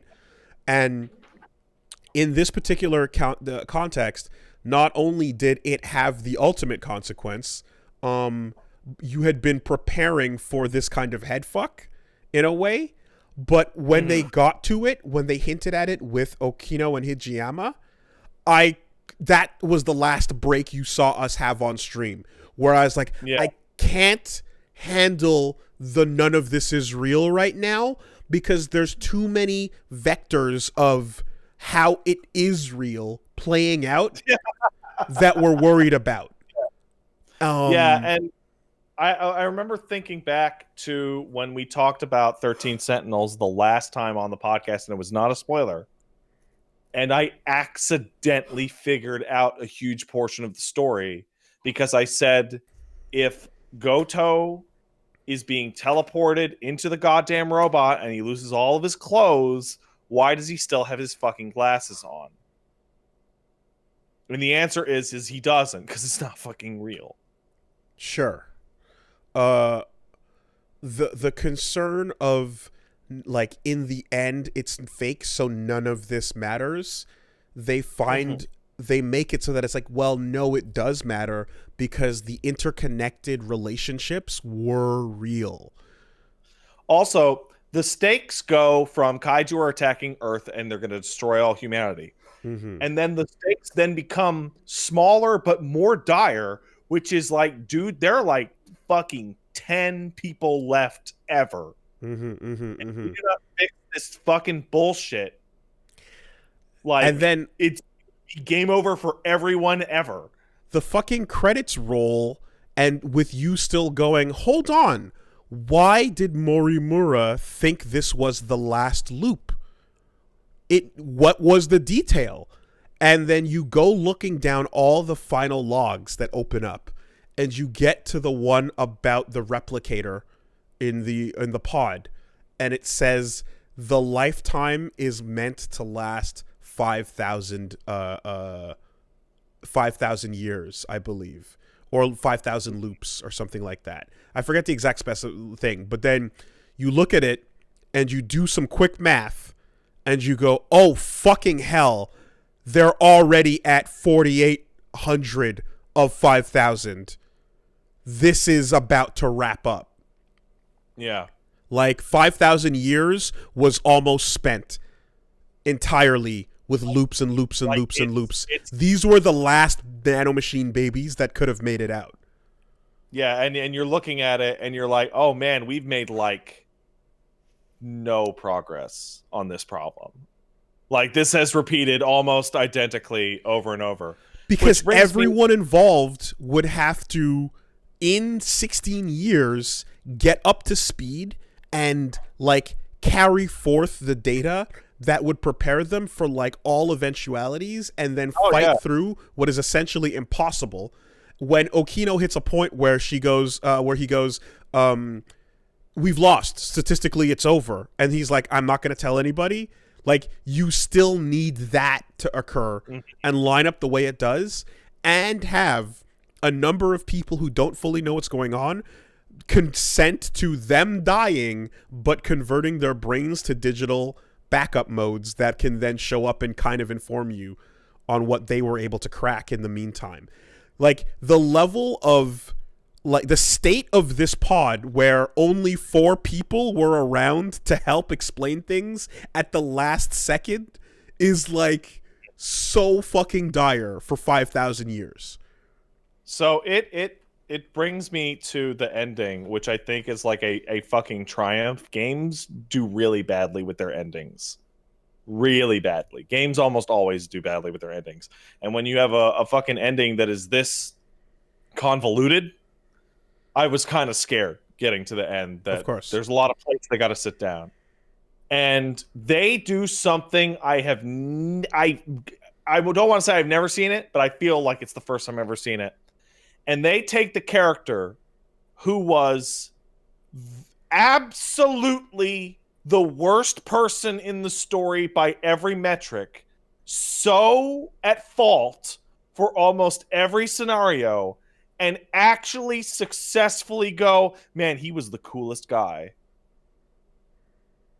What they do with Juro from the prior loop is so astonishing. I went through it in my head. You get to the end of this story, and he actually, for real, did nothing wrong. And it's incredible. This dude was shooting children in the face. Yes. And it's okay, because they fixed the consequences of it. They fixed it, but his goal and his determination to do that was still the bad thing to do. Mm-hmm. So here's the thing. As with Baby Mura, as with Ida, as with everyone that came over from Sector Zero, they all had their own like motivations to do what they were doing, and they were misguided, but they were still doing the wrong thing. So here's the thing. I really, really went through all the 426 events because the game sweeps it, and like he ends up being like the hero that saved the world by the end. And multiple characters are like, we wouldn't have been able to get here without 426. And I'm like, okay, hold on. Let's check, because I remember one of the earliest flashbacks in the game is him walking up to a bunch of teenagers and blowing them away. Sure did. Okay, step one. We saw the end of the world. We got to save it. We're going to go Cyberdyne it in Terminator 2. We're going to kill all these people at the factory, at the fucking, right? But all the innocent people, totally worth it. Moving on. Right, they weren't real. None of those were real people. Right. They were not actual people. Okay. Moving on. Step 2. Okay, I figured out it's the interlocutor. How do I solve it? I'm going to shoot all these kids. Yep. I'm going to shoot them all. Okay. Because the intervention of 426 with the meta chips and all the shit that happens in the game are the only reason that they succeeded, those people were all going to die for sure, no matter what. Without his hand. And if he had managed to shoot all of them, it may have actually solved the problem. How? At least from his perspective, it would have. No, it would have ended the loop and it would have been done. And he would have just started over. But like those No. were It dead. would have been done. That was the final loop. 5,000. We're done. We're out of here. We got 300 loops. Our time is up. No, I know. The one. But what I'm saying is coming in the loop immediately afterwards. Exactly. Right? Yeah. Now, what's interesting too is that him fucking up and then Morimura shows up and then takes him out, and then they jump forward a loop and he's like backed up to the last moment before that went down. So he's like, I don't know why or how I failed, but if I'm here, I did. So that doesn't work anymore. So what else are we doing now? You know? Yeah, okay. Just fuck them nanomachines up. Like create a virus that breaks the nanomachines. Like, would that have worked? I don't know. Right? Like, it fucks Shinonome up really bad. Right? But it does create the basis for the metachip system.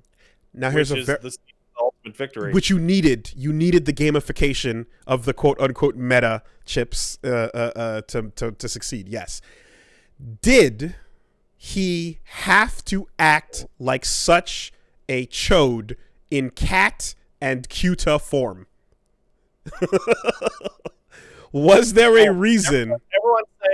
Everyone's saying that Ida made 426 DD426. I was 100% certain it was actually Juro 426. Juro made DD426. Ida used it. Okay, there it is. And then later on, after Ida uses it, and then they have a scene where Goto sees the flashback or the logs, and then Okino's like, "Whoa, transferring brains with nanomachines! I didn't even know you could do that." And Ida's like, "Do." Yeah, chilling. Anyway, did 426 need to be such a penis when he was a cat or as a best friend? Tyler Durden and cat mode Ida of fucking 426 were dicks. I think like he's obviously very tired, so I understand that. Right? And him stuck in his own clone's brain must be very weird and frustrating. But I think a dramatic amount of frustration could have been solved if he told Megumi that he was actually putting the right memories into Juro. Like, yeah, he never actually confirms it or like it does anything other than be a snide asshole. Second part of this too, which leads to another thing, is the game wants you to be confused by the fact that Juro Kurabe has a true identity of Juro Izumi, but Juro Izumi has more than one meaning, and we're not going to tell you what that is. So which Juro Izumi are we talking about here? So this is what it is. When you get to the conclusion and you see the results and you get out of the maze, it's like a glorious horizon. It's the new future. Everything was worth it in the end. Yay, right? But when you look back at the maze that they made you crawl through, it looks so stupid to see how many world revelations occurred on the way to the final one.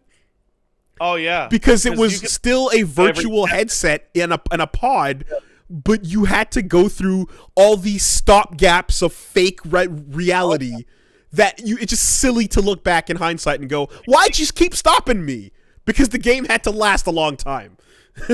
I think like one of the first things I saw once I opened myself up to the spoilers and the memes was oops, all Chihiro Morimura and like a breakfast cereal. Yep. Like oops cookies. And then the second one was the SpongeBob thing of like, he's Juro Izumi, he's Juro Izumi, he's Juro Izumi, I'm Juro Izumi, who else? And then it's the fucking cat goes yeah, like yeah. So you gotta look. I'm definitely looking at things where I'm like the attitude and callousness that Fluffy displays at times. You know, I'm like I when I see his personality shift back into adult, tired Juro, who's like talking to Ogata on the train, going, "Hey man, I seen some shit. Trust me, this is what we gotta do." And I'm like, dude, that's the person I believe in, because I see that guy and I know he thinks he's doing the right thing, but he's fucking worn down by what he had to do to get there.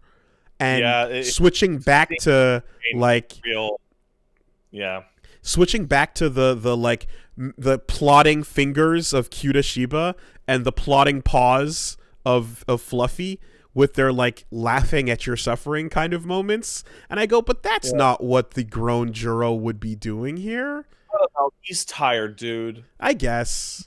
Tired. I guess. I don't even want to go down this road with you, but we're going to do it anyway because we have to. I remember the way this ended with fucking Koichi, and I don't want to have it happen the same way again. But there are two... It's true love. healthy relationships in this entire fucking video game, and the rest of them are horrifying and toxic and maybe even start out okay, but get into some weird shit where boundaries get crossed. The only relationships where boundaries are respected are Ogata and fucking Tomi, and at the end, Miura and Natsuno Minami. Right. Every other relationship involves crossing someone's personal boundaries and not respecting their wishes. And in the end, it works out, but what the fuck? On his penis. Say again? How gay he was? There was no problem with the Okino and Hijiyama route until Okino strapped him in to a brain-reading BDSM torture sesh. Yeah. That was the moment I had a problem. Because he did not want to be there and do that, and Okino was taunting him while reading his brain. That's fucked up. There's a really, really fucked up part of that, and you can argue a certain point that I'm going to point out and then not argue. He liked it, but did not consent to that. The fact that he was like exposing what he liked while going, I can see that you like this, and he's like, oh, please stop. That's fucking crazy. It's really, because like, I need to see what's on the screen, because I feel like the screen is just showing the giant, all caps, top to the ceiling to the floor, boners. I feel Okino is an asshole. No, I don't think the story goes out of its way to tell you that Okino is not an asshole. It doesn't. It definitely doesn't.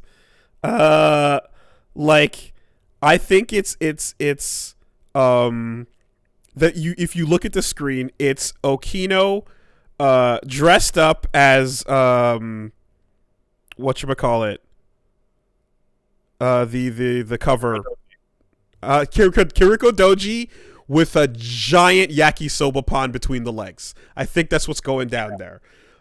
So like that relationship is fucked, even though it has a perfectly healthy basis to start. It goes down some fucking dark territory, and then you take a step.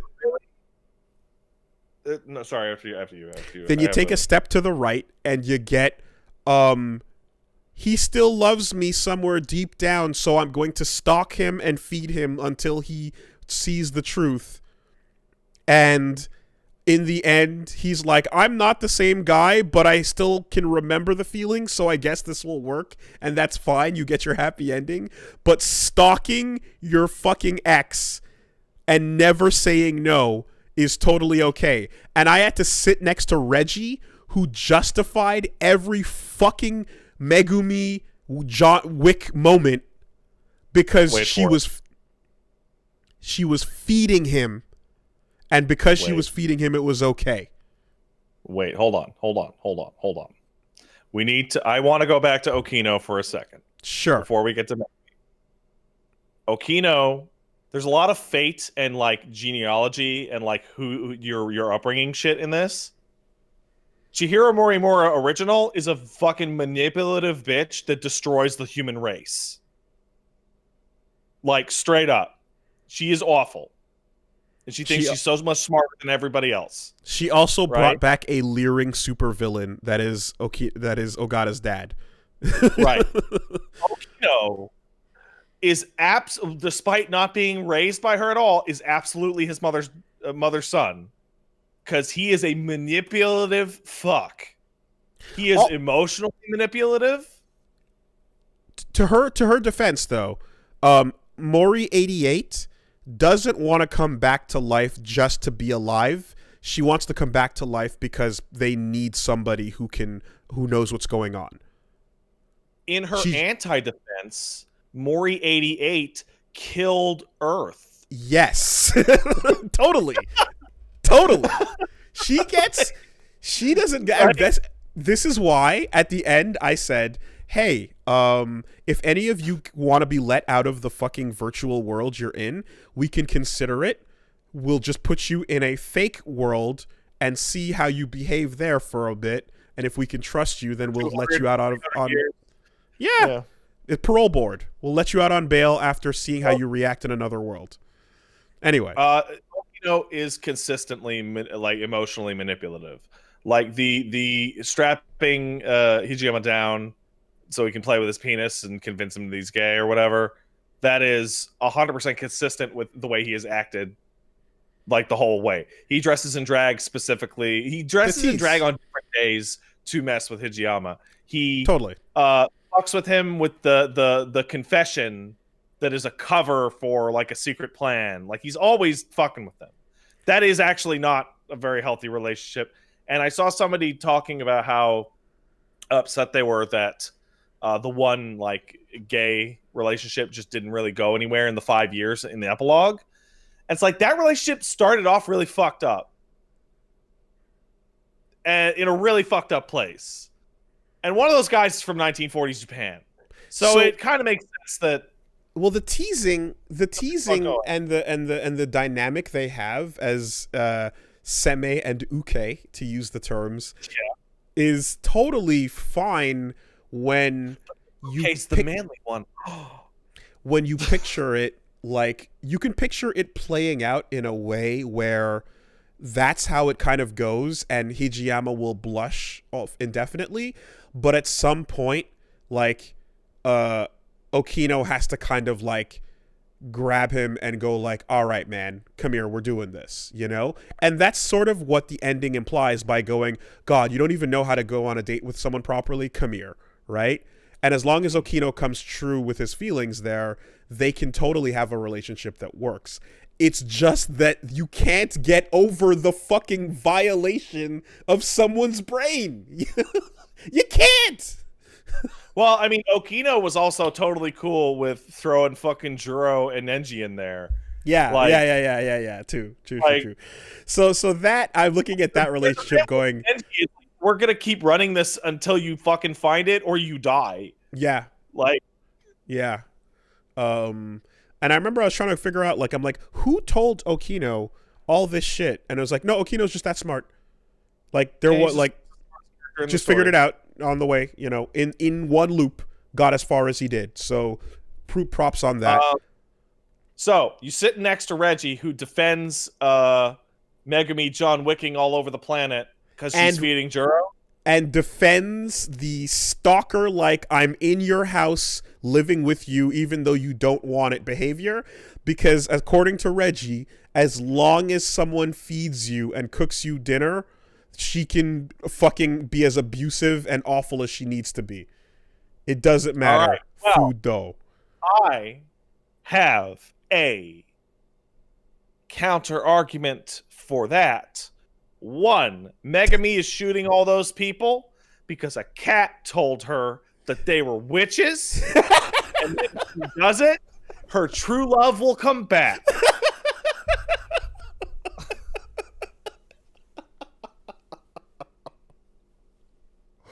From her perspective. Her like, motive. Oh. Right. I think I am gonna meet you on like level reasonable ground, but before that I want to say one of the things about Megami's story that is wild, it might be the wildest thing in the whole game, is how late she questions what's going on in her own storyline. Oh yeah. She shoots like 5 people before she goes, wait, what am I doing? Mm-hmm. Is this even working? Mm-hmm. like and then you have a confront yourself scene to kind of, I guess they didn't want to animate a Persona moment, you know, where she shoots herself. But like she has to get through the entire cast in what I would describe as Reaper's ult, clearing the area, shooting everybody, and then she goes, wait, what? One thing, okay. It's true love. And that cat's going to bring her true love back. So she's got to do it. Now, 2, she is cooking for him. That's nice. Gunslinger. much more importantly than that, fucking Juro's grandma totally signs off on it. Yes, Tamao is a good person who recognizes that this relationship was based on something that was real, and she feels sorry for her and allows it to happen. Totally. Like she gets explicit, not permission, but she gets explicit like acceptance of the plan or whatever to fix him, and by his direct blood relative, Fake, but his fake, guardian, fake grandma, that is, though. or whatever, his guardian, right? Yeah. And the owner of the house. Like, Juro thinks that she stalked him and moved in, like she is actually a real tenant of that house. Mm-hmm. Juro just doesn't know it. Also, it feels weird. Juro. Oh, what feels weird? No, finish your point. Also, Juro does like her. Yes, deep down. In his memories. Not for real, though.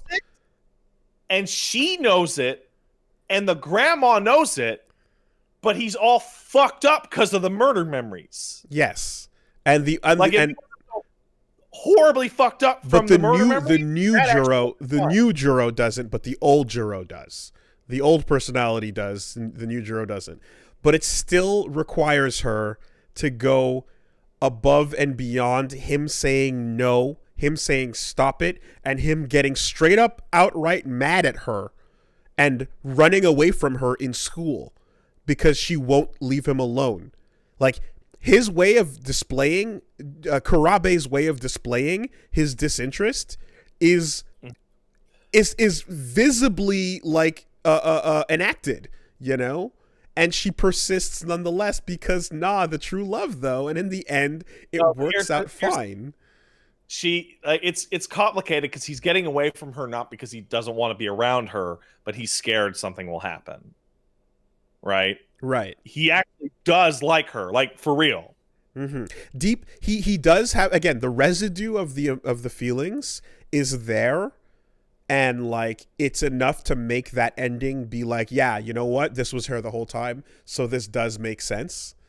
But like her steamrolling past what appear to be someone's wishes of rejection on the way, I still am like, there was many points at which the backing off point should have occurred here. But okay, it's not residue. Even current personality Juro Kurabe does like her. So does prior personality Juro Izumi. Like, that is established. The final scene says that he has memories of being in love with her and he still feels those things. Yes, and that cancels out the fucking what do you call it? The murder memories. But at the start of the story, he does like her and is afraid of hurting her, but he doesn't have those battle memories yet. Those are being inserted over the course of Megami and Kurabe's story. That's why he's not seeing them. Some of those tapes are not Juro Izumi prior loop. No, some of them are he's getting them all back. But what I'm saying though is that like it still has a point that, again, it's a story, so there's only so much that you can like expect things to play out like in a quote unquote healthy way or whatever. But like there's the point at which if someone is going through that and there's parts of this that are like involuntary in that way, you still do have to respect what they're asking you to do while trying to support them coming back to who they are or finding the truth in a way. I'm not gonna see like him asking her to leave him alone and multiple times being like, oh God, here she is again. Oh God, what is this? And her kind of barging into his life and doing this in this way where, no, but the cat said we'll get back together though, as stepping over a boundary, even if at the moment that boundary is based on confusion. Okay. So, and that links to the same thing happening. No, we're not moving. Okay. All right. Like you're like This person is trying to fix a problem with her old boyfriend, right? Megami is trying to fix the memory problems with her old boyfriend. Yes. From Well, 426, the DD 426, right? Yes. Well, she's doing what she thinks will cause that to happen. She has been given explicit confirmation from the person who is his guardian and created his new personality that this is cool and that she lives there now. Morimura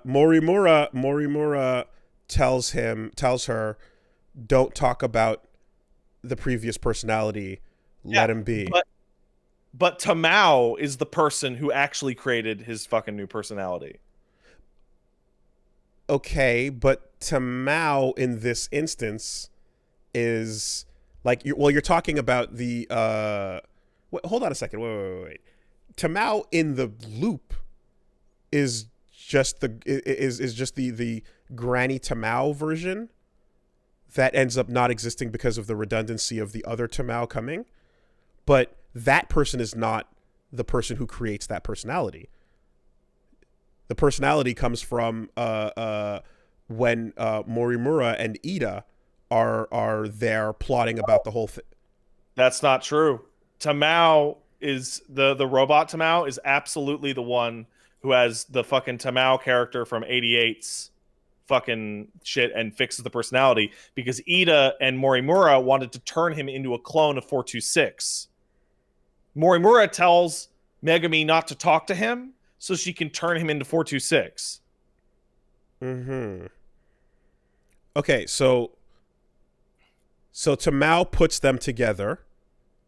Tamao creates the new personality to fix his old bullshit, puts them together, tells him that she can live with him if she treats him like his new individual, because I guess she doesn't want his brain to fall apart. A magic cat tells her that she can fix his memories. Yes. He does love her. He both prior loved her, is attracted to her in the moment, and then gets brainwashed. Like, you want to talk about the fucking consenty shit? Let's talk about the fact that we're implanting memories in characters. That's really fucked up. Okay? That's way worse than any of this shit when you're fucking with people's brains by giving them new, more old memories. You see, okay? And she cooks, and she's the hottest character in the cast. Oh, fuck off, you fucking piece of shit. You spent all your time just to get to that. Listen, no. No, but I knew it was going to be the last thing I said. Yeah, Okay, anyway. The way I'm looking at it is when you're playing as her and you're going forward with the knowledge. I have to take a second. I'm going to piss myself. Okay. All right. We got to hold this thought.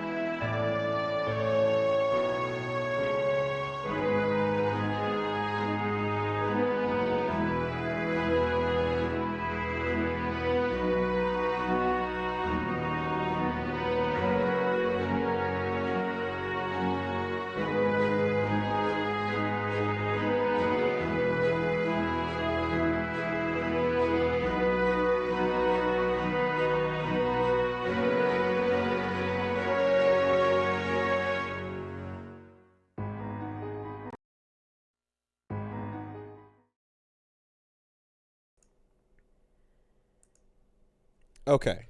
So All right.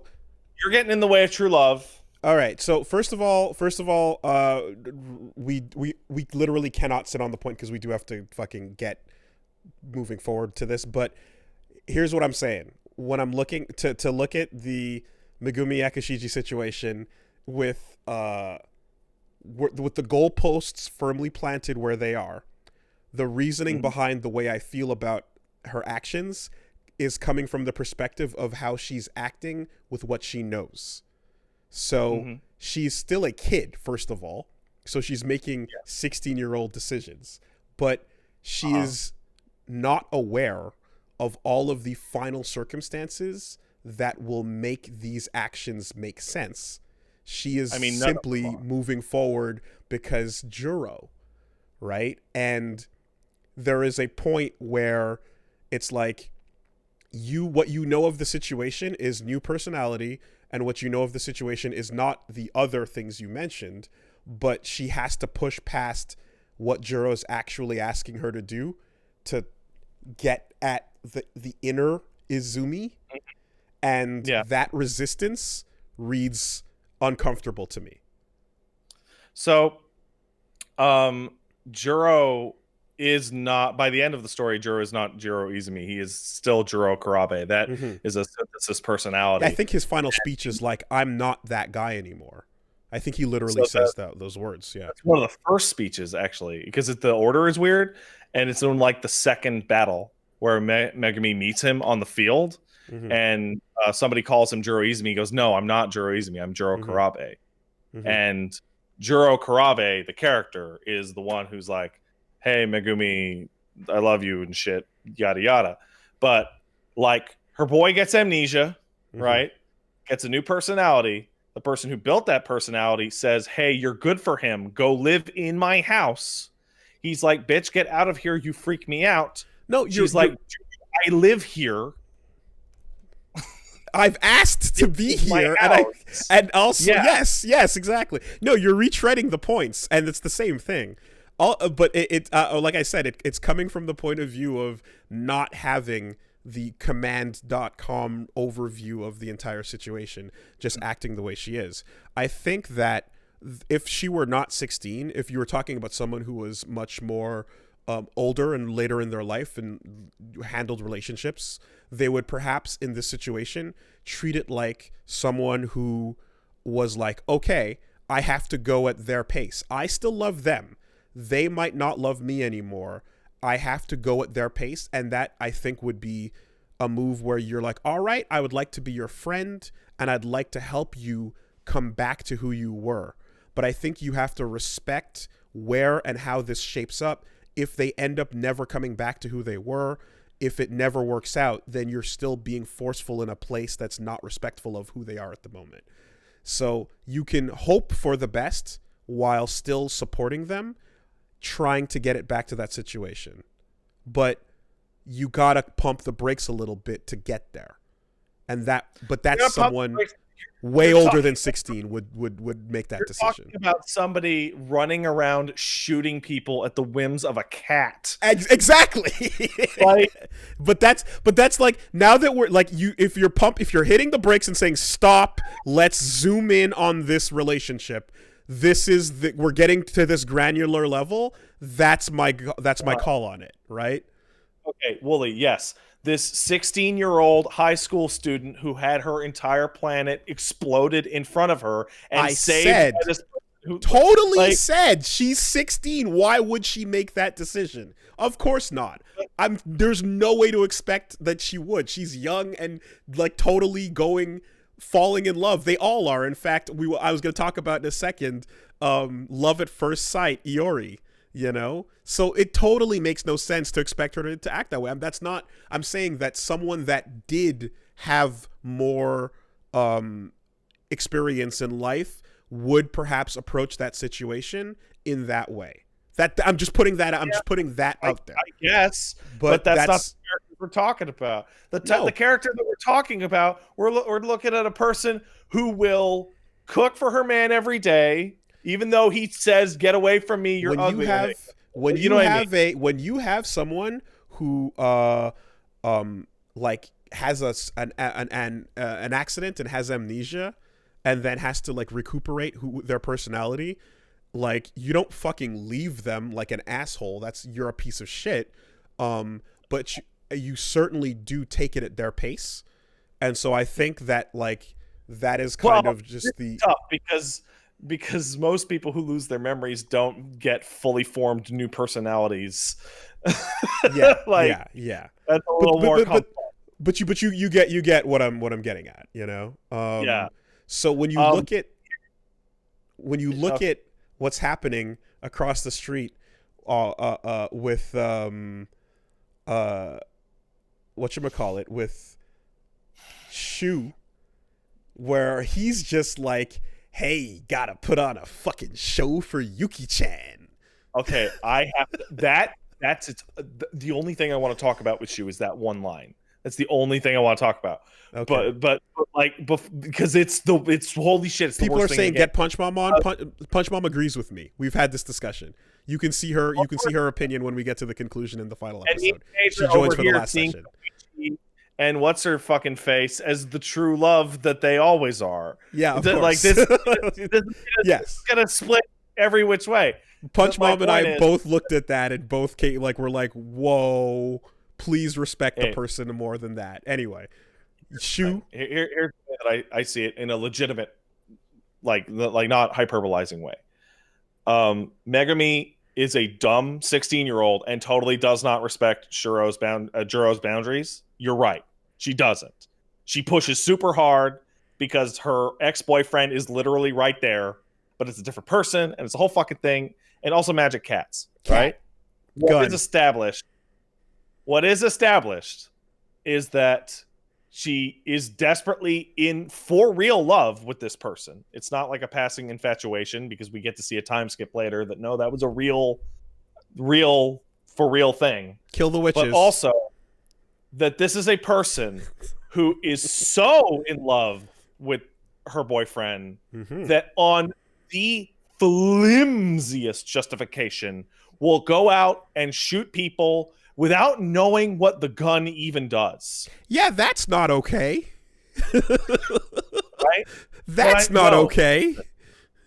You're not going to hear me say that Megumi Yakuchichi is the smartest or best person, because she's an idiot and she's reckless. And sure, her actions did technically save the world, but she didn't know that at the time. What I am saying is that is evidence of true love. I'm saying it's evidence of possibly having the type of relationship where she might end your life if things don't work out the way she has them in her head.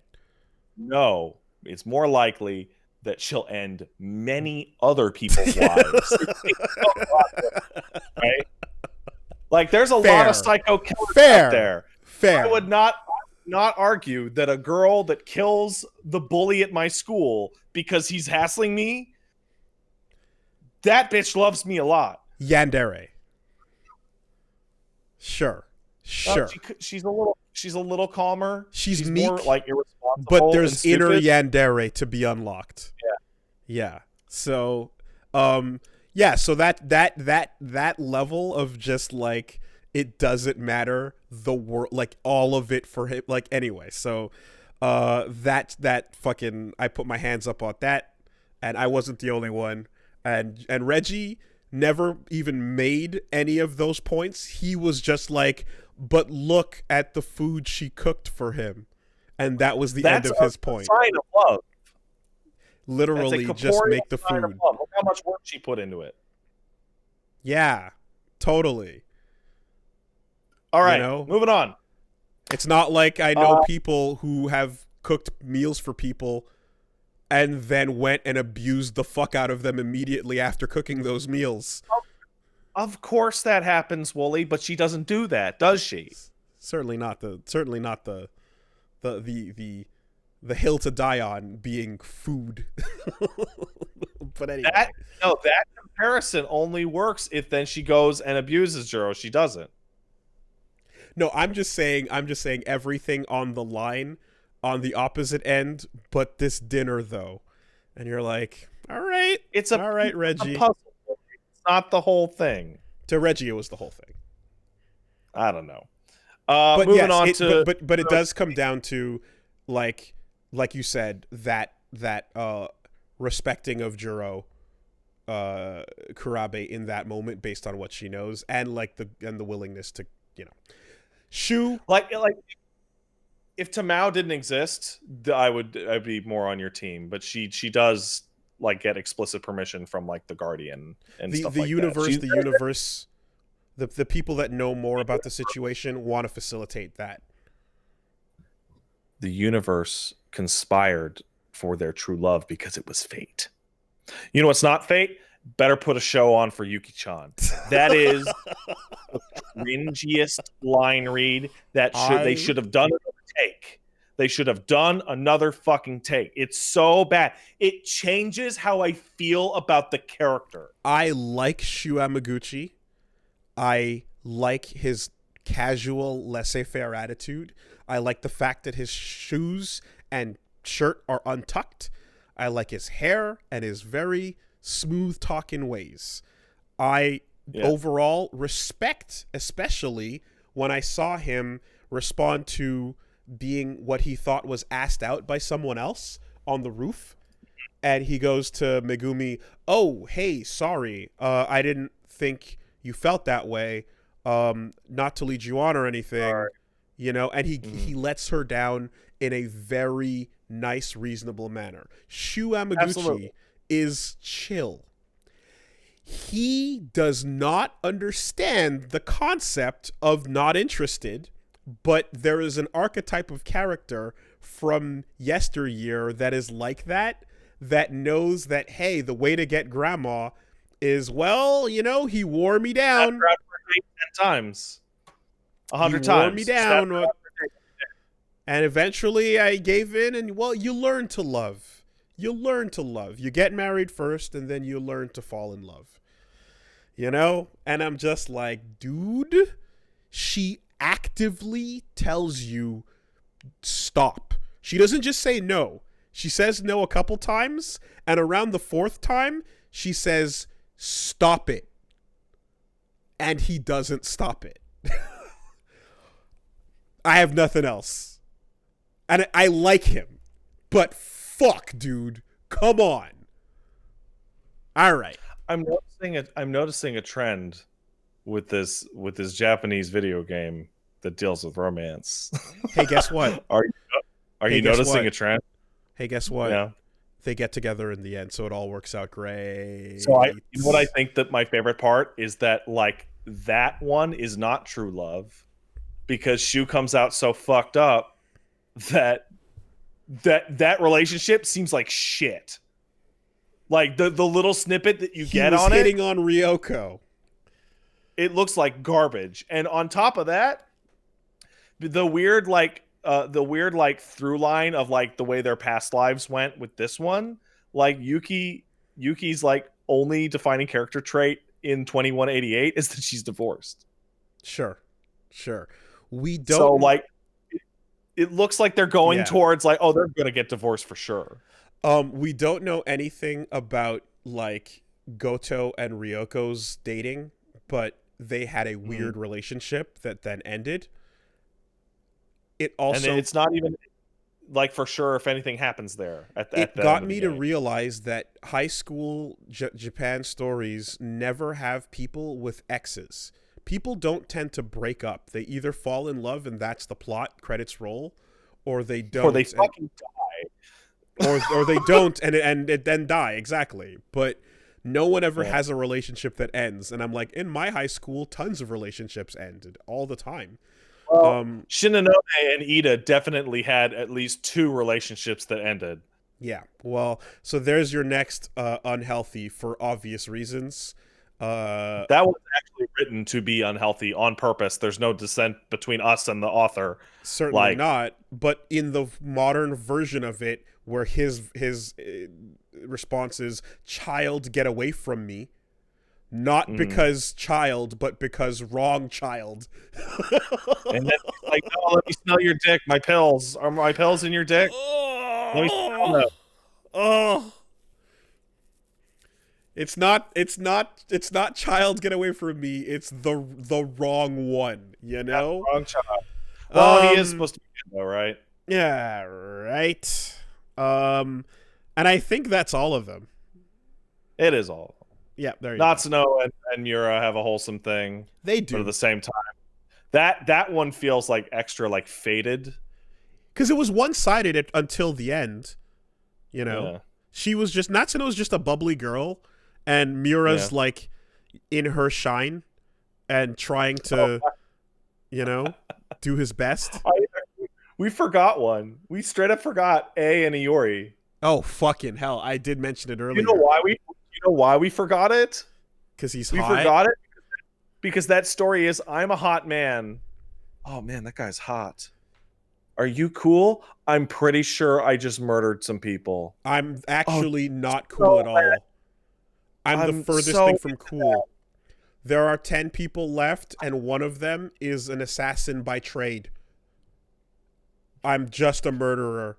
I have zero fucking empathy. I can turn it off and on when I need to get the job done. Yeah. Cool, but you're hot, though. Get on my bike. All right. Are you sure you killed my teacher? No. Maybe. It's okay. But here's the thing, dude. Right? She's 16, which is why she gets the same hand wave that everyone gets for making 16-year-old decisions. You know? Yeah. She's making a fucking 16-year-old decision. I know people. I went to high school with people that did the same thing. He's hot. He's a piece of shit. And you know that he got physical with his last girlfriend. What are you doing? He's hot. Wait.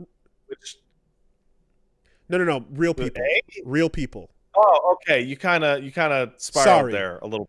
Hot guy, complete garbage. That like got physical with his ex, got more girls because he continued to be hot, despite them knowing what happened. Here's the thing about A Sekigahara, right? He's really hot, and he has a motorcycle, and he might be a murderer, but no. Oh God, why are people so? All I'm saying is that like being hot on its own in an isolated instant. I'm not saying he. You were actually asking. Okay. You were saying why does everyone just, and you didn't finish your question. Because this happened when I made the comparison on the last conversation, and then again now, when I bring up an analogy of a different person who did a different thing, that is that is a bad thing in some way. The point is not to say that the action that was bad is being put on this fictional character we're discussing. The point is just to say that the trait that allows them to like get away with this or whatever we're discussing is something that can in circumstances be bad, and like here's an example of that being the case.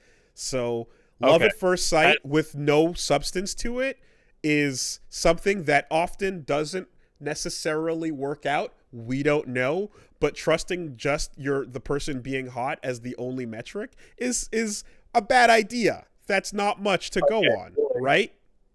I agree with you. However, I will say that when you were talking about that, it became very unclear as to who you were even talking about. Okay, I'm sorry. I could have been more clear about it.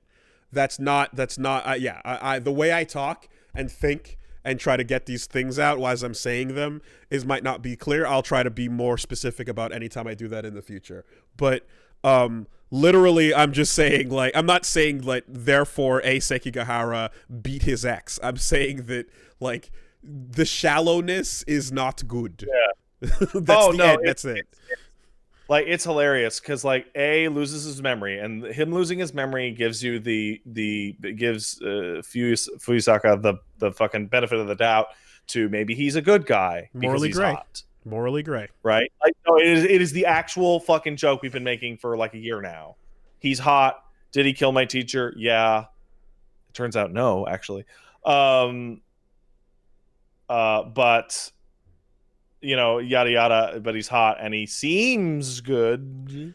Special mention before we go to the single worst cop I have ever seen, from someone who had the best first impression to being absolute trash garbage.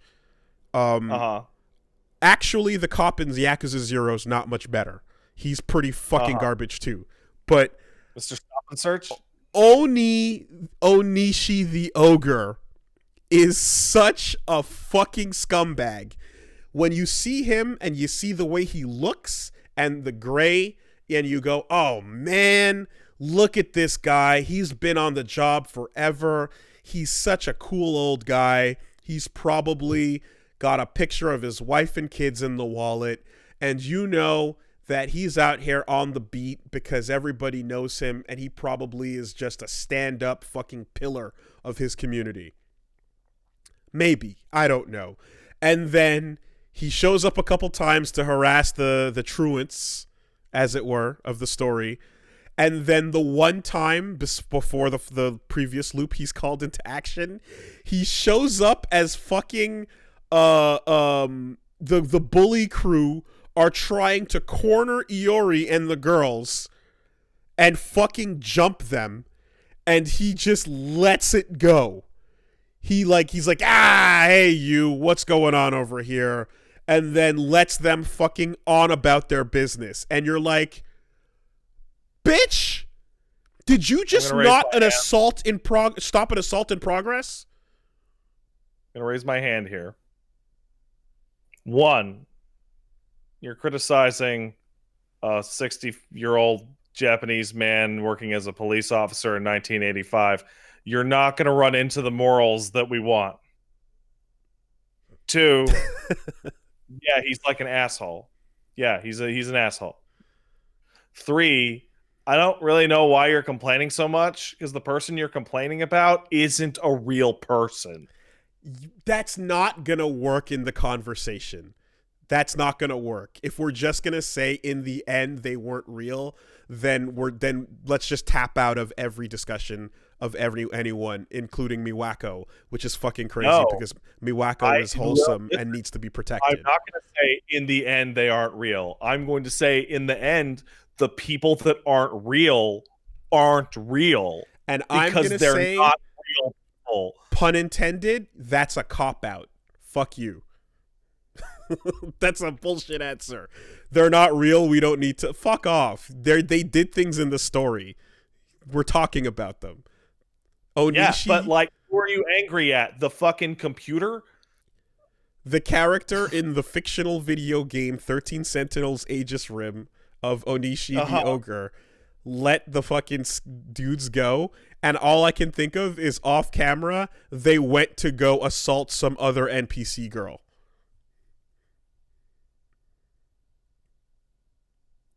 Because he just let him run. Anyway. You mean, another NPC girl who's not a real person? That doesn't merit the discussion anything. It does. How mad do you get when a GTA 5 pedestrian runs over another in their car? You know what, dude? I'm just going to leave this one to the air because I'm not going to get any further conversation about it that is interesting from you if you don't want to talk about NPCs like that. And I think it should be pretty clear that, like, yes, they're not real in the finality of the story, but to use that as a means of saying, therefore, nothing they do should be discussed or matters is a shitty cop-out. I don't think they should be discussed. Like, they're not real. They're fucking chairs that walk around and talk. All right. I'm not going to get any further with you in this, so I'm leaving it alone. You're fucking... That's a silly-ass take on it. That's ridiculous. I was going to talk about Miwako next, but why bother? Miwako's great. I like her. The only She's reason cool. Miwako matters is because she matters to the characters. And they're willing to do some weird fucking Ghost in the Machine bullshit to manufacture a real person out of that AI. Have you ever cried watching a movie? Yeah. Why? They're not real. Okay. Do I think I live in the movie? No, but we're having a discussion on a podcast. And I'm talking about Onishi being a shit cop who let a bad guy go in the fictional context of the video game, son. Yeah, and I said, yeah, he's an asshole, and his fucking basis is probably an asshole. You saying your first point about him being a cop from the 80s in Japan is totally a real point that I'm like, yeah, fair enough. Let's go. And then the second one being, therefore, why even bother NPCs? Like, well, then why are we doing any of this? You know? Anyway. The one thing about the story that I actually genuinely don't understand that ties into this is, what does it matter that they evacuated all the fake people? Because then kids would not think people were dying.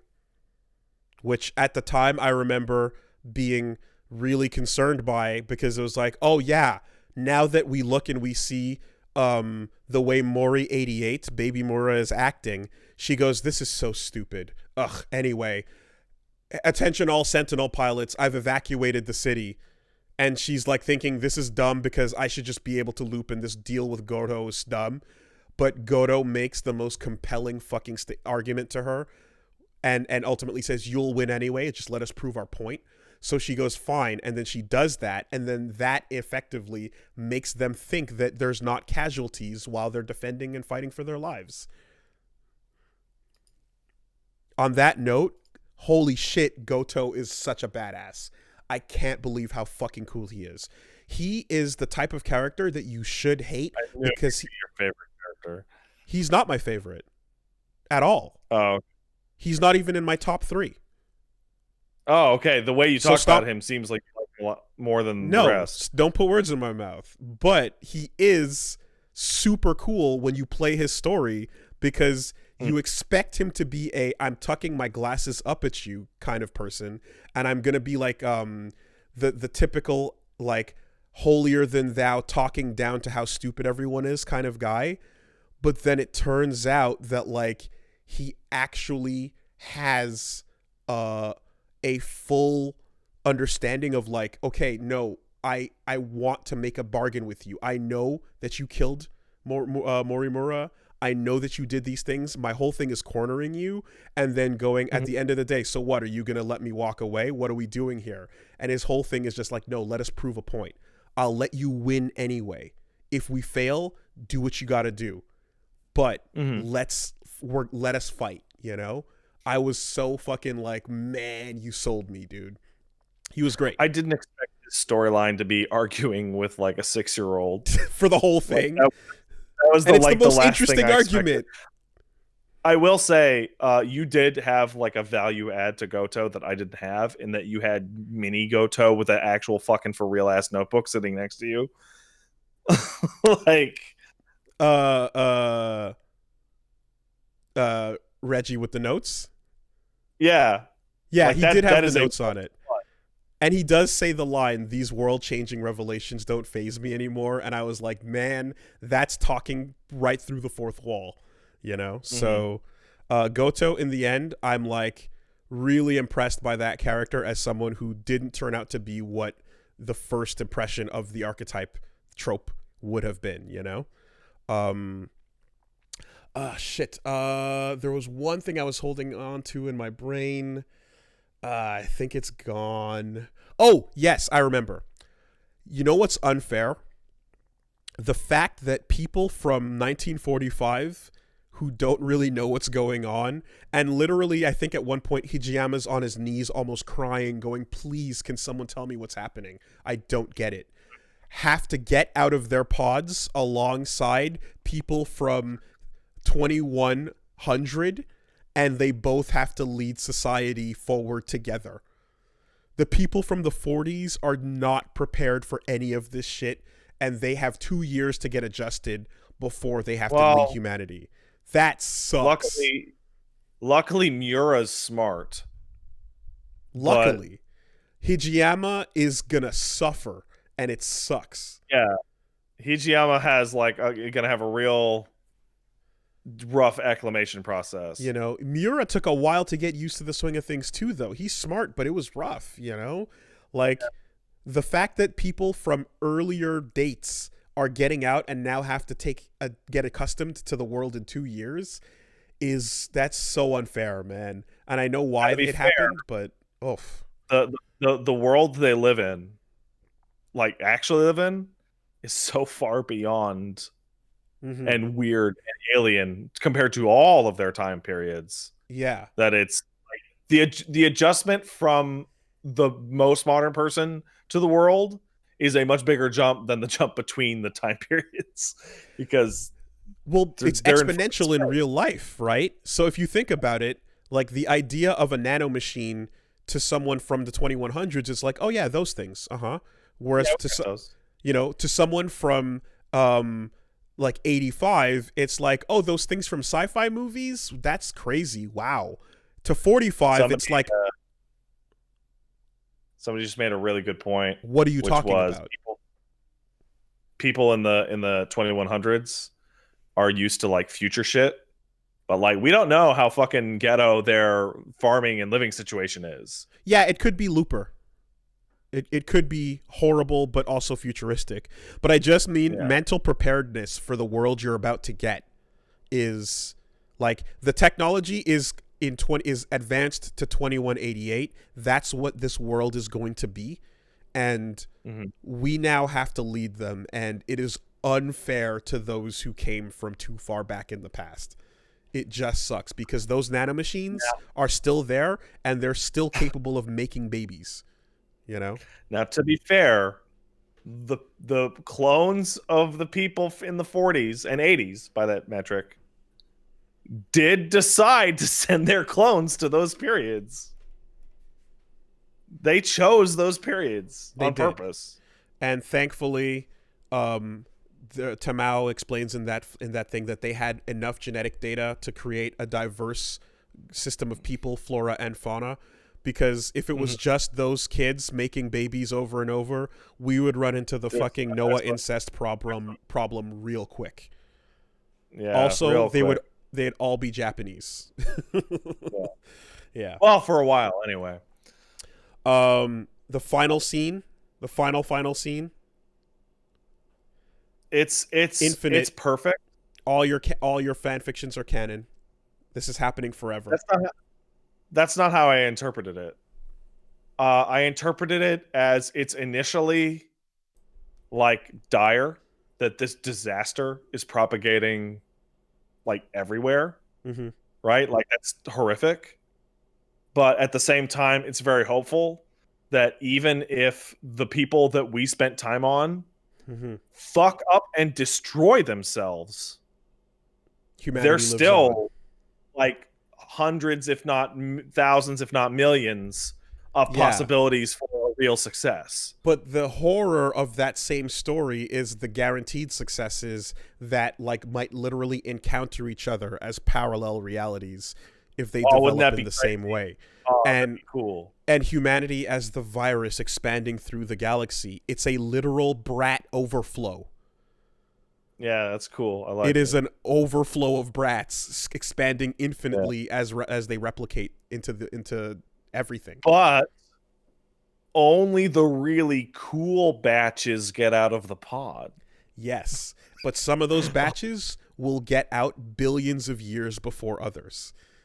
That's fine. Don't worry about it. You're going to spacefaring planet group will eventually fly by a planet that has a dead system of fucking babies on it that ran out of batteries after 5,000 years and go, oh, well, that one didn't work. And that's going to be dark. Yeah. Well, yeah. But hey, some of them will succeed. Some of them, infinite possibilities in infinite realities. It's also tough because you... or planets, rather. You start from the darkest possible start, which is everyone is dead. Like everybody. Yep. It's all gone. So like literally anything is an improvement on that. Yeah, it's all uphill from here, I suppose. Yeah. That's the optimistic look on it. The problem is that like there's a possibility of going uphill way too far into, oh god, oh no, fuck, oh shit. And now we have again like parallel people that are like light years away from each other. You know, God, I hope they don't meet. The thing that surprised me the most about the ending wasn't like a plot thing, it was its tone. The game's really dark, Mm-hmm. like consistently dark, and it only gets more dire the more it goes on. Right? Like for me, the revelation that most of the people were AI and that it was actually down to like 15, 16 real humans was like terrifying. Cause like that's it. That's literally all that there is. That holy shit. Like the stakes as it went down, the stakes got higher for me. But then when we get to the end, it's like they did something that I didn't think they'd be able to do, which is the ending is really positive. It's astonishingly positive. No one died. Not even the Like, fakes. not even the fakes. Mm-hmm. Even people who died, in some cases, came straight back to life. Ida was given a punishment that he had to atone for by who he loves, which in the end, Inaba loves him anyway, and he still gets his happy ending once he atones for it. Everybody, literally everyone got a happy ending. And the visual is Adam and Eve waltzing into the Garden of Eden. Yeah, and like I think the part that got me wasn't that it was so happy, is that it managed to justify it just enough that I was like, yeah, I'll allow it. Because like often like if Berserk ended with like and everyone got married and Guts and Casca had a bunch of kids and they made us a pair out of Griffith's skeleton, and then Guts became the king and it was all happily forever after, I will be like, shut up. Yeah. Except bullshit. Except Kengo for no reason. Ogata's dad gets dropped in at the last second to be the one ultimate guy who is just nefarious for the sake of being nefarious. I don't give a fuck. I just want to live. Okay. And ends up being a major catalyst while also being the most inconsequential thing in the world. He's a secret antagonist that is in one scene in the entire game. And he was literally supposed to be apparently a bigger part of the plot that got cut. But you can feel. I think as he exists now, he is only there to give Morimura some forgiveness, so that she can so that the blame can be shouldered onto a non-human entity that sits in a hard drive somewhere. I looked at it a little bit more thematically, where Ogata is like running the show essentially, but then he dies obviously, and considering the death of humanity is concurrent with his death, he kind of feels like all the worst parts of Earth like following them, because like his involvement and wanting to be an AI and all that crap Kengo are part of the reason. Yeah, Kengo. Yeah. Are part of the reason that causes stuff on even the ship to deteriorate. That's the thing is, like, I give Mori 88 like the benefit of her saying, like, I only exist because of what is needed for this group of people in this new reality here. Whereas Kengo was like, I get to live forever, lol, you know? And you're like, yeah, that's the fucking humanity right there that you need to fucking watch out for, you know? So, anyway. Yeah, it's shocking that we got a happy ending that I didn't think was like complete bullshit. If you had told me like halfway through the game that everyone survived happily ever after, I'd fucking stare at you like you were an idiot. So let's wrap it up. Who are your faves? My favorite characters? Yeah. I answered this a couple times on Twitter. I can tell you who my favorite character to play in a fight is, and it's Ryoko Shinonome. Okay. Every day of the week. Okay. My most hated character to play as in the story is Ryoko Shinonome. Okay. Because of my pills, the The pill mechanic is really annoying, and her fucking story is it's the widest in terms of timeline, and I had trouble figuring out who she thought she was at each branch. But I said at the end, I felt really sorry for her with her ultimate fate before the final battle. Oh, it's pretty depressing. It's fucking depressing, which is so... And then think about how perfectly that mirrors 88 Ryoko. The mirror of that super dark conclusion coming back in this version is the one instance of like, hey, you know what? It was like poetry. It did rhyme. Yeah. You know? People are bound by the destiny of whatever their 88 versions were. There are things and decisions and even grudges that Hijiyama and Ogata are going to have with each other simply because their 88 versions already did. And Sonochi no Sadome is real in 13 Sentinels universe. You can't escape it. Or you can, but you're going to have a hard time fighting it, you know? If I had to pick... who's my favorite? My second favorite character in a fight is Natsuno Minami, and my favorite character in the game is Natsuno Minami. Okay. Her travel through time, as it were, sees what I believe to be the single biggest bomb drop, which is time travel isn't real, this isn't Earth. All right. Folks, let's try this again. There are things that the people in 88 do that mirror into their versions in the future, and in some cases it's relationships. In other cases, it's personality decisions that are very rash that end up leading to them being the same types, as it were.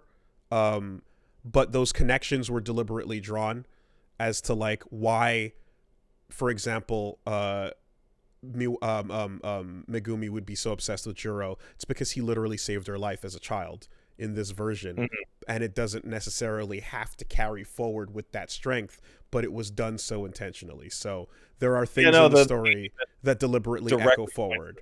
Not every character has that. Obviously, baby Megumi didn't go shooting everybody. Not everything has that. I'm just saying that some instances of the 88 echo forward into the... All right, go ahead. They actually go directly into that, where like when Shu like starts arguing with Ida, and Ida is smart enough to realize that they are essentially the same person split down the middle, based on their experience. That was great. And the version of him that fucks up Ryoko is the womanizing, manipulative piece of shit that is willing to go through whatever it takes and do anything to get his way, that also is gonna put on a show for Ryoko-chan until I won't get the fuck away from me. And Shu is the romantic idealist. Right down the middle, the worst of both worlds. Yeah, that's really good. But Natsuno's like her bubbliness in the face of like the game's fucking depressing a lot of the time, and her character is like it's so much more lighthearted than the rest of them for a lot of the time, and she's hopping all over and she's finding out shit. She's going on adventures. I absolutely loved her part of the story. And Missile Ring fucking kicks ass. Yeah, I separate battle from character. That's why I am separating it. Yeah, in battle you need Ryoko. You know, you need that fucking twin thing. But character wise, so that bubbliness, I agree. For me, it was Miwako. I thought Miwako's like no, not allowed. Anyway, I thought Miwako's yes.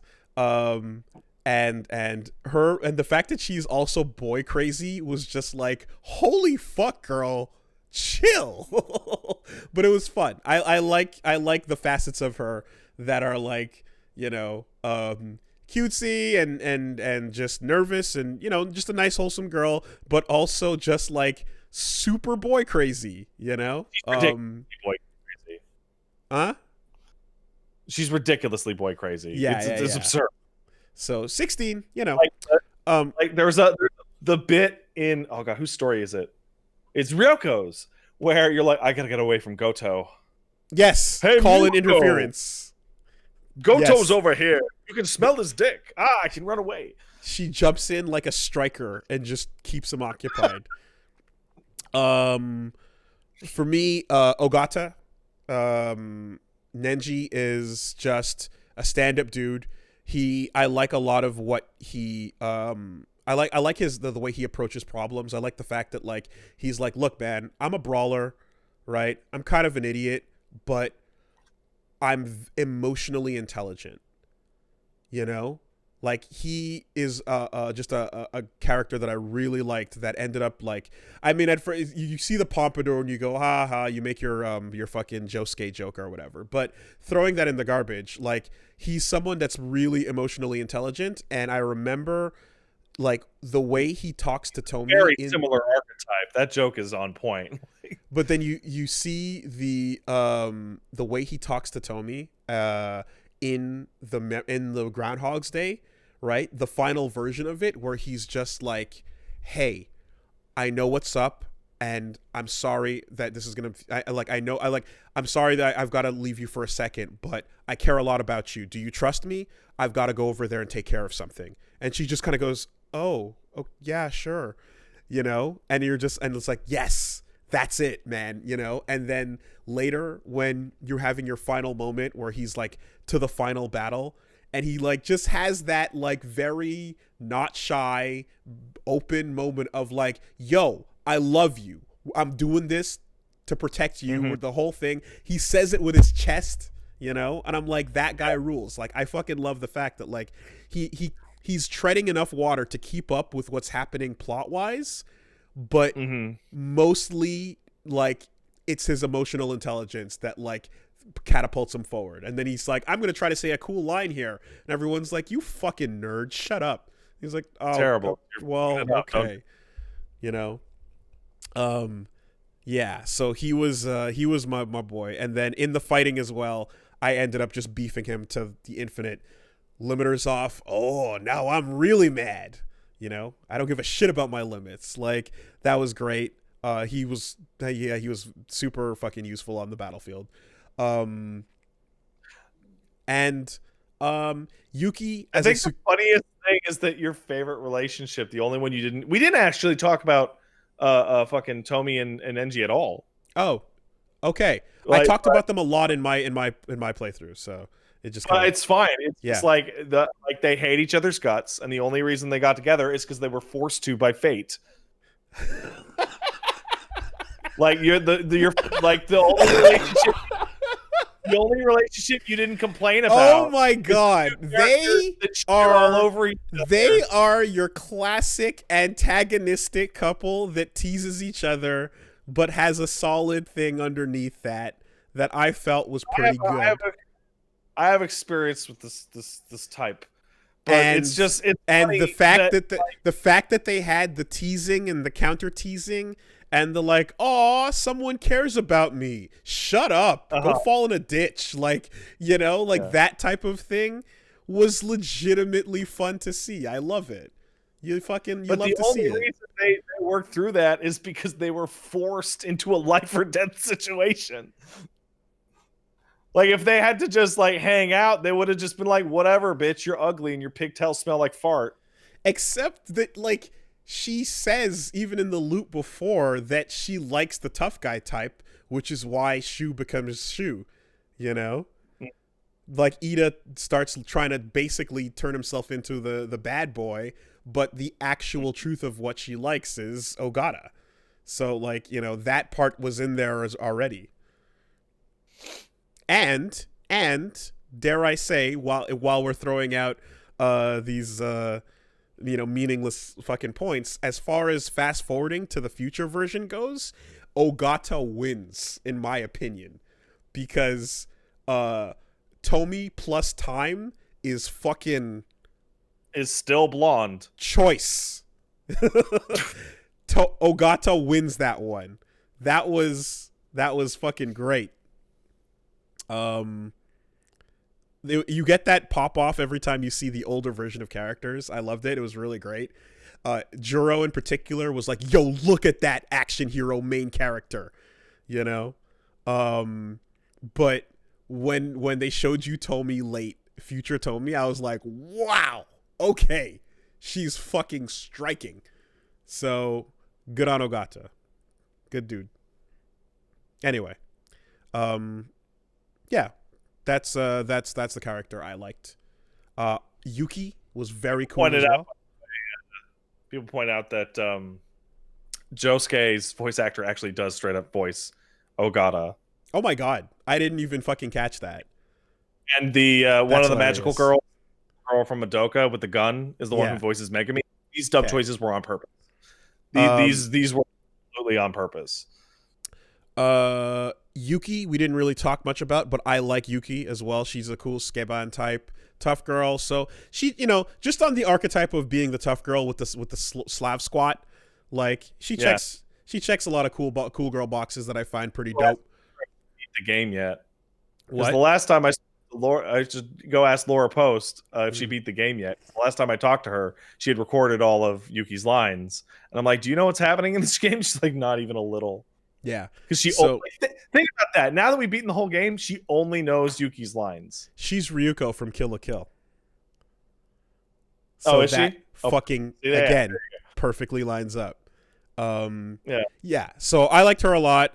She was cool. The fact that she's Minami's mom is like the weirdest thing, but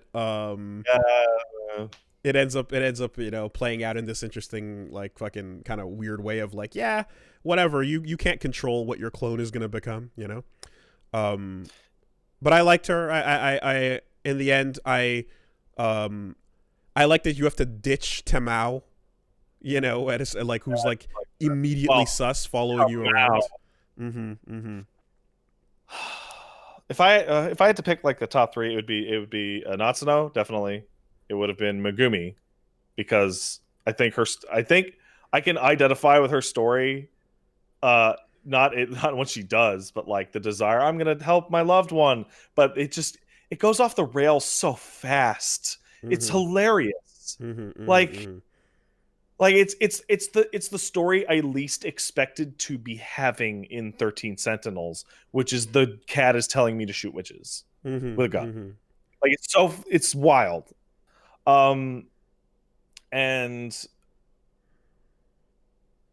I actually really liked Tomi's story, like stuck with the gang in the future. Like, we're fucking stuck, guys.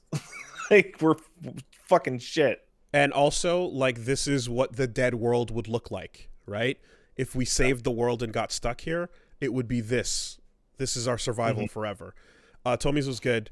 Yeah, to me, Miwako, Nenji, and Yuki are, again, like, they're up there. But to throw on another, Hijiyama, for self-explanatory reasons, is a great... I didn't like his story much at all. Oh. No, I'm saying characters. Oh, character? Yeah. Because some of them have not interesting arcs, but still are interesting characters, right? I'd say. Some are better than others. But Hijiyama needs to be on my list of like some of my favorite characters in the story. He's a fun person to follow, and you know that like no matter what or where he's interacting with the world, his one-track himbo point of view is predictable and funny, but then also he's sharp at times when unexpected, I got real tired of him by the end of the game, genuinely. Like, he is very one-track. He is, I want a yakisoba pan. Dude, I'm from the 40s. What is this? Wow. I'm totally not gay. No, for real.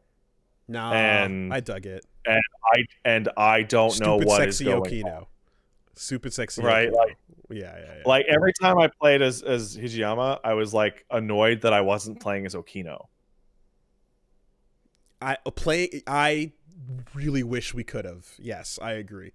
But you're not even with the whole yakisoba pawn angel that you're fucking with your Hijiyama is there. Right. She is the best girl, but still. Man. Our tastes are so terminal. It's unbelievable.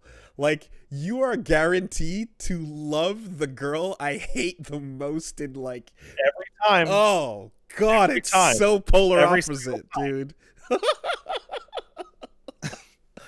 Oh. Anyway, no, but I not that doesn't necessarily like Asuka's cool when she's cool. She's just fucked. But who isn't? But I like it when she does the roundhouse kick and says "erst," you know. Yeah, I don't. The Evangelion argument is so done because now that I'm an adult, I'm like, man, I don't want a piece of any of that. I don't want nothing to do with any of them, man. Get me out of here. Get me the fuck out of here. Yeah. All right. Let's actually get the fuck out of here. All right. Goodbye. Goodbye.